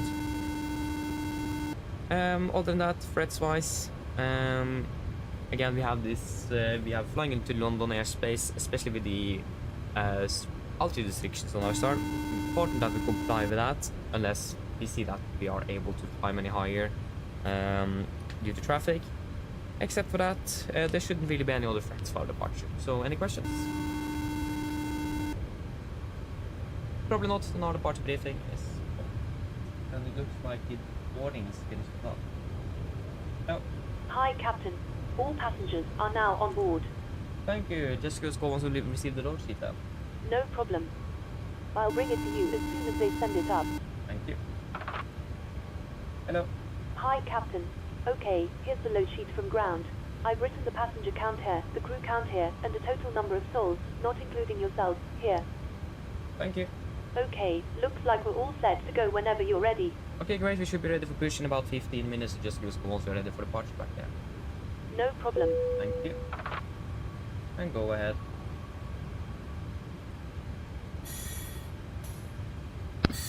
Hi, Captain. Just a quick update to let you know that we've started loading. We'll contact you again once we're done. Roger. Ground to cockpit. Go ahead.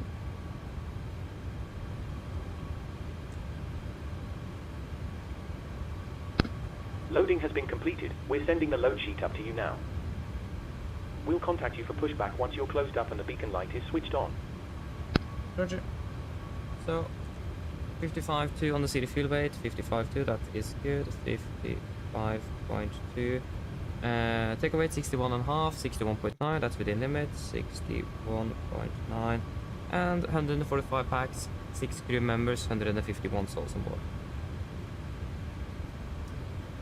Wonderful, then we can do our checklist to the line. Pins and cores are removed, oxygen tested to 100%, now transfer the display switches. Normal on auto, window weight, on presentation mode selector, auto, flight instruments, tracking 347, QNH 1018, reading 230 feet. Yeah, that's plus 10. Park brake, set, engine start, levers, cut off, and taxi takeoff briefing is completed. Before checklist to the line is complete. Go to the PA, request for clearance, and then get out of here. So yeah, it's 1 hour 50 minutes back to Gardermoen, flight 0370. We didn't really encounter that turbulence, so we should be fine on the way back as well. And the weather is looking alright in Gardermoen.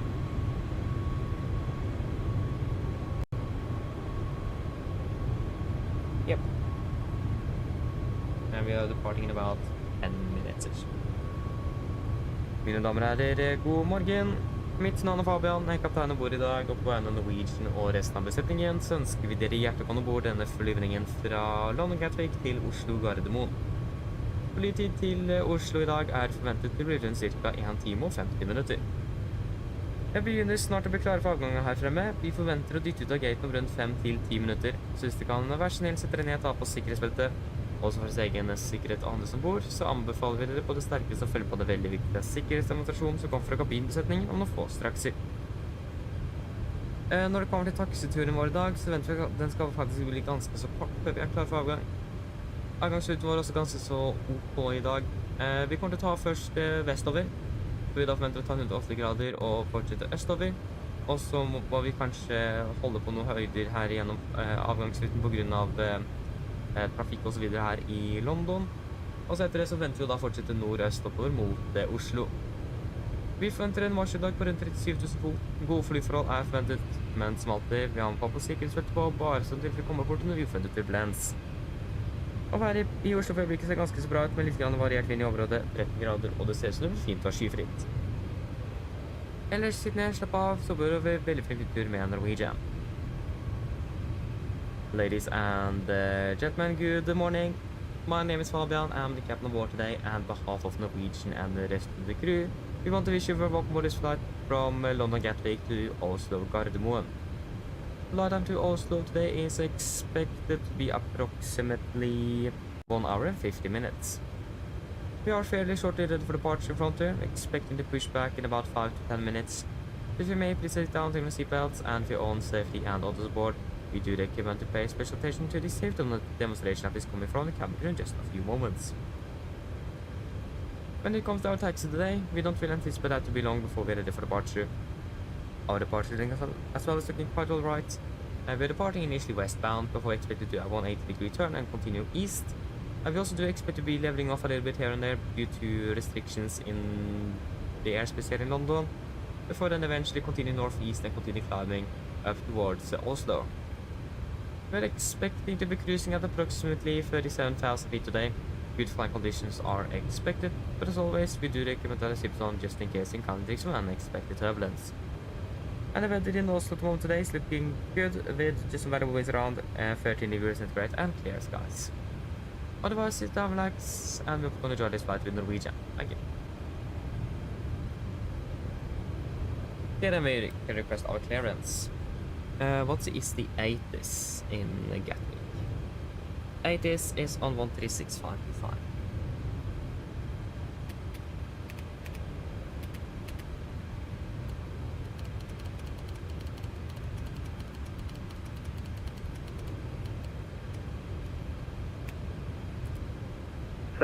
Viewpoint +15. QNH1018. Tower is open. Departing aircraft make initial contact on frequency 124.230. Acknowledge receipt of information Alpha and advise aircraft type on first contact. Alpha. It's the information Alpha and Gatwick information Alpha. Time 0750 Zulu. Runway in use 26 left. Transition level flight level 70. Surface, wind calm. Visibility 10 kilometers or more. Special. View at 2,800 feet. Stand. Temperature +17. Viewpoint +15. QNH1018. Tower is open.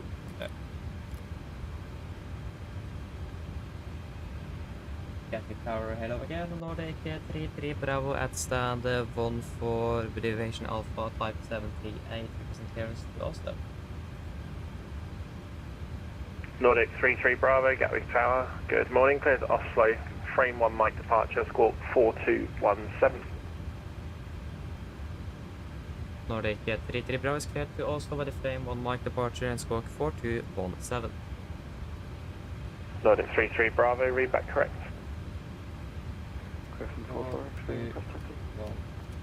Griffin 44 X-ray, taxi holding point Mike 1, fire Mike.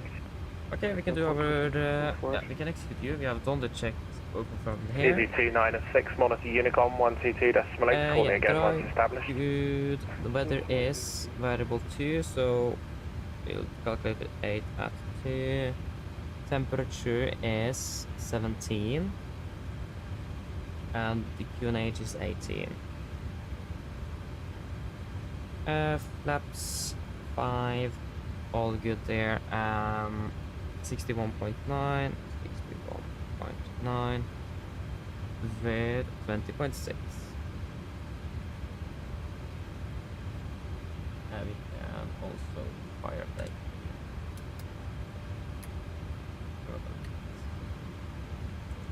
That will be a D rate 2 with an assumed of 45 degrees. D rate 2 45, that will be 87.3, 87.2, that's within limits. Flaps 5, trim is going to be 6 units and 34, 36, 40, 34, 36, 40, 36, and 41 with a acceleration of 3,000.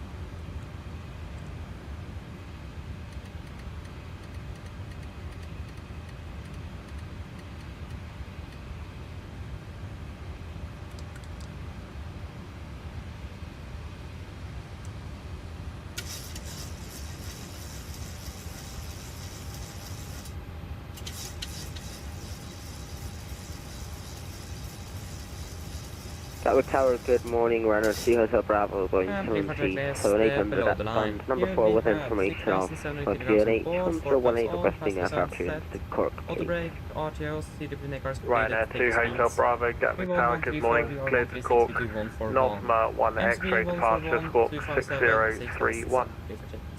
Cleared to Cork, Northma 1 X-ray departure, squawk 6031, Ryanair 2 Hotel Bravo. Ryanair 2 Hotel Bravo, read back correct, Alpha current QNH 1018. Go ahead. Alpha 1018 Hotel Bravo. Roger. Stand by.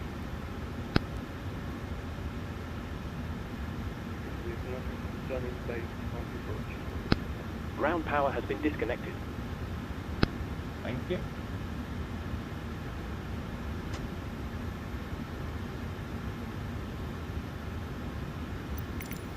EZ296, roger, continue approach to runway 26 left, the surface winds variable at 2 knots.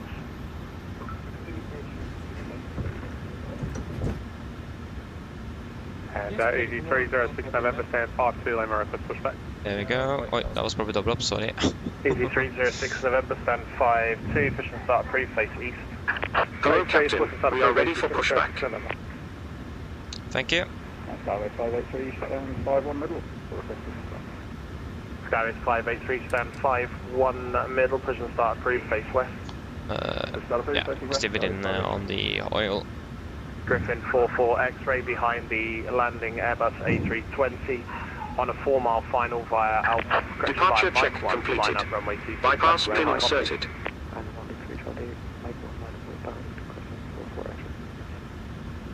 Easy 296, surface wind variable at 2 knots, runway 26 left, clear to land.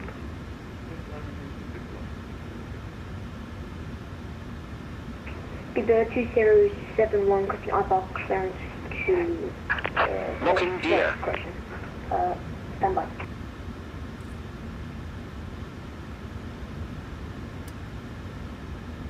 Before start checklist. Flight door is closed and locked. Doors, windows closed, locked, anti-collision light on, transponder, altitude off, rudder near on trim, free and 0 before start check is complete.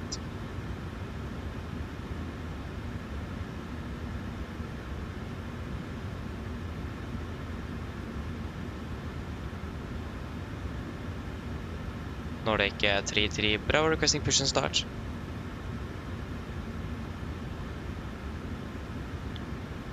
Nordic 33 Bravo, stand 1-4, push and start approved, face west. Push and start approved, face west, Nordic 33 Bravo. Copy, Bravo, cleared push, facing west, brake set. Information Alpha, finish 1018, Release parking brakes. stand 19. You ready? 777, question Alpha after install lander. Brakes released. Commencing push. All engines clear. Start at will.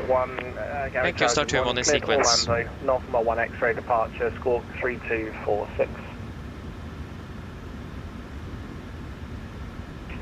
Clear ID, Northmore 1 X-ray departure, score 3246. Speedbird 2071. Speedbird 2071, read back correct.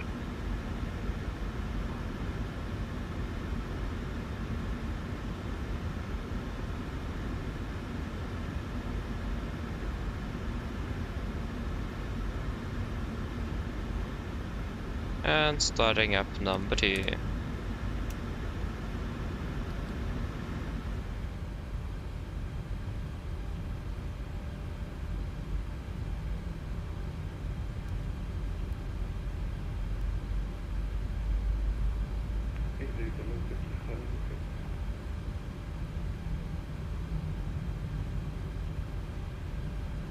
Griffin 44 X-ray, runway 26 left, surface winds variable at 2 knots, clear for takeoff. Clear takeoff 26 left, Griffin 44 X-ray. Easy 296, welcome to Gatwick, taxi stand 564 via 08 left, Romeo Lima, Quebec Alpha.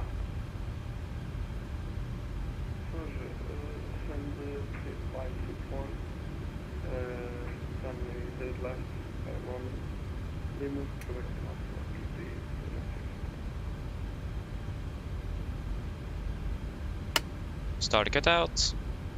Starting number 1.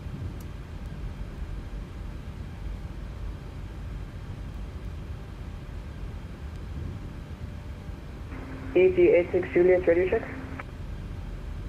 Easy 86 Juliet, Gatwick Tower, good morning, readability 5. Set parking brakes. Park brake set. Waiting your confirmation for good engine start. Roger, standby.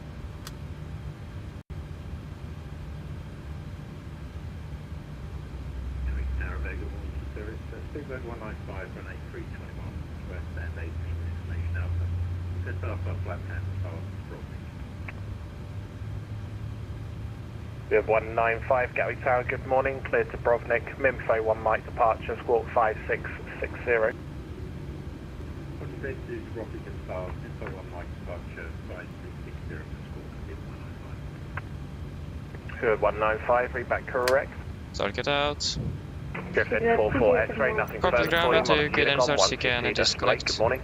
Cockpit to ground. Griffin 44 X-ray, good morning. Speedbird 306 minute request taxi. I forgot to delete that one, okay. There's 2 parts of it, okay. Good to know. But it was Easy just on 5. 306 November, taxi holding point Alpha 3 via Papa and Alpha November. Okay, taxi holding point Alpha 3 via Papa and Alpha November Easy 306 November. Pivot 2071, push stop. Pivot 2071, stand 19er, push and start approved, face west. And Mike is right there, so... Pivot 2071. Yeah, good morning, again, of Oslo, files are on 834 Tow truck disconnected. Bypass pin removed. Readability there was about a 2, very muffled. Left is clear, right is clear. Thanks for looking after the pin. Have a great day. See you next time. Bye-bye. 5-4 whiskey, thank you, that's much better. Readability was 5. Canada 5-4 whiskey, costing Alpha Protest files, information Alpha 083469. 846 on there. Canada 5-4 whiskey, cleared to St John's, Nosma 1 X-ray departure, squawk 6237. I got the carpin. We're just normal 1 X-ray departure, squawk 6237, Canada 5-4 whiskey. Canada 5-4 whiskey, read back correct. 583, taxi.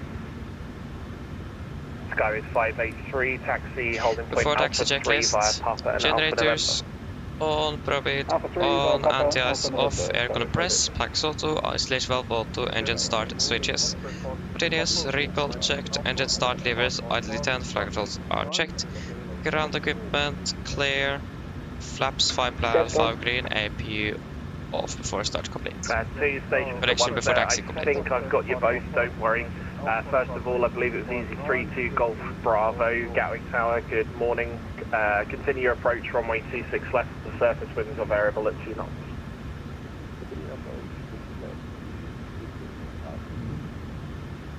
And the other station, I believe, was Osprey 56 Papa, Gatwick Tower, good morning. Cleared to Chardegal, it will be the Hardy 1 X-ray departure.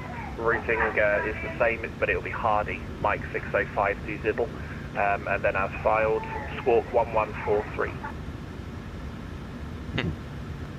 Thank you, cleared to Chardegal, Hardy 1 X-ray departure, squawk 1143. We are ready for taxi, I just need to be able to Osprey 56 Papa, read back correct. Nordic 33 Bravo requesting taxi.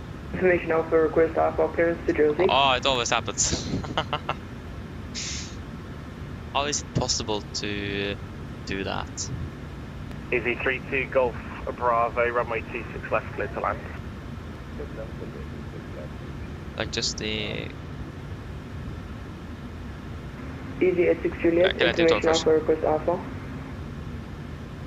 Easy 86 Juliet, good morning. Gatwick Tower, I need a lot more information than that, please. I need to know what your stand number is, I need to know what your aircraft type is, and I need to know where you're going. Stand number 107, aircraft type A320. Destination is going to be Jersey today. Easy 86 Juliet, thank you. I'll call you back in a moment. Roger. Pivot 2071, ready for taxi. 777.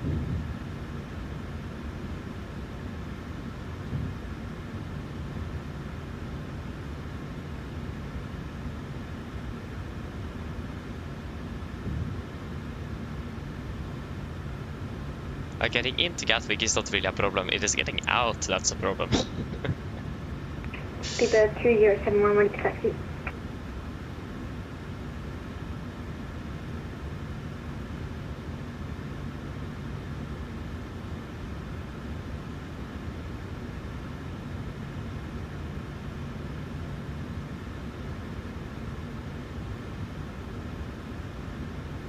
Pivot 2071, taxi holding point Alpha 2. Oh, that's a controller change.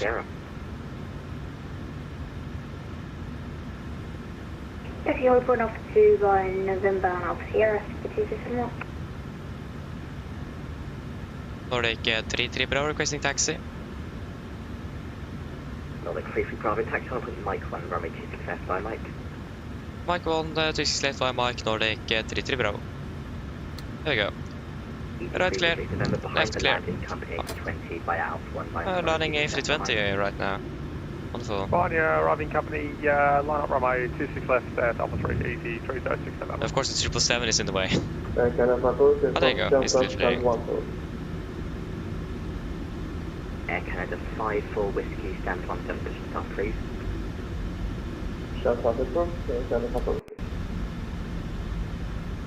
And left is DG86 clear. still waiting on the I-4 clearance to Jersey, information Alpha, stand 107, aircraft type A320. DG86 Juliet, clear Jersey, Delta 1 X-ray departure, Left clear. 47536, QNH1018. I think we are third in Clear queue. Jersey, Delta 1 X-ray departure, squawk 7536, QNH1018, DG86 Juliet. Left clear, right clear. DG86 Juliet, correct.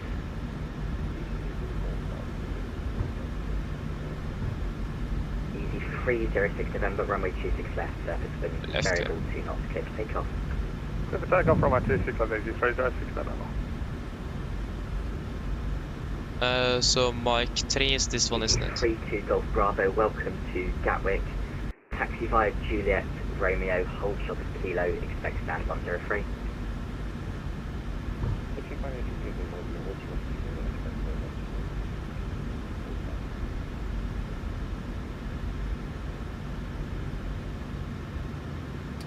There you go, Brexit. 583, Alpha 3, ready for departure. No, it's 583 via Alpha 1 line up from 26 left. Yeah, we are third in queue. Gatwick Tower, good morning. Speedbird 56 Romeo with Alpha, clearance to Jersey is found. Hi, Captain. It's 56 Romeo, report your aircraft stand number. Thank you, we'll give it a call right now. No 56 Romeo, Thank I you. believe we're on Before the checklist. 18. Flaps. Correction, My plan, 1032. 5 green, stabilize trim, 6 units, cabin call, given. A320. Before they complete, we're ready for departure. Nocma 1 X-ray departure. I will take weather on my side and we can take terrain on your. There we go. Clear Jersey via the Northbound X-ray departure, squawk 7722, QNH1018, Speedbird 56 Romeo. Your 56 Romeo, be back, correct. ED 306 November, unfortunately no further ATC available. Monitor Unicom 122, decimal 8, goodbye. 122, that's fine. Good morning, AG 306 November. Captain Tower, Osprey, Fox Papa, ready for push Osprey 56 Kappa, report your stand number. 555. Good 56 Kappa, thank you, stand 555, Christian start 3 paces south. Fox Space South, Osprey, Fox Papa. Beaver 2071 behind the departing A3 Christian 777 via Alpha 1 line up from 26 left behind. What? Are we fourth in queue? Well, Speedbird 2071, we've just got a bit of a problem in the cockpit, so you can let the 737 go first. Yay. The 2071, roger, hold Alpha 2. Yay. Holding Alpha 2. Perfect. Speedbird 2071. Galway 583, runway 26 left, surface wind variable 2 knots, clear for takeoff. Is that a problem? That's nice though.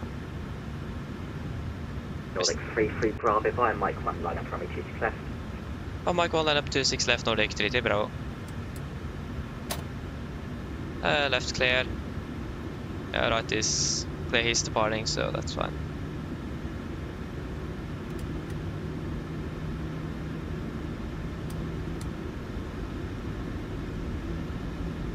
That was perfect for us though, then we didn't need to wait that long.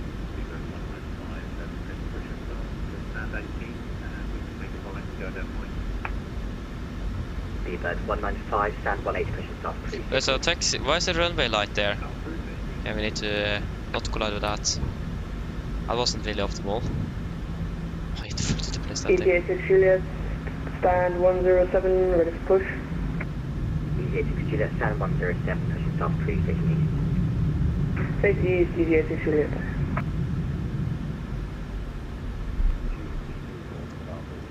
Okay, are we ready? 32 Golf Bravo, expect Should stand be. 104. Just waiting for clearance then. Galway 583, unfortunately no further ATC available. Monitor Unicom 122, decimal 8, goodbye. What's this call sign? 128, Galway 583, good. Skyways. Speedbird 2071 all fixed now, we are ready for departure. The 2071 roger, hold Alpha 1. Holding up for 2071. Gatwick Tower, Speedbird 56 Romeo, gate 22, ready for push. Speedbird 56 Romeo, hold positions, aircraft pushing next to you, I'll call you back shortly.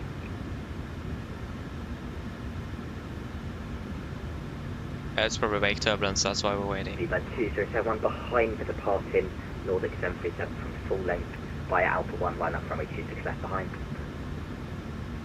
Behind you deporting 737, line I'm up. still clear for takeoff though. See the 2671.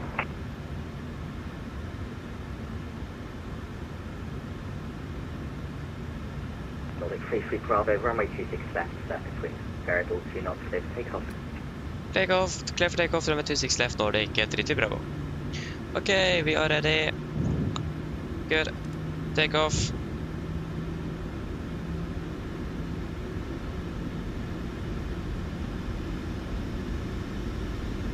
Stabilized, setting thrust.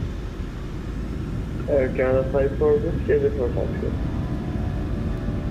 Takeoff reset. Taxi runway altitude 2, runway 26 left, 5 November, Delta Sierra. That's runway 26 November, altitude Checked. Okay, 546, holding runway altitude 2.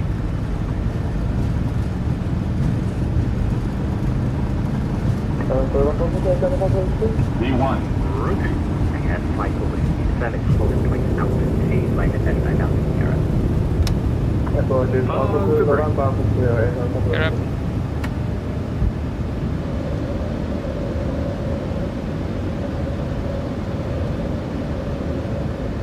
Golf Bravo, taxi down, Hunter, and 5 unit.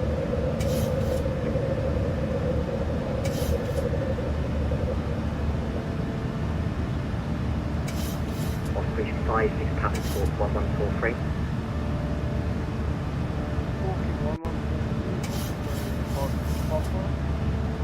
Speedbird 2071, runway 26 left, surface wind variable 2 knots, clear for takeoff. Clear for takeoff, 26 left, to the 2071. Nordic 33 Bravo, unfortunately no further ATC available. Unicom 122 left, later line.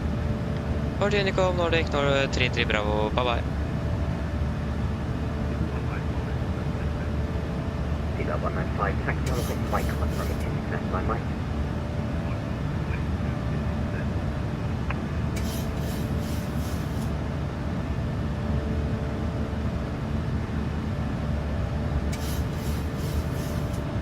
We're accelerating.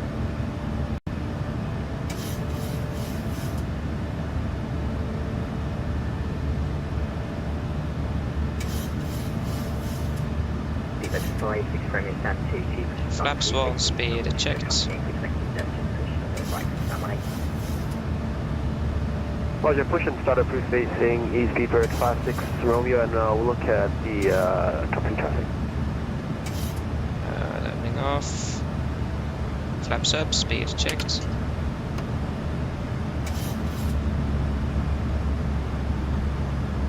Speedbird 195 by Mike 1, line up runway 26 left.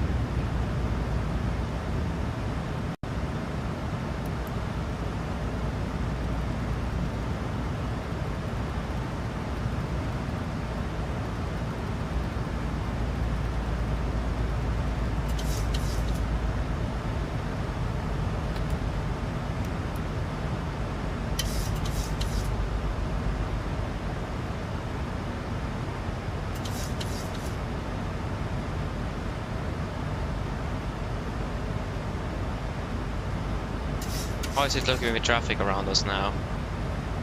Is it a lot or is it nothing?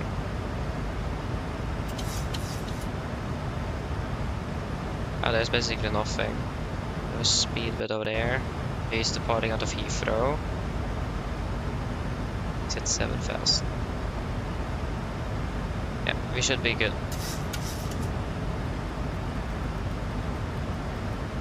So there's no traffic conflicting with us, so we can fly direct to frame. Confirm. Execute, add alt into event, then it should be almost deleted. But yeah, of course we are at 6,000. Continue climbing up to flight level 370.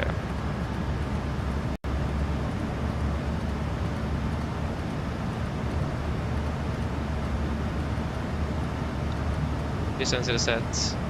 There you go, altitude.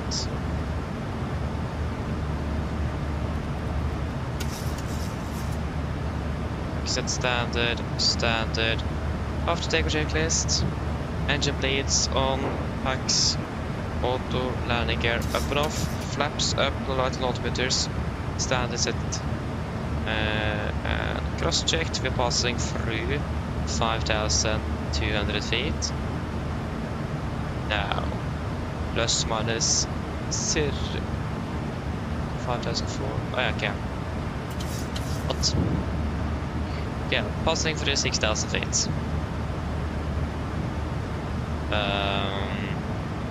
6,000. Now, there you go, plus minus 0. Approaching. Yeah, after takeoff check is complete.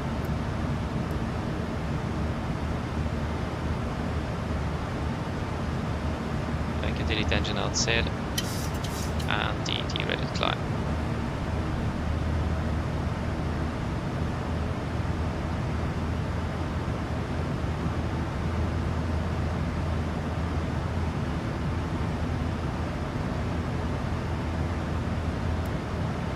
Should be the British Airways aircraft from Heathrow we have on the NE there.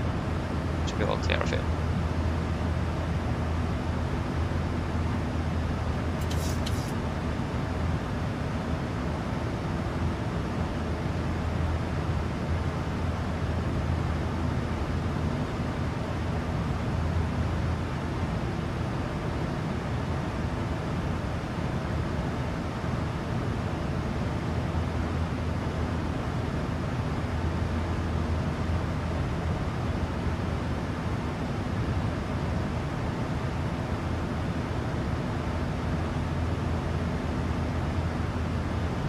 Passing flight level 100.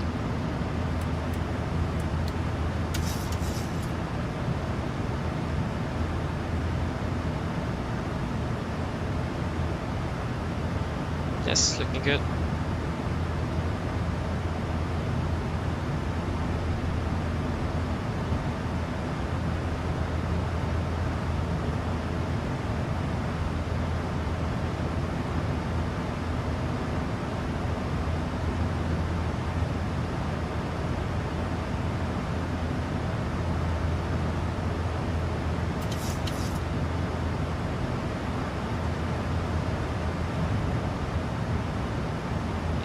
Stable on speed, we can turn off the seatbelts. Wonderful. Then we are on our way back to Gardermoen. We're landing at 24 and our schedule is at 25. We're landing 1 minute earlier. Not bad. Well, nice just been flying round trip Granca today. I enjoyed that. Isn't that flight departing at like 11:30 or 10:30 or something?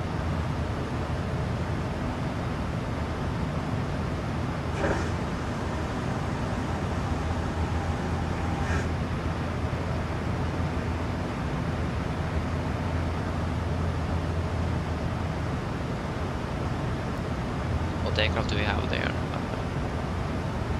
Yeah, that was more to that. Where is cockpit ground? Then we can delete you as well.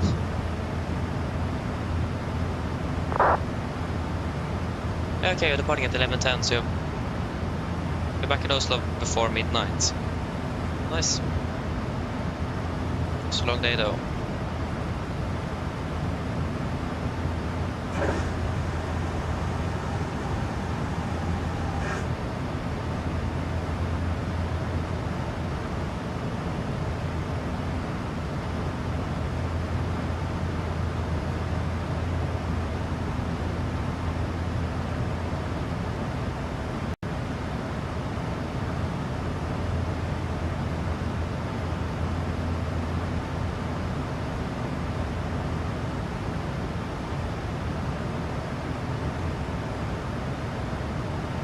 Yeah, that's good though.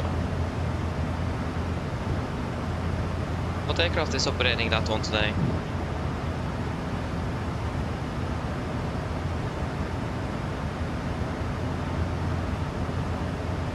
Nice, sounds good. Yes, please, sounds good. But yeah, I have a question. Have you seen how I like the notification in Discord? How do you think about the wording there? Do you like that better than the old one I did, or? This is traffic for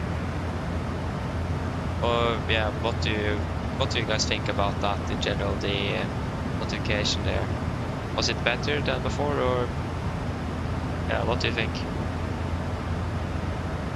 Max? Oh yeah, okay, so yeah, I don't have the max, so it's just Swedish plan. Okay, nice. HSK Pro Ranger ahead of welcome opening well.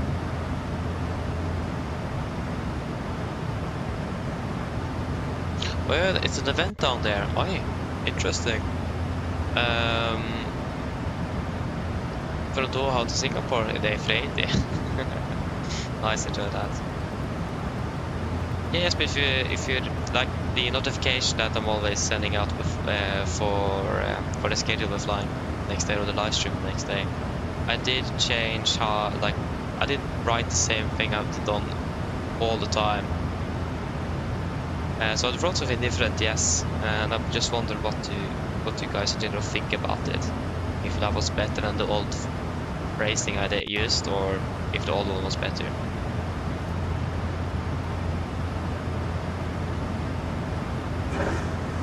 would be nice with some feedback on that. Sounds more human. I mean, fair enough, it does.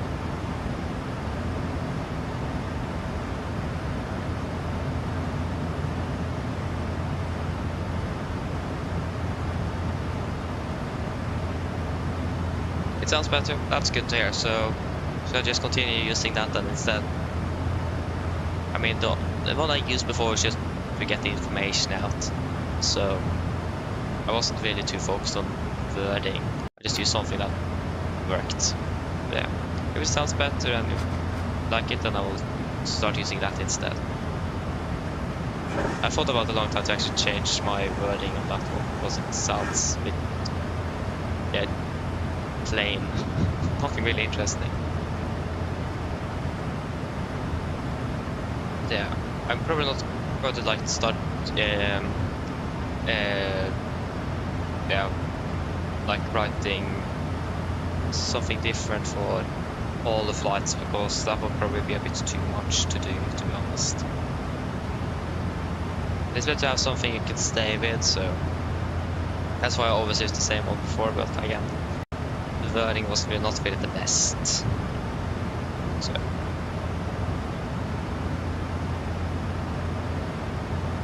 we still don't have an ATC in Oslo though, unfortunately. I mean, we're Copenhagen also. Denmark is online.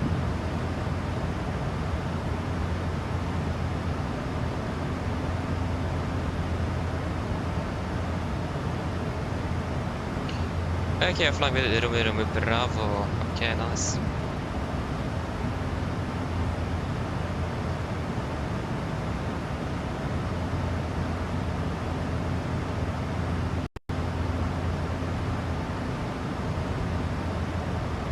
Yes, I have. I have applied to be a controller in for Watson Scandinavia, but the waiting list is like half an hour. So not half an hour, but half a year to a year. I applied in January, so I've still been waiting already for half a year actually. But yeah, I have thought about it. I thought about it a long time before I actually applied, but I also did have some problems because I was for some reason not in the Watson Scandinavia division in the first place. I'm not quite sure why, so I need to change my division first.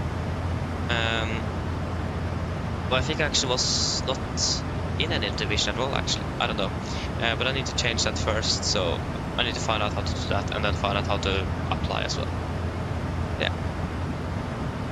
So hopefully I should start training over the summer or something. That would be nice. So like, I was a controller, or I did control a little bit like as a guest controller on IVA when I started off. And then I need to start, and then I need the training was required for me to continue. It wasn't allowed anymore. I think they did that because of me. because I didn't really know much, so yeah, I always wanted to actually control on the network, so I'm looking forward to start training. I just hope I have time to actually train as well, regarding school next year and so on. So wait and see.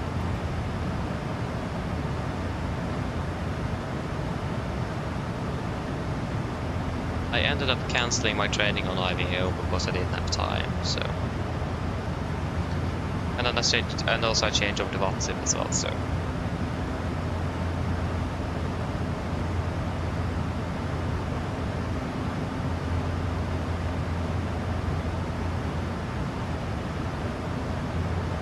It's windy Grand Con today. Yeah, it was, I will imagine that. We're passing flight level 300.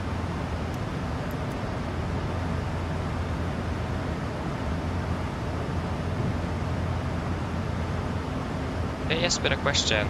Have you updated GSX, or have you updated GSX for the last 2 or yesterday or something?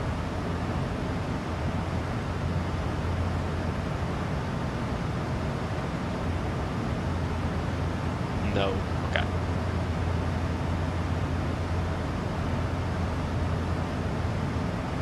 Yeah, no time. I mean, fair enough. It's quite a large update. I just want, because I have some issues with GSX. I'm not quite sure if it's just I that have this problem, or if it's a universal thing with different users as well.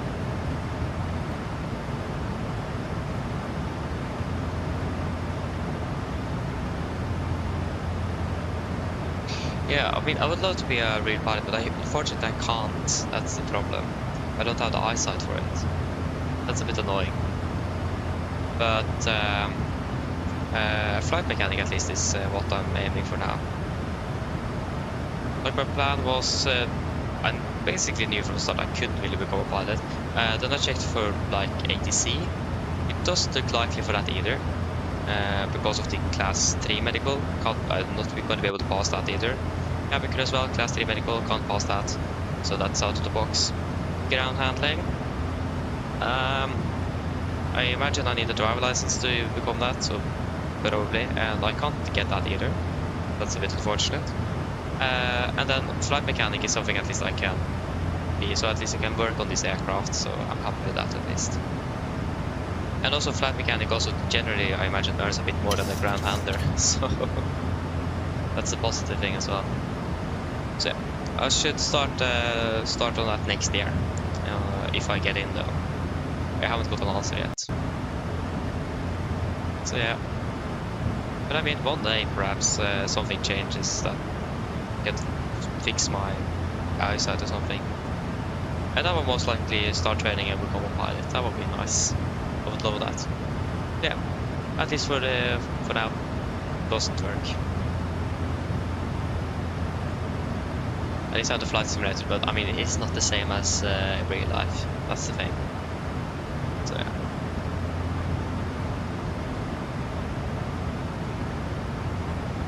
At least if I'm able to work for Norwegian on the 737, then I'm happy. So yeah. It would be cool to know this aircraft even better inside and out of basically everything. Yeah, the type rating on this aircraft as a mechanic also would be really nice to have. Really cool to have.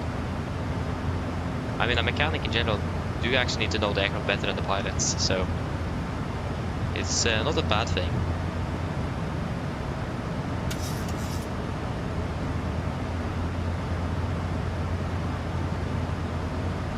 And also, it's just only the mechanics that's allowed to actually pop the circuit breakers. Pilots are not allowed to do that except for the CVR in an emergency, or if they are specifically told by a mechanic to do so. So yeah, that's also cool.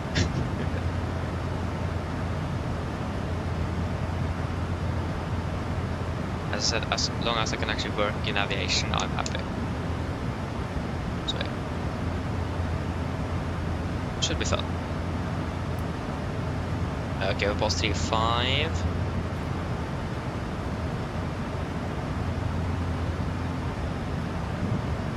Why is the weather so good today? What happened? It wasn't that good yesterday. How is it actually going to be tomorrow? Oh no, this is the FCOM. We don't want to use that to check the weather. We're not flying to Gatwick tomorrow. We can first check Cardamon. Yeah, we actually need to take Oslo.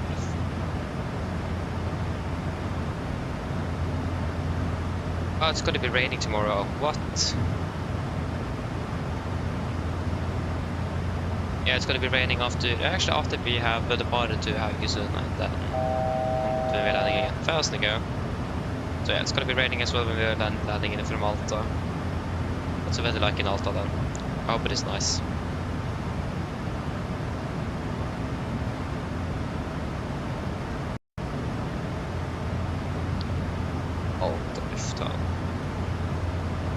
It should be quite nice tomorrow. Almost no winds. It's going to be really variable in the wind direction though. Flau wind? What? When did that? What had that existed all the time? Flau wind? Interesting. Yeah, yes, but we are flying to Haugesund and Alta tomorrow. Let me double check. If I hope I'm not saying anything incorrect. We're flying a 182, 183, that's Haugesund, 320, 321 is Alta. Backup tomorrow is 1354, I think that's like Manchester or something. Please let us be able to fly to Alta tomorrow. What did I say the backup was? 350, 1354? Oh, that's not Manchester, that's like Edinburgh or something. Maybe Dublin. Yeah, it's Edinburgh. So, gonna be Haugesund and Alta, and if that's for some reason not working out, it's gonna be to Dublin. So not Dublin, but Edinburgh. So yeah, that is a backup. And then next week we're gonna be doing one flight, and that is to Krakow on Thursday. So we're not really flying too much next week, unfortunately.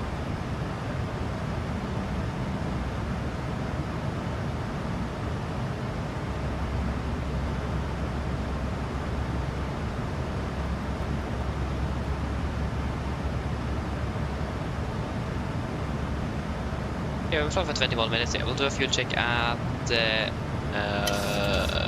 Bekmo. Where are you? Get to Oslo. Bekmo. Why is it long? I've been trying to scroll and it's just a long stripe in the middle of the flight plan from when I accidentally used the drawing function here. Settling frame. There you go. Bekmo. We're ready for the fuel check. Yes, indeed. That's correct. Yes, please. And then the week after that, it is mostly going to be standard on Thursday, I imagine, and then it's going to be morning on Saturday and evening on Sunday, I imagine. Not finalized yet. I mean, it's most likely going to be that nevertheless, actually.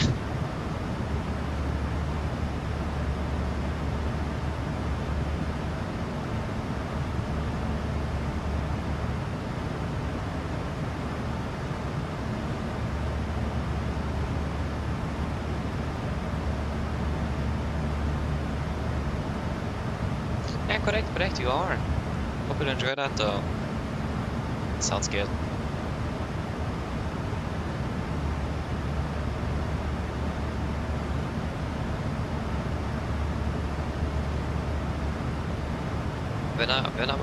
I'm flying in when I'm flying again 2-3 weeks to Stockholm. Let me check. I actually don't remember. It is after we are finished at school, at least. That's something I know. Oh yeah, it's up there. Oh, there it is. So 1, 2, yeah, flying in 3 weeks. Correct. To Arlanda. Going to be there for 3 days before flying back. We'll be flying with the, if I remember correctly, it's going to be the Max aircraft to Arlanda and the NG aircraft back home. So I'm looking forward to flying with the Max. Can't remember flying with that one before. I think it is I think it is with the Swedish ALC to Ireland and then the Norwegian Air Shuttle ALC back home. I think it is with both. I don't remember. I don't have the plane tickets either. Yeah.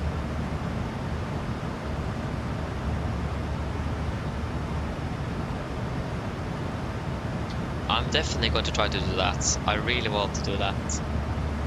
So yeah, wait to see how that goes.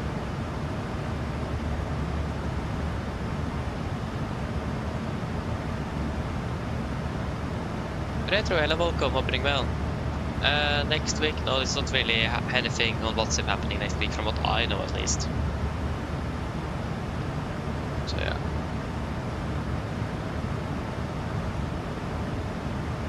Yeah, try that, that's good. Again, doesn't exist the questions, just answers.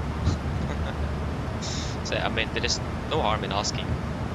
I did that, and I got accepted. So, just need to have in mind that you may not be allowed to do it. Again, it does depend from flight crew to flight crew as well.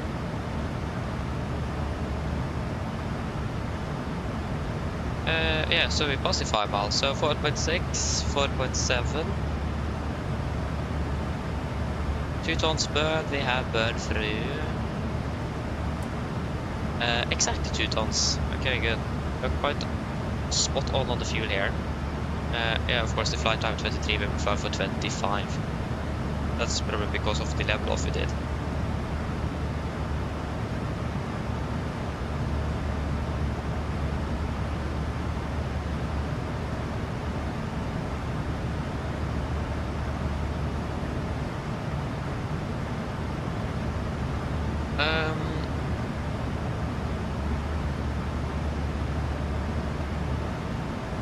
Oh, I fixed your weight and balance. Oh, nice. Where did they exactly set 1,000 kilograms on the airframe? Like, what are you then referring to? If, yeah, what? Oh, you're 70.9 tons of takeoff weight. Well, that's heavy.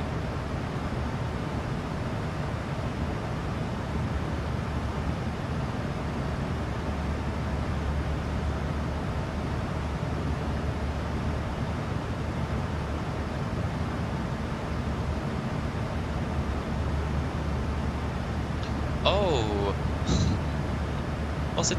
Oh, it was packed with controllers yesterday. Oh, typical. Like, there's always controllers online when we are not flying, and never online when we are flying. Yeah, that's interesting. Interesting. Ah, okay, only empty. Wait, what? Base. Let me see. But yeah, are you using the profile that is provided for the brief for the PMDG aircraft? What profile are you exactly using? Because I'm using the profile provided for the 2C brief there, and I just modified it a little bit.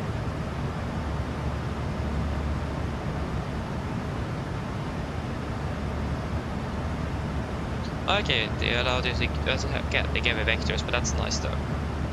It's good. Okay, using a Norwegian airframe. Yeah.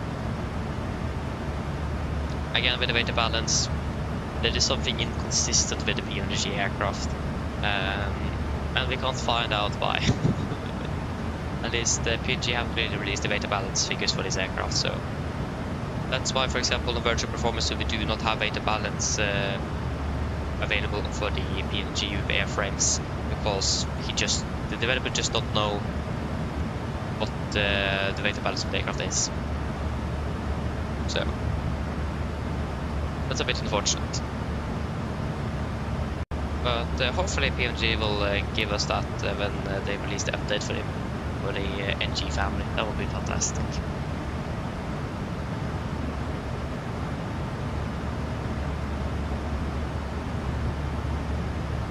Oh yeah, okay. So it was yeah, okay, I was in Oslo. I think I actually saw that that it was going to be an event yesterday evening. I don't remember. Yeah, it was an exam, wasn't it? The center control exam, C1 exam, I think, if I'm correct.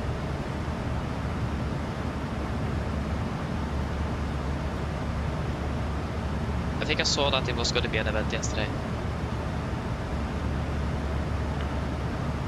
Interesting. Today again regarding the weight balance of the aircraft. The developer for virtual performance to have an idea what it could be, and that is the flight model of the aircraft. PMG done it like that to make the flight model a bit more realistic. I mean, I can see it, I can understand that, so yeah. But again, with the new simulator 2024, we are able to modify the flight model of the aircraft even more. I imagine PMG will fix that now, hopefully. Otherwise, we would be a bit mad because the weight balance would be nice to use as well. The virtual performance too. And also, PMG have introduced weight balance for the 777s now in the EFB, for the Universal Flight Tablet. So I imagine they need to fix it for the NG family for them to actually be able to implement that app to the NG family as well. So yeah. Yeah. No, I was correct, but that's good. Again, it is always something like that happening when I'm not flying. Hello. Sorry for the intrusion. I was just wondering if you'd like a drink. Do you guys want any drinks on the menu? Water, tea, coffee, anything?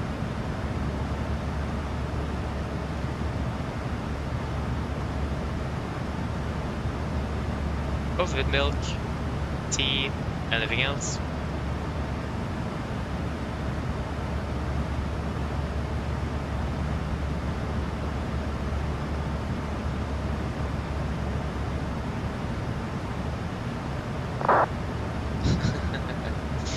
Yeah, please get 1 coffee with milk and 1 tea. Of course, just give me a couple of minutes and I'll bring it to you. Thank you.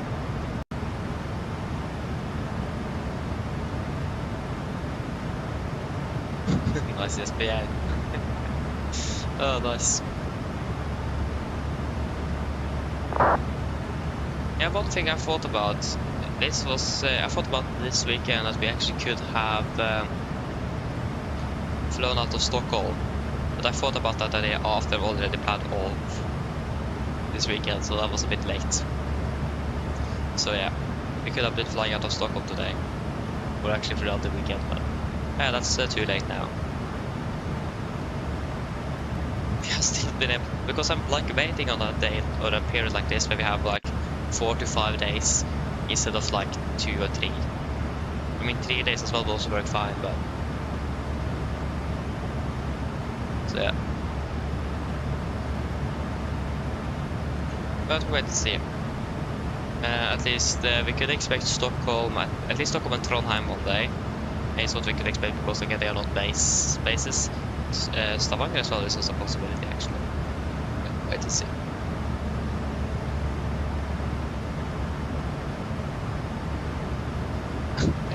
Nice. I mean, Stockholm is not the base though, that's the thing. So, and the thing is that Sweden have been online since we started today. Like Stockholm Tower, Arlanda approach, and also Sweden control. They've been all online since we departed of Oslo. So yeah. Okay, just 138 passengers. Yeah, that wasn't too much.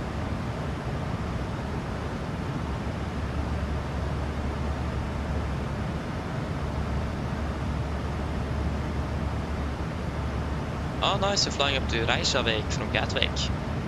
Enjoy your flight, Retro. Are you flying with EasyJet then?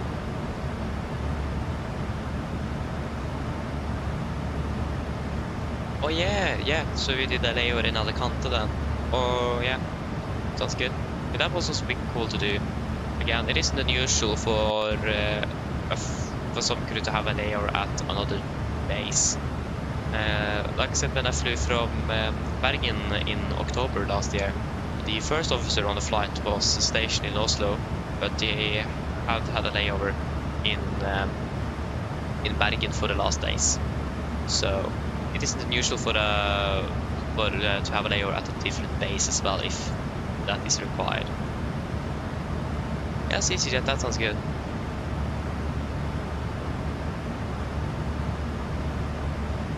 Yeah, nice, sounds good, Jesper, exactly. Nice.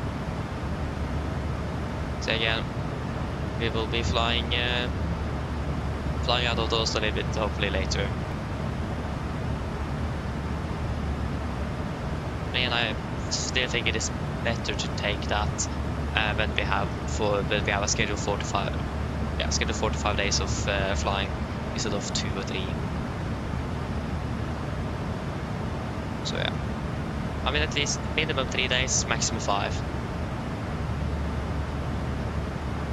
Yeah, the maximum duty in the Norwegian is 5 days on and then 2 or 3 days off, I think. I don't remember. It always depends though. So yeah.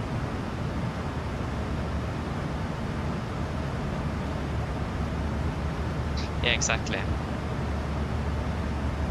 So wait and see on that. Trondheim as well was a base, not anymore. Stavanger as well was a base, not anymore. So yeah. But I mean, the chance for us to have a layover in like Alicante or Malaga is a bit, yeah, most likely not going to happen in the near future, to be honest. And the only reason for that is because it's so far away compared to Stockholm, for example. So yeah, but I know that a lot of Norwegian crews have actually had a layover in Granca as well before, so, but that was during the winter schedule. The schedule is a little bit different now during the summer, so yeah. Yeah, I agree as well, yes, but I would like to do that out of Copenhagen one day as well. I love that airport. Fun fact, that was the first payware scene I ever bought to fly something that was Copenhagen by Fly Tampa. So yeah.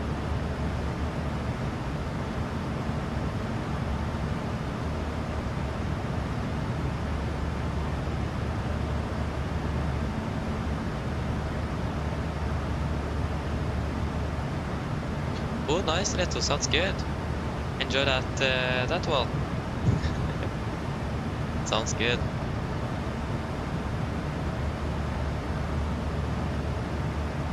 That's good.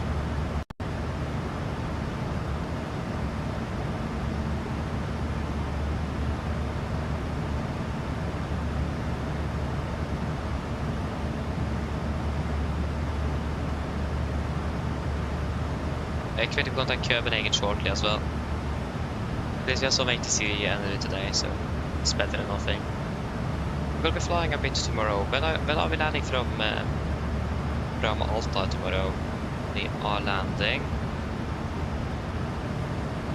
at 15:45. Okay, so it's gonna be a long schedule. We're starting at 7:20. Oh, we have such a late departure. Okay, that's good to know.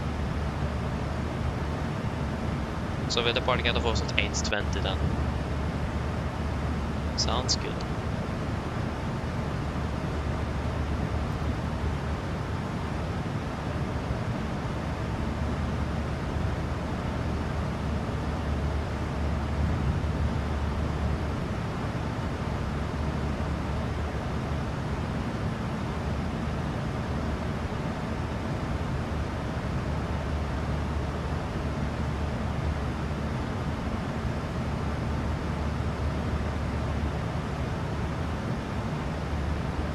Yeah, we're flying back home from London, so we are on our flight to Oslo. The last flight for today already. So yeah.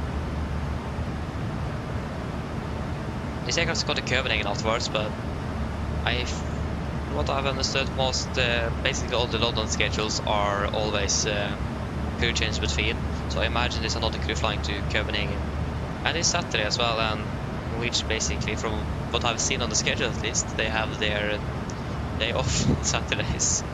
So I'm not 100% sure if this crew is flying down to Copenhagen or not, so yeah, but I can't fly down to Copenhagen nevertheless. Need to end in Oslo after this one, so I don't really have a choice there. But yeah.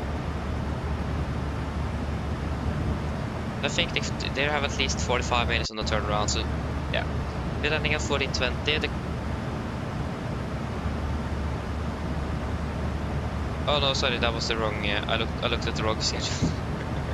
We're landing 12:25, and the flight departs at 13:10, so that's 45 minutes on the turnaround. So most likely it's a career change, but it could also be that the same crew is flying that one as well.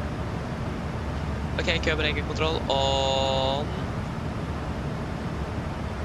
13485 or something. I need to get a physical radio panel soon. It's too expensive as well. So that should probably be a high priority, to be honest. Oh, that's the correct frequency. 136. Yeah, over to Bremen, that's 126.325. Bye-bye. That's the Bremen, that's online. Okay. Good day.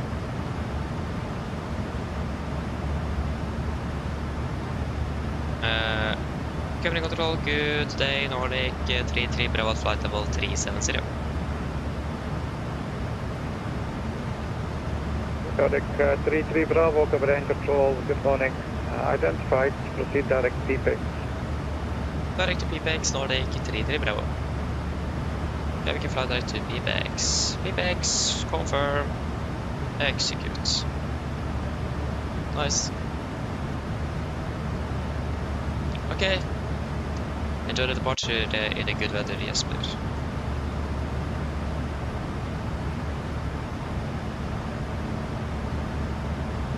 Yeah, you should definitely try out the 737 indeed, Retro. You should. It is a bit different to flying an Airbus aircraft, I can say that. I did fly a lot with Airbus when I started flight simming 4 or 5 years ago-ish, when the simulator came out, 2020. But I always wanted to fly with the 737, so I jumped straight on that aircraft once PNG released the Dash 700, and then of course the Dash 800. So yeah, and I basically fly the 737 since. At least in the start I did fly with Alpha Mix, before I then locked all in on Norwegian with the 737, and I haven't really flown with Airbus for at least more than a year now. I think I tried to fly with Airbus in March last year because my yoke was broken and I need to get a new one, so when I was waiting for that. But that didn't really go well, so I've given up on Airbus since. Yeah, you should definitely try it out.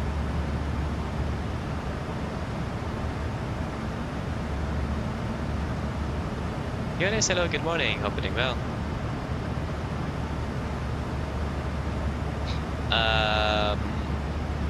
Scandinavian 765. Oh, not really. 010 knots to the right. I mean, I have a copy of X-Plane 11 that I got from a friend, but I haven't really used that too much. Surprising, you know. But yeah, that's X-Plane 11, not X-Plane 12. Yeah.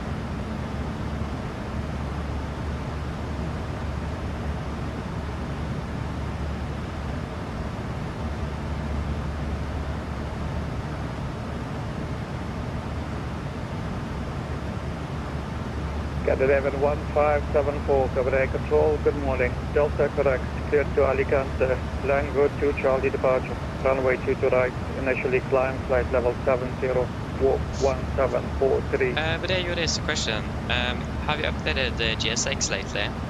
Or basically yesterday or something?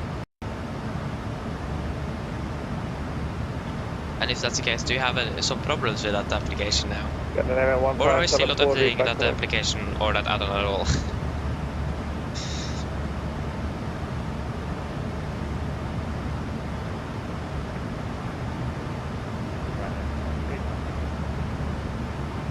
I mean, you need to start somewhere over there, true. I did that the same. So yeah. Yeah, you're right, sorry. Probably talking when the controller was talking as well. Yeah, about GSX, have you updated that the last day or two? And if that's the case, do you have any issues with it? Or are you still not updating GSX at all? I think you said that earlier before that you are not updating it. 23 Charlie, good morning sir, Copenhagen control. I would gladly clear you, but I have no flight plan from you, so please check if you have 51 or if the departure Airfield is correct. Yeah, I mean, Jet6 is, I mean, it is a good application add-on, but it is also some problems with it. I have so many issues with it. 23 Charlie, thank you, flight plan received, stand by for.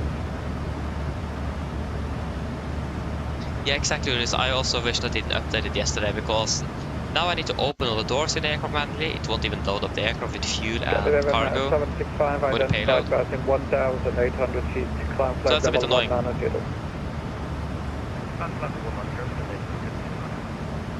Yeah, that's the licensing plates. That's something new on the latest update. Departure, runway 22 right, initially climb flight level 70, walk 2160, departure information Delta. So yeah, if you search out GSX changelog, you can see how huge that changelog actually is for GSX. Like normally when they're releasing update, like maybe 2 or 3 changes, now it is like, it was quite a bit. So yeah. Got 23 Charlie, read back correct. 6281, are you It's at the misled due to that. Oh, yeah, I can see that. Yeah, that's the most annoying thing, because now it is just better perhaps to just use the PMDG ground equipment instead, because basically it does exactly the same thing. You need to load it up nevertheless. But the problem is that we don't have weight balance for this aircraft on virtual performance too, so that it's a bit harder to balance the cargo load on the forward and aft. I'm not to show how we should do that yet, so I need to find that out. Serbia 792, contact Bremen, radar frequency. It is now probably just better to use that instead. 325, good day. Except for pushback though. Contacting Bremen radar 123, Because I don't really care to see moving passengers, I don't really look outside of the... I don't really look at the jetway when we are preparing for our flight, so it doesn't really matter too much for me. The only downside is that safety cargo, for some reason the passenger sound doesn't work. So we don't have any sound stand, that's the downside. So yeah.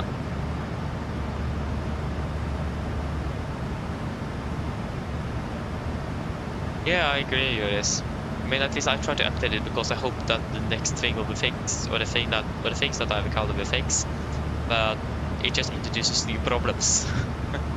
There's one good thing though, and that is the wing walkers, because before, if you disable it, they will still spawn, walk out, and then when starting pushback, they will walk back again to the gate.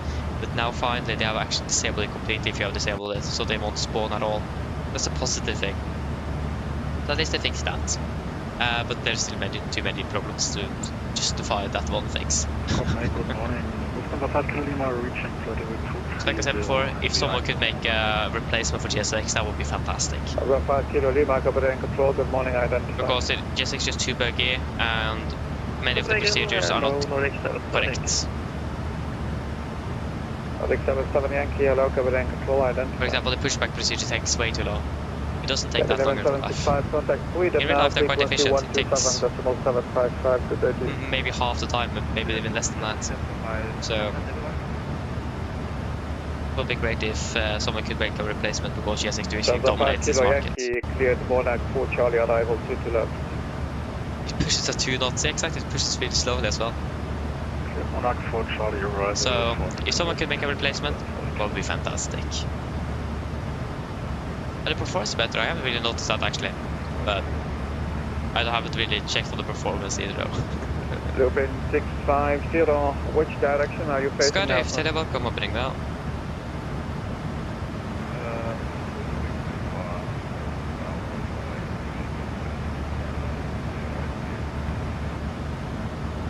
Okay, so you were supposed to be facing west. Now, that's not a problem for your taxi, but I had traffic on Sierra when you were pushing back. It's good that he was passing a little bit earlier. If you have any problems in the future, just let us know so we can accommodate you. It's not a big deal as long as we know about it. Yeah. A replacement. Okay, Blue 650, please taxi only point Echo 1, runway 2 to right via Victor Bravo, cross runway 30. Or if F-Stream to just fix all of the problems and improves the add-on. 5 Kilo Lima, proceed direct next or rejoin the star. So yeah, if they just do that, I'm happy to use it. Yeah.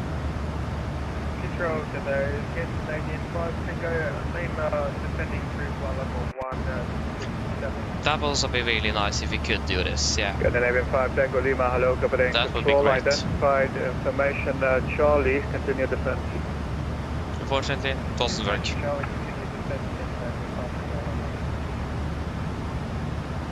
I mean, one of the positive things I do like with GSX is that you don't need to install airport profiles before you're launching the sim. You can do it while you're still in the simulator because of the Bolt script engine. That's the positive thing, because if you need to change the profile because there's problems, it's easy to do. You don't need to restart the sim. But that's basically only one of the real good things. And you will of course have guidance into the stand. That's something I really appreciate, because that's something we did miss before.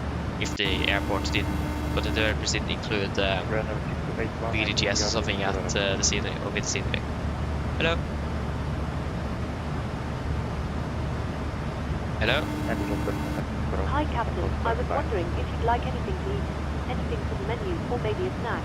Do you guys want any snacks?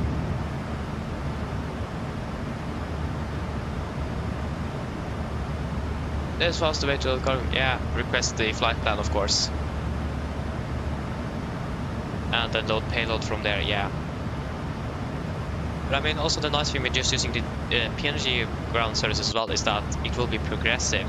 For example, refueling, you can actually see the fuel increasing in the tanks on the total fuel display, compared to GSX, which just loads up everything and then the fuel check is still outside. That's a positive thing. So, yeah. Yeah, just do that. I mean, that works as well, doesn't it?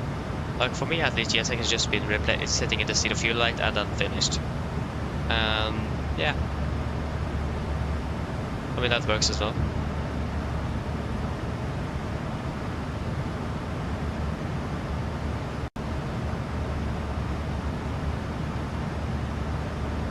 But yeah, are there anything on the snacks, anything you guys want? I want some cookies.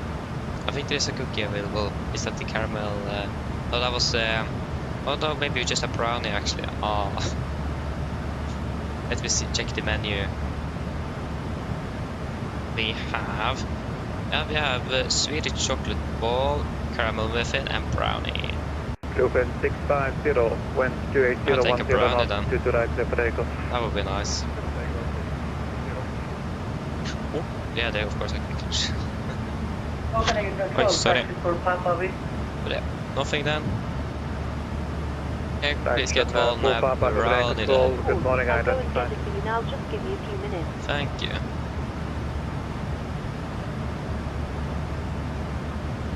Hey, Skull, welcome back. Nice. Where are I flying again? I forgot. I mean, I can just search up the aircraft though and then we'll find it. Detta är Yankee. Vi har Lima November. Delta Yankee. You are flying to... Yeah, of course you're flying to Split. Okay, I forget. Sorry. Yeah, you're still... India 1549, hello, Captain Control, identified flight level 230, Piet Monarch, 4 Charlie arrival, runway 22 left, stand by for descent. Yeah, you ended up with 05 and not 23. Or did you change it, regardless of what they used in real life?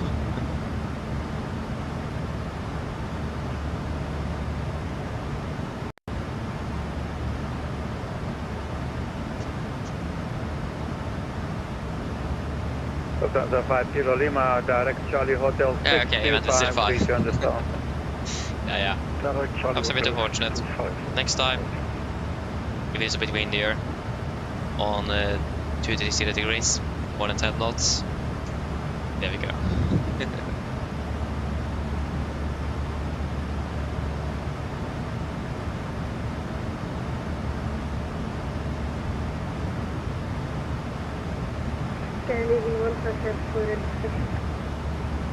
I can take off the sunglasses. Oh, that was nice. 1574. That is not, absolutely not release point Yankee 1. Again, as I said to the previous departure, if you have a problem, let us know. We will give you an alternative. Okay, taxi only point Alpha 1 to right, Mike Zulu Alpha, cross runway I do feel a little bit bad for the pilot, to be honest, but I also do understand the controller's perspective here.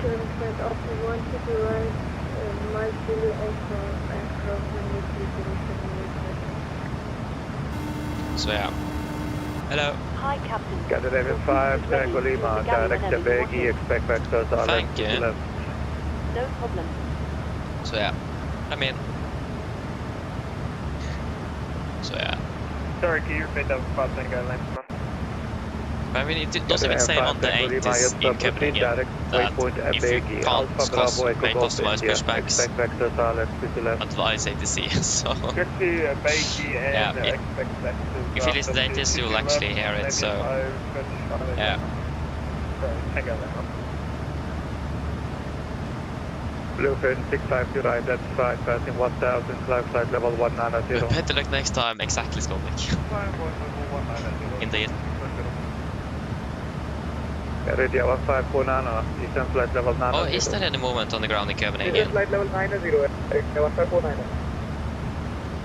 I mean, there is a lot of traffic here, so I'm not quite sure what you are talking about. Okay, I see one aircraft that's taxiing though, okay. There is 5 aircraft on the ground and one of them is taxiing, and that's the one he talked to now, I imagine. So yeah. Bluefin 650 direct C-Max.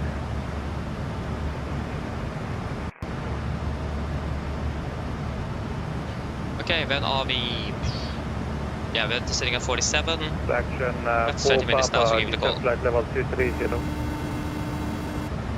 Flight level 230, fraction 4 pounds.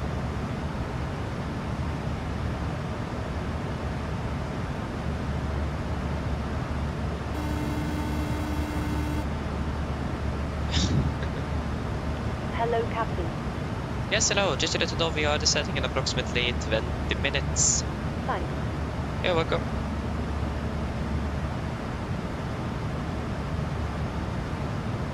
Yeah, I agree. AC needs to cheer up indeed.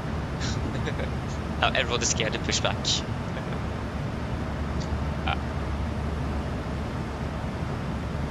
Jag vet inte vad som är från Copenhagen här med det. Yeah, Stockholm as well.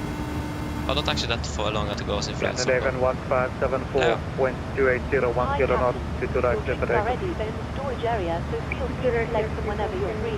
Thank you. No problem. I did the setting tab. Okay. The setting tab just armed itself. It's interesting. Just waiting for me to click on set the cargo to.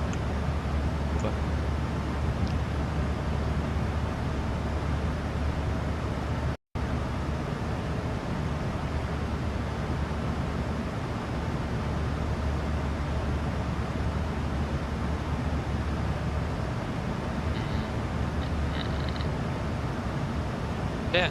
Is there anyone here that doesn't know anything about how you can possibly open the exterior doors on the 737 from the drone camera? Because I've now tried 4 different things, 3 add-ons and the EFB, and not one works. Scandinavian 5 Tango Lima, turn right, heading 130. It's a bit annoying. I imagine the FMC would work, but I don't have a unit here, because I can't use it outside of the cockpit, so that's a bit annoying. Because unfortunately I could pop out the display on the EFB, 650, contact Sweden now, frequency 127.755 can't utilize it. I can't open the I can't open the cab or the aircraft or the L1 door from the EFB when I'm in drone camera. Yeah, maybe we should give you context. So basically when we are walking out to the aircraft in the morning, or the aircraft have been shut down, we will also, the vehicle that's walking to it will also open the door. The door is not automatically open when you reach the aircraft, you will open it yourself. And I tried to find a solution for that we can do that, but I tried 3 different add-ons and the EFB, none of them worked. I can't get that door to open in the drone camera. And the 3 different add-ons as well, couldn't even open the door in the cockpit view, so... And the EFB doesn't want to work in the drone view, unfortunately. So that's a bit... Try to find something, and if anyone knows, that would be great to know. Just so we have that possibility to open the door when we are actually walking onto the aircraft.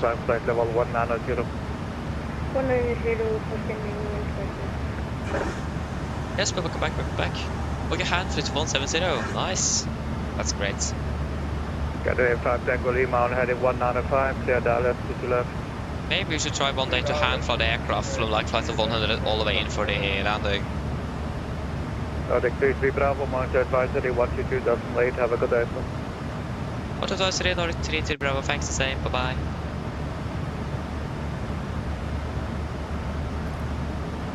Yeah, okay, you struggle with that yourself, yeah, exactly. I think it is something to do with PMDG, like, for example, turbo pushback. I haven't bought the Aerosoft one, okay, I used the free one. It is, I imagine it is something to do with the communication of the aircraft and those add-ons, because turbo pushback don't want to work at all on the doors. Like, not even the cockpit view, like I said, it doesn't work. I can't open any doors without the application. So yeah. And again, now GSX don't even want to open the doors.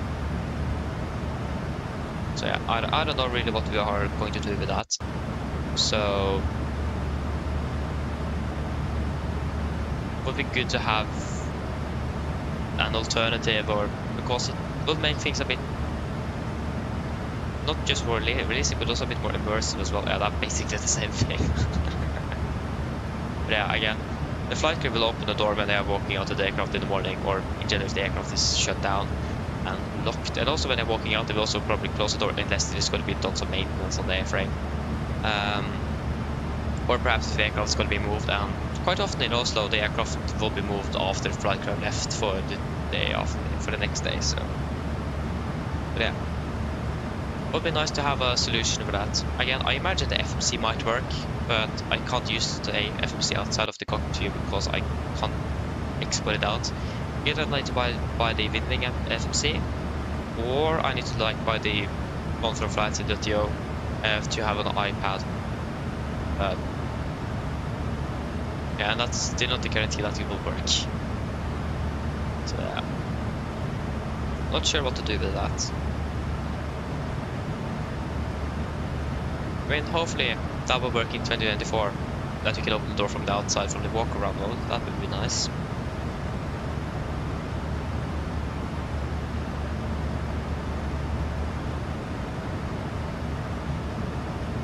Yeah, again, we'll wait and see. But also the unfortunate thing with the walk-around mode from what I've seen, it is, of course, you're reliant on solid ground. And I highly doubt that the terminal building and the jet range in Oslo is like solid ground that we can walk on. So I think we might not even be able to use the walk around feature in the new sim to be in the terminal and then walk out to the aircraft. I imagine we still need to use the drone camera because the character don't want to move in or walk in the jetway. That's a downside. Again, we'll just wait to see what's happening. First, the 77 needs to be released to 2024. And happy to release any new updates after they found these problems with the 777. They have currently moved resources away from the 77 development. Also some issues they found with the 777. But yeah, they haven't released any new updates on that yet, so I think that update was released 2 days ago. Yeah, so should probably be able to fix it through the weekend, I hope. Wait and see. Yeah, it's 108 miles of descent, so we should probably start preparing for our approach.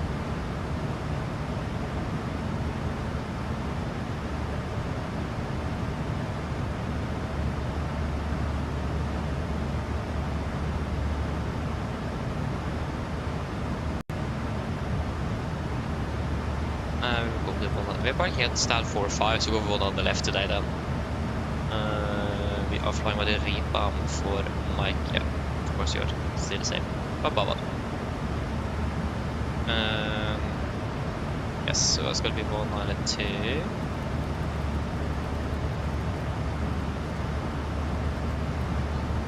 192.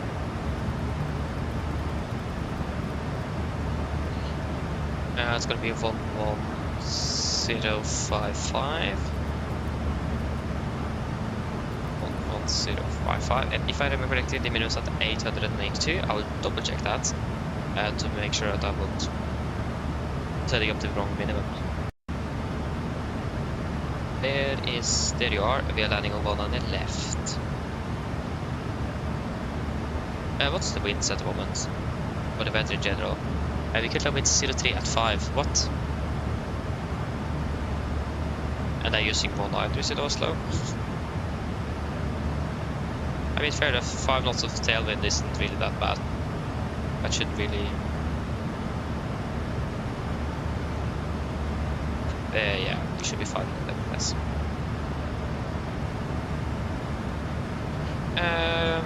Yes. And we're landing over to the ILS as well. There we go, and the minimums are 882.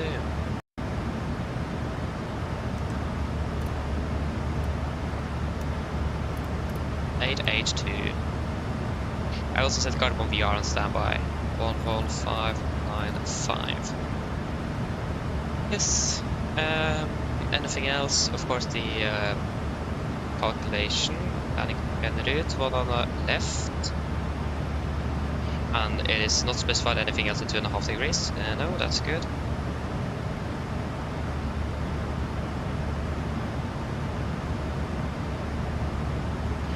The condition should be good as well, nothing or dry. Nothing went wrong. Something went wrong.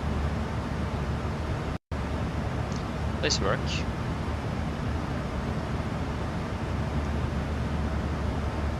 I really like that we have the roaming code for most airports in Norway available to the public.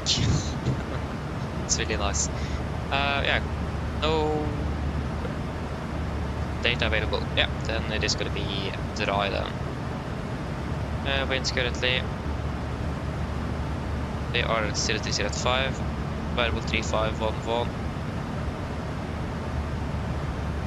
Yeah, we'll take 350 at 5. Temperature 15, QNH 1013, 15, 1013, and our landing weight. So expect to burn about 900 extra kilograms of fuel, and we'll do the direct, so we have we'll save a bit of that on that, so we have to put it at approximate weight. There we go, at 2.6. That's 4 plus 3, that's gonna be 7. So minus 700, and that's gonna be then 57,800. 57,800. Yep. The correction 5 calculates.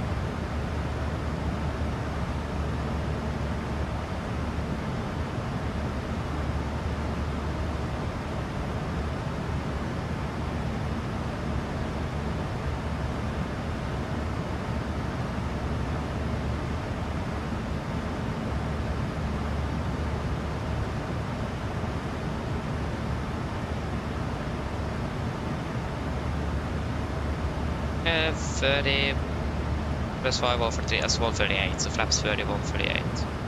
30, 138. In correction 5. Good. Of course we need to erase here. There you go. A good question to actually do this.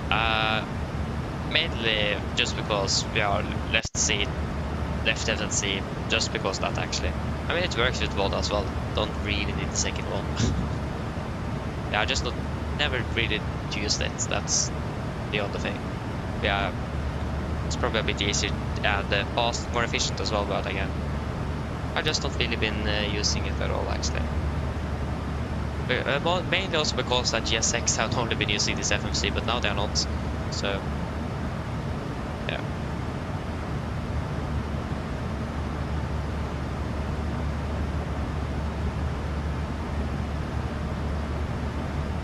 Yeah, should we do our approach briefing?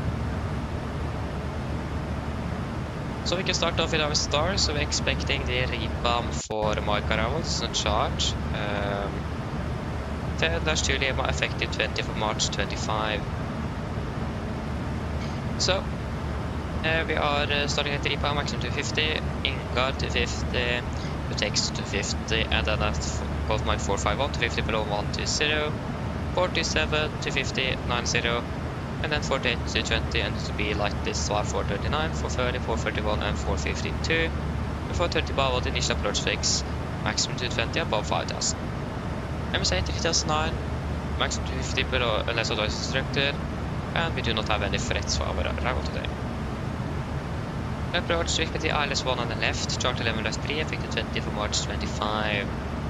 So, we start off at Bava, the initial approach fix, we should be mounted at 225,000, and then Oslo, maximum 204,000.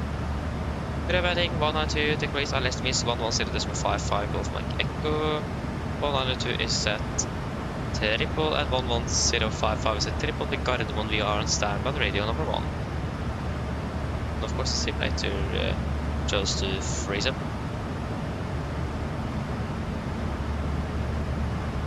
Hello.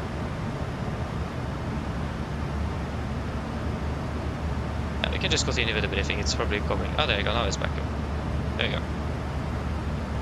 Yes, it is going to be started 3-degree glide, minimums at 882 feet.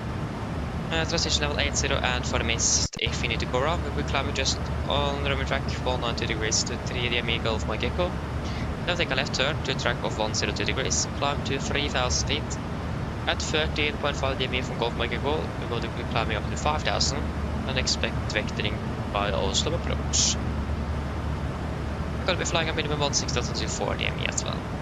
It is going to be for our configuration flaps 30, 138 on the BRF, big correction 5. Final is going to be 143 with you can use manual braking and idle reverse for us today.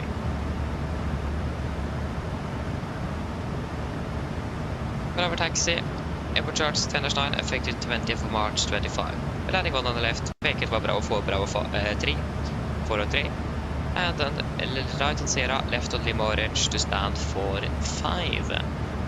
No hotspots, taxi restrictions, any notable times for Gardermoen today.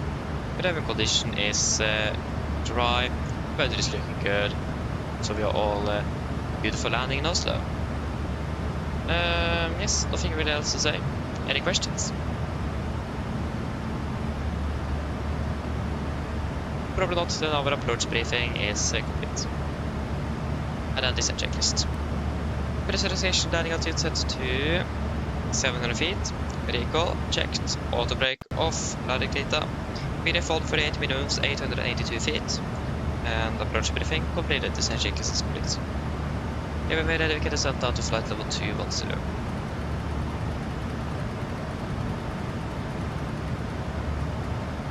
Once reset. Okay, I just quickly need to go to the restroom, so excuse me for a moment.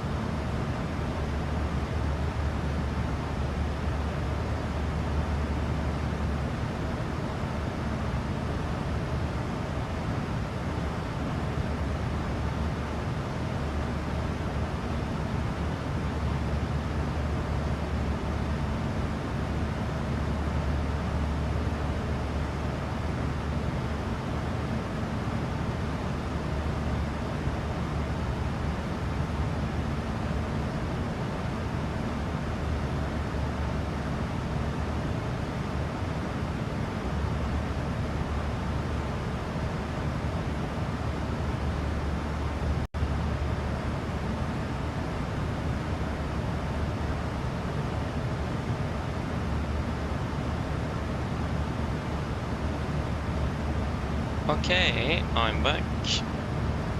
What are you doing?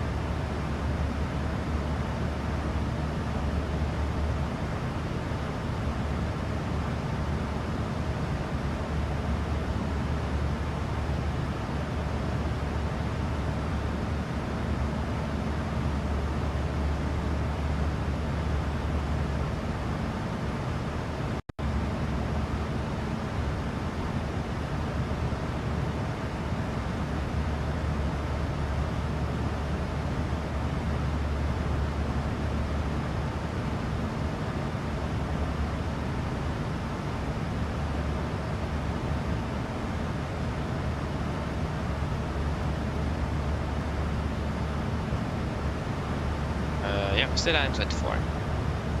And if, as always, we're expecting to direct to Barbad, we are landing at 60. Oh, wait, what? That's 10 minutes. Not bad. And then I can guarantee we're definitely expecting that.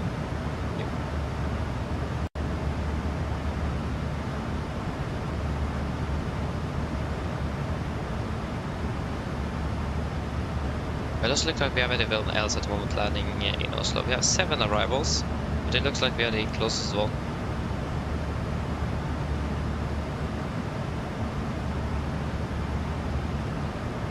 Yeah, we are.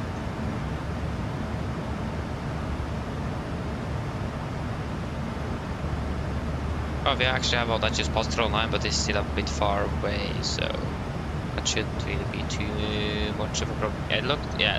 It says we are landing first, and then one from Milan, and then the Tromsø aircraft. There we go. But the company actually from Tromsø. Started our descent. Expecting to be landing in about 25 minutes. We can actually say 30 minutes. The weather in Oslo is good. Very firm.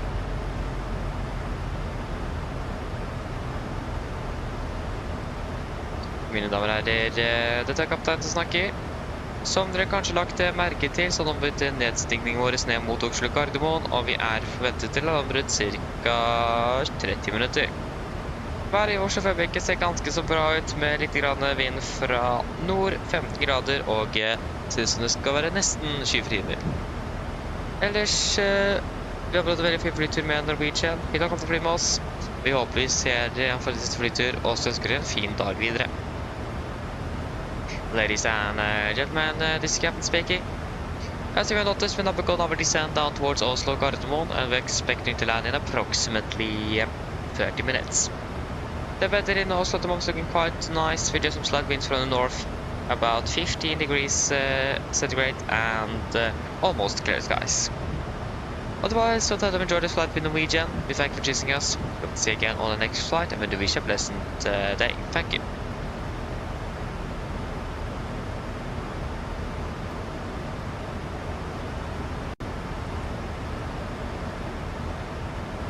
Good.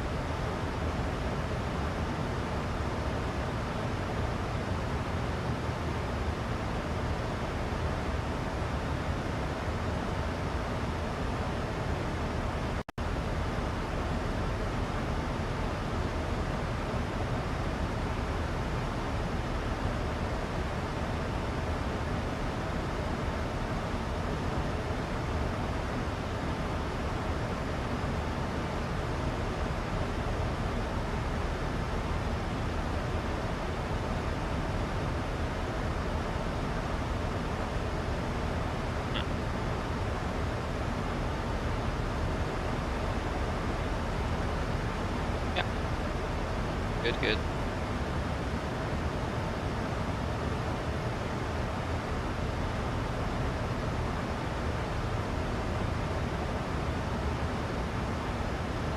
A DME required high, you can see that.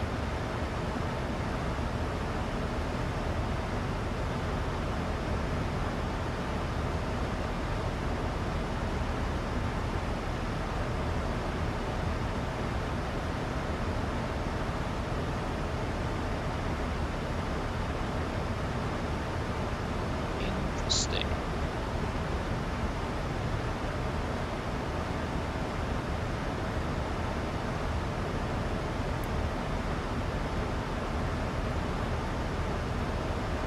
Yes, we are. Yeah, we're passing flight level 300. There we go.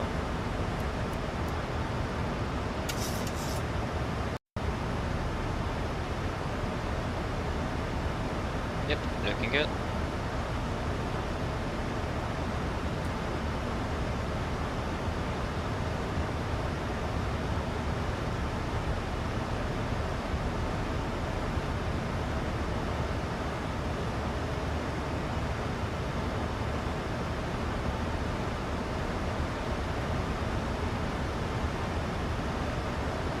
Drag required.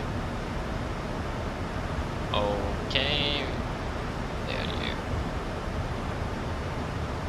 you. 86. Okay, we have quite a nice tailwind though, or cross tailwind. It will allow maximum deviation of 15 knots.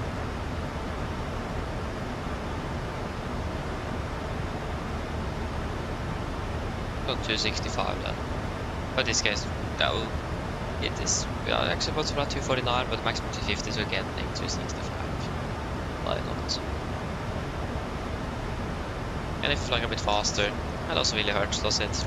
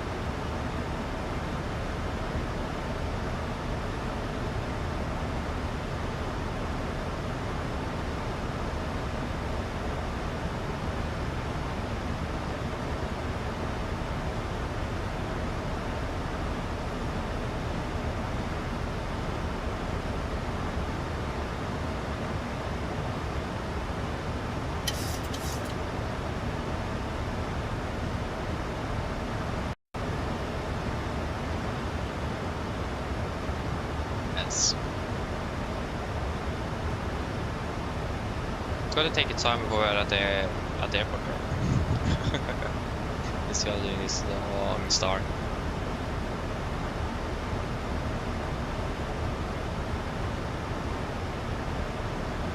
This we're passing with IPA.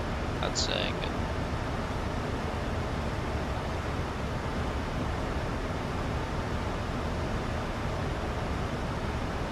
Yeah, we can reduce speed.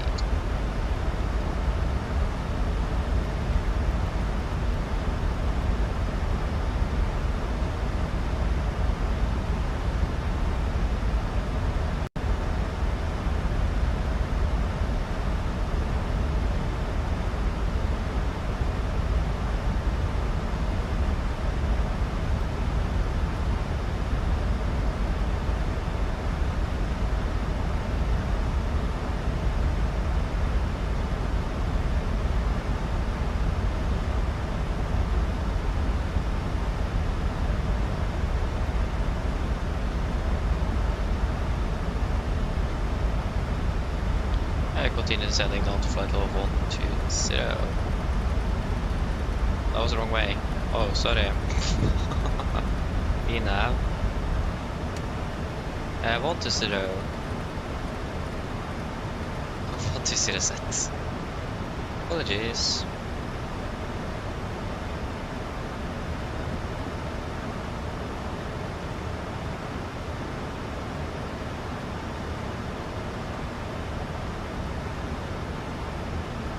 the simulator is not in sync. Oh, it is in sync.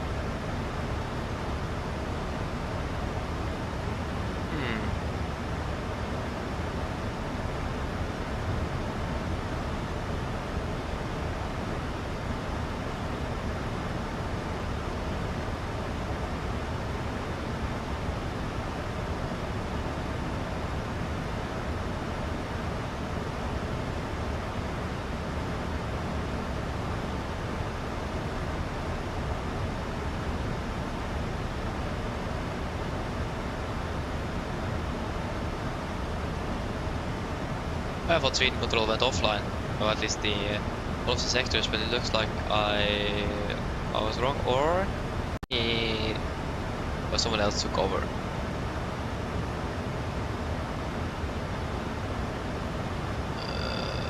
Someone else took over. Okay, I was correct. It did disconnect, and someone else just clicked it back on. Something.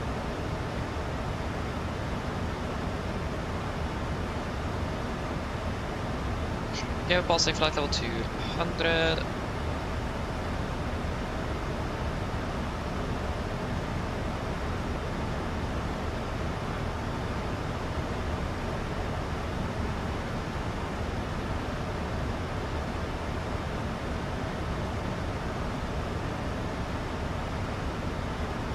Good.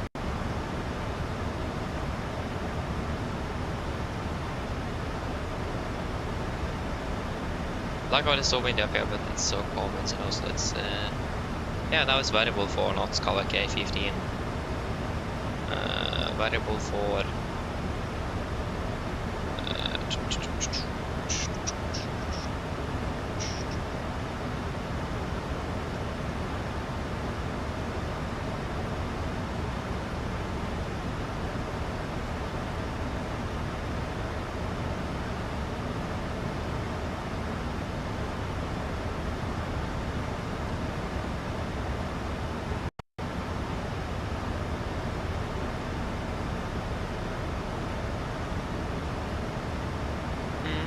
good.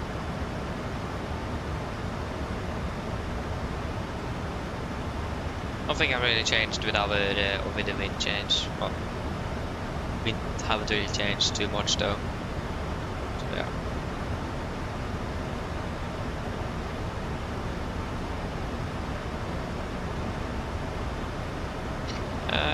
Notice that Baltic got my 451. Yeah, I can just see what that. I will see that it blah blah. Confirm. Execute. There you go. Landing 15.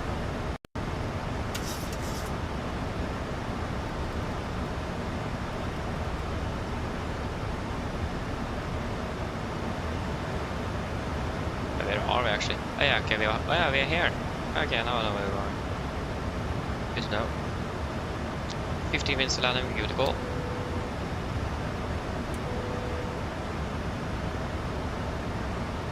Good. So now they should be preparing for landing.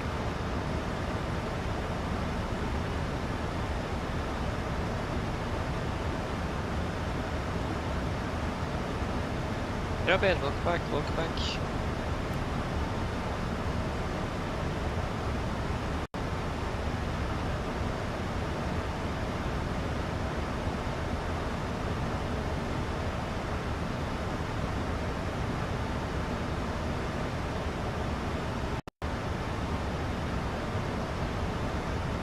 Yeah, we're currently landing in Oslo, so we are soon finished for today. Already. Yeah. So yes.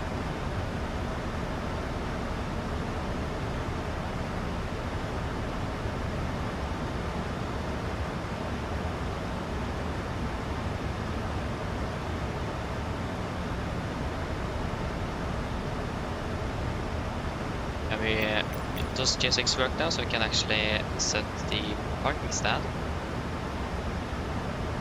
Because it did work. Oh, it didn't work. Because it did work when we took off the car, we can actually open up and see the airports, like we should have been able to do. For some reason it doesn't work. That's a bit unfortunate. Yeah. That's fine. Yeah, we are back on tomorrow. We're going to be flying to Haugesund and Alta tomorrow. So yes. It's a 4-day schedule. So tomorrow is the last day. At least we can set up use of flight plan. OSL. We're landing at 10:15. Confirm. And it's gonna be stand 4 and 5. Actually, I'll double check in case something got changed. Because that have happened before. An aircraft that doesn't arrive or doesn't push in time or something. Yeah. 4, 5. There we go. Clean out the flight over 100. 100 set.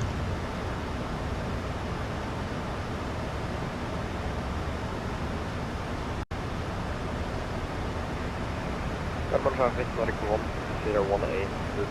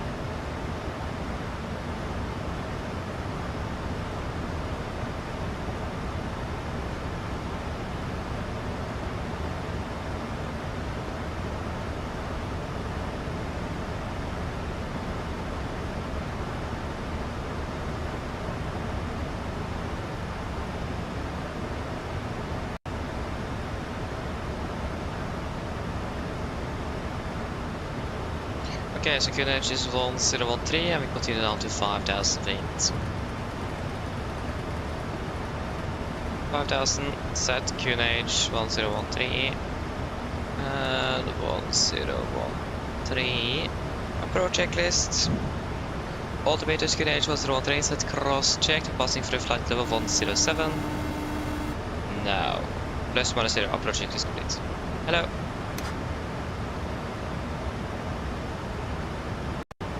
Hello? Hi, Captain. The cabin is secured for landing. Thank you. No problem. Cabin secure. Wonderful.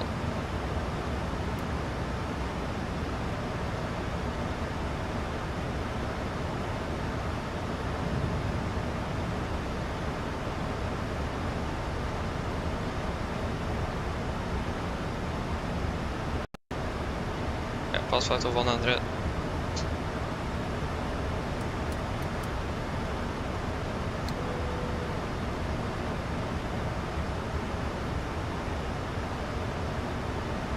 Yes, everything is looking good.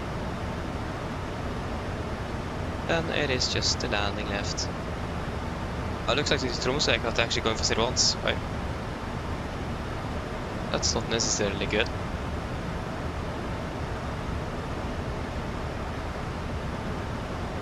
Yeah, there is currently 019ers that's active in Oslo.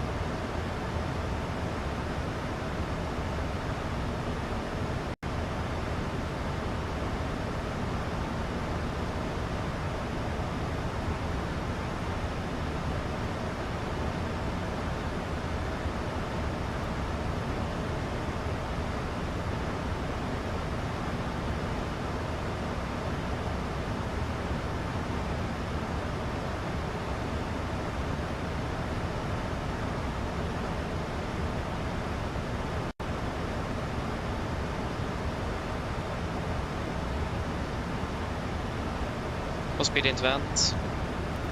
Can maintain to 50 knots.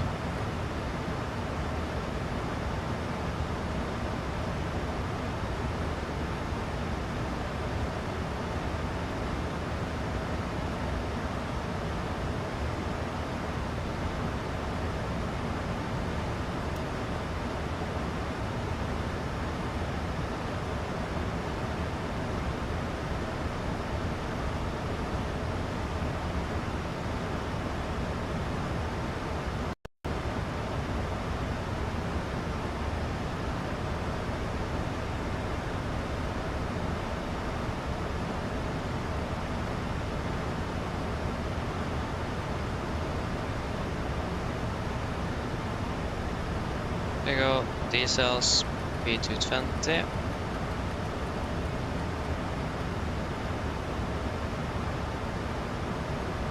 You need to send out to 4,000 feet, 4,006. Come traffic, Static 101 taxi Delta Victor Sierra, holding for 1 more dollar.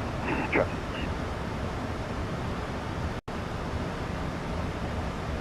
Yeah, okay, so he's parked over there. Yeah, okay, so Delta Victor and Sierra, yeah. So he's parked on the west side of the airport. So he doesn't really have the longest taxi today. I imagine we're still going to be landing before he's departing. And there you go, we are turning base.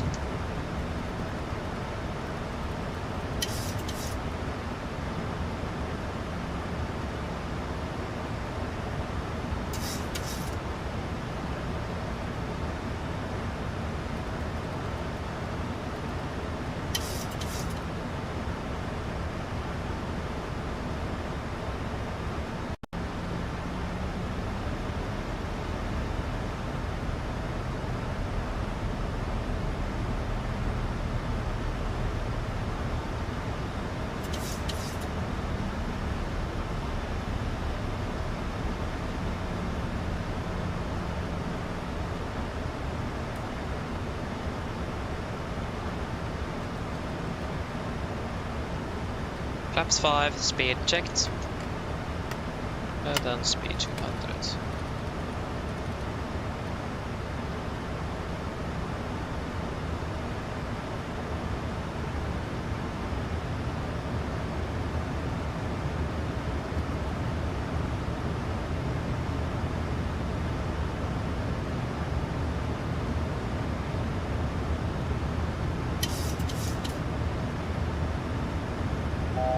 To go.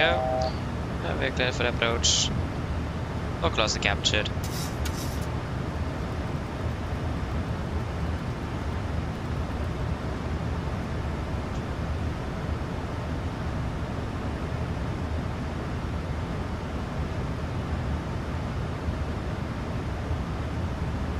Room in sight.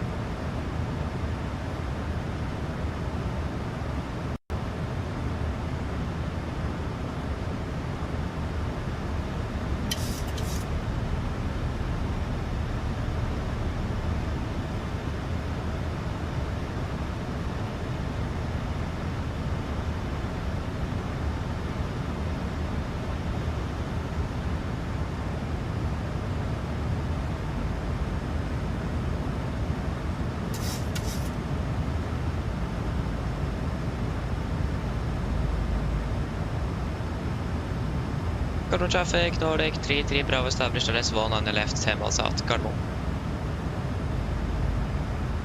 Speed 180. Crash also captured. Missed approach altitude 3,000 feet. Set.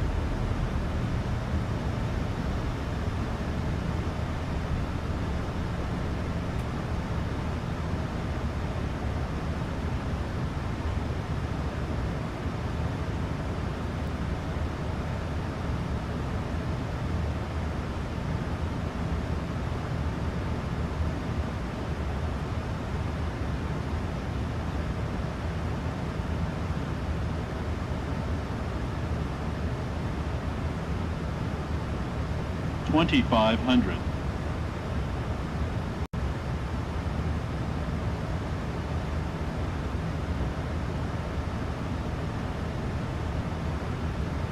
I got him on traffic, Nordic 101A, the holding Bravo 9 for Go down Copy flat 15. the landing on our left traffic.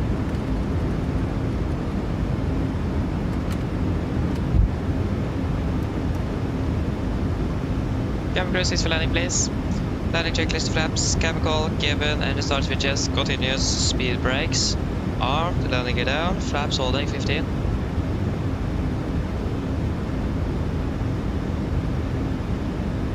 Struggle a little bit with slowing down here. Shouldn't be a problem.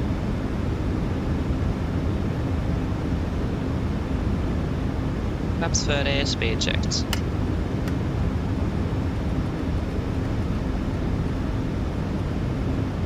Complete landing checklist. Flaps 30 plan, 30 green light. Landing complete. Cargo traffic, Nordic 33 Bravo short final 1 on the left. Cargo.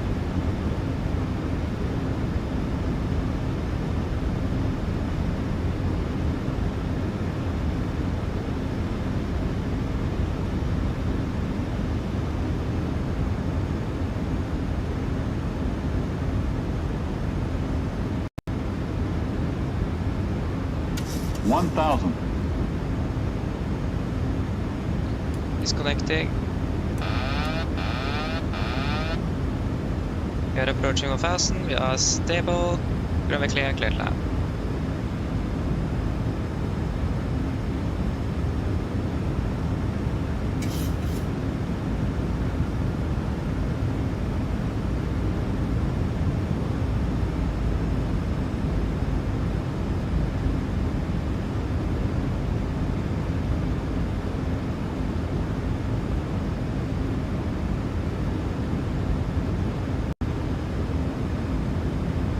$500.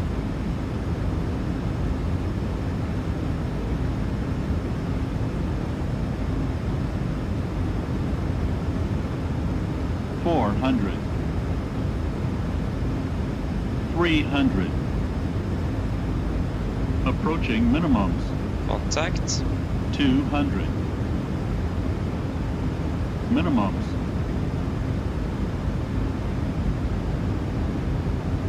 100. Paramount traffic, Nordic 50, 778, 40, turning final, 30, runway 19 20, left, 10. 1 3 mile final. Paramount traffic.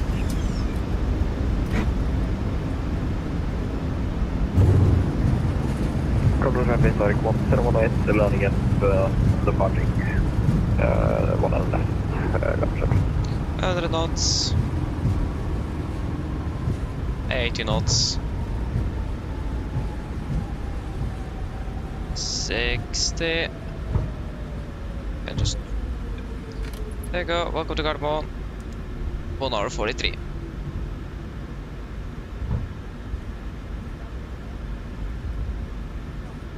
I should probably. I thought this was Bravo 3.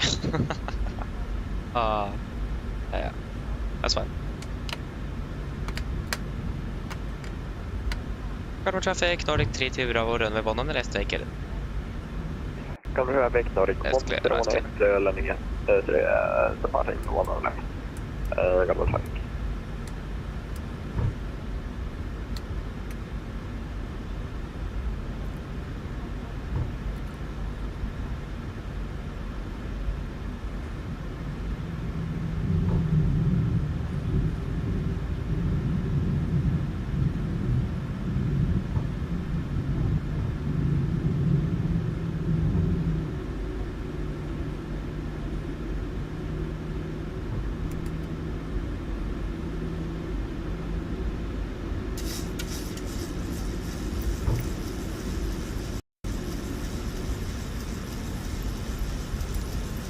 And 4-5.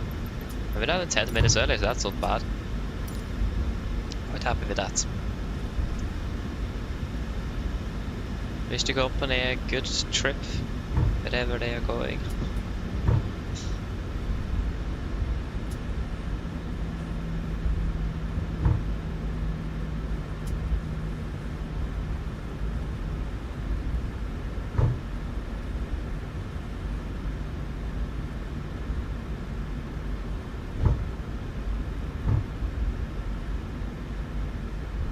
Left is clear, right clear. So there's an Air France over here. Dropping it from 86 to Rocket Kilo from 49. Oh no! He's pushing out us. Wait, he's pushing out 39. Ah. Cover traffic like 118 airborne, bypass 3000 feet, forward 7000. Cover traffic. Yeah, so he's, Air France is pushing, but that's fine. We should still be able to get in. He's going to be pushing onto Lima Blue, and we are on Lima Orange, and also 4-3 is there's a stand between. Those two stands between it is 4-3 and 4-1, so we should be quite fine with that. We're parking at 4-5.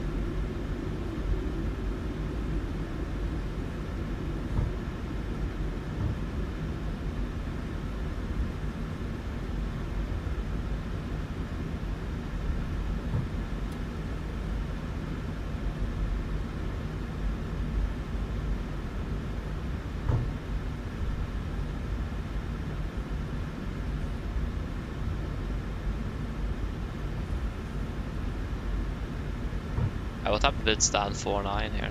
Right, is he actually pushing to... oh sorry, 4-7 is this? Is he pushing onto Lima Orange? Interesting. A little bit quick though, so we are not colliding with him. Is he moving? It looks like he's standing still. No, he's moving. That's fine. Just taxi. Skyline traffic getting maybe 478, pushing from 7.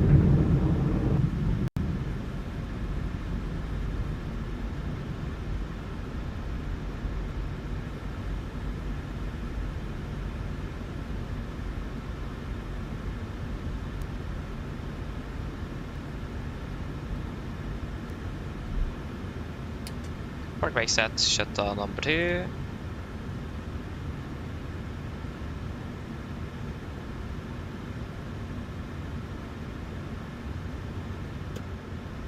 Hello, work please. Thank you.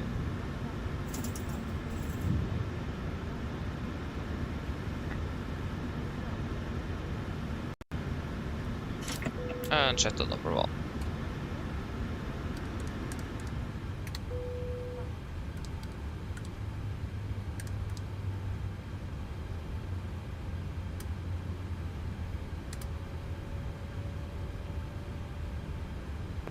Gardermoen traffic, Nordic 778, runway 19 or left vacated, Gardermoen traffic.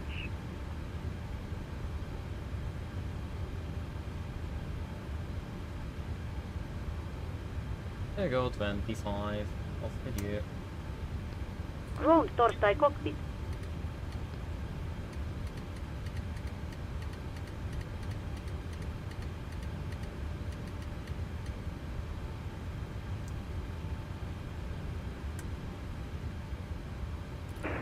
Oh, so that's Germany as well. Attack to runway 1.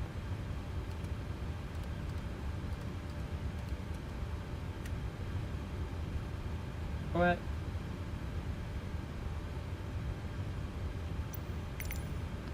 Hi Captain, microphone check please. The boarding requested. Read it loud and clear. Roger. OK Captain, ground power is available. Stand by, VLL start getting you off-roaded in a couple of minutes. Roger.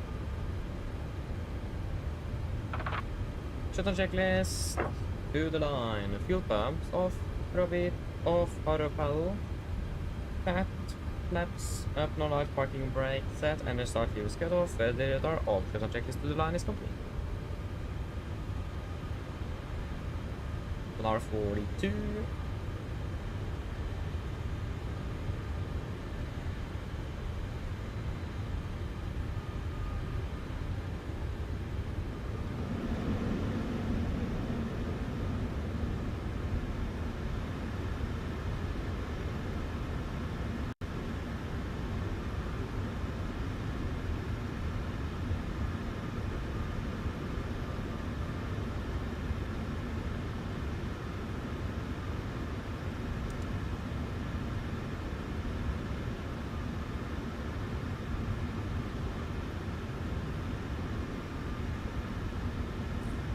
Okay, shutdown checklist below the line. Technical completed, EFP is completed. Shutdown checklist is complete. Yeah, of course we need to open that door. The sex. Goodbye. Passengers deboarding starting. And these doors as well.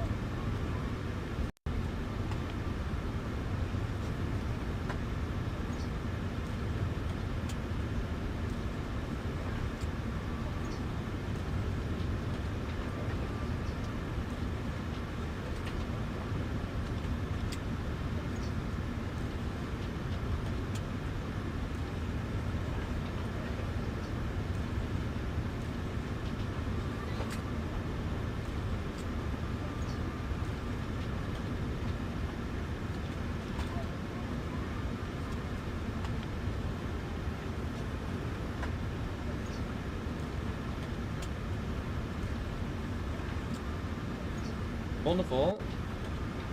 Shall we leave the aircraft? Just want to have everything.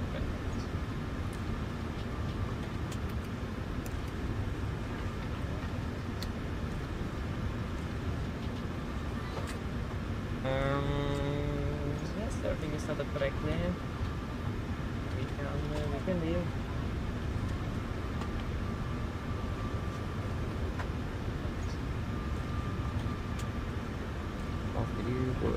Away with you.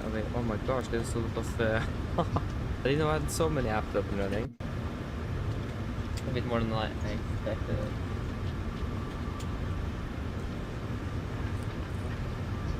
Yes, at least we are good. Nothing really else to do here. Yeah, at least GS6 is doing his job now as well. Then we can simply just leave. We are basically finished. Very good. Hello. Oh, about the view. I'm looking forward to when the cockpit will work, and we can then use. Then we can have seated passengers again. That's the positive thing. Then we will just quickly walk out. What in the world happened here? Why are we in the middle of the cabin? What? Yeah, just let me. What? That's interesting.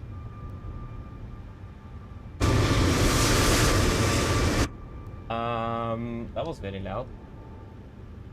Let me just disconnect from the pilot first. Much better. That was really loud.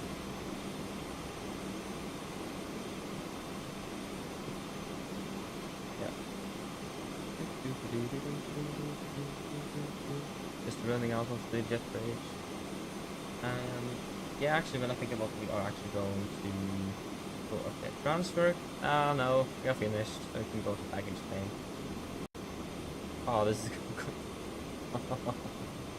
Yeah, why are we even doing, like, what? We're just walking through each other. No respect. I'm not quite sure why we even are doing this, to be honest. I mean, it's not really necessary. Whoa! Hello. Yeah, we'll just sneak past you, thank you. Oh, there we go. We can just leave here. Look at this beautiful aircraft. Yeah, it's fantastic. Beautiful looking aircraft. Damien, hello, welcome, hope doing well. Just arrived for us to be finished. Then we should probably round it up here then. So yeah, we should be back on tomorrow again. At I think we are starting the briefing at 7:20. Yeah, probably 7:15 then. I just have some extra time there. Yep, 7:15. We're going to have Haugesund and Alta, so that should be fun. Yeah. Hope that you guys have enjoyed this one today, and hope to see you all again on the next one. So have a good Saturday, and see you all again soon. Bye bye.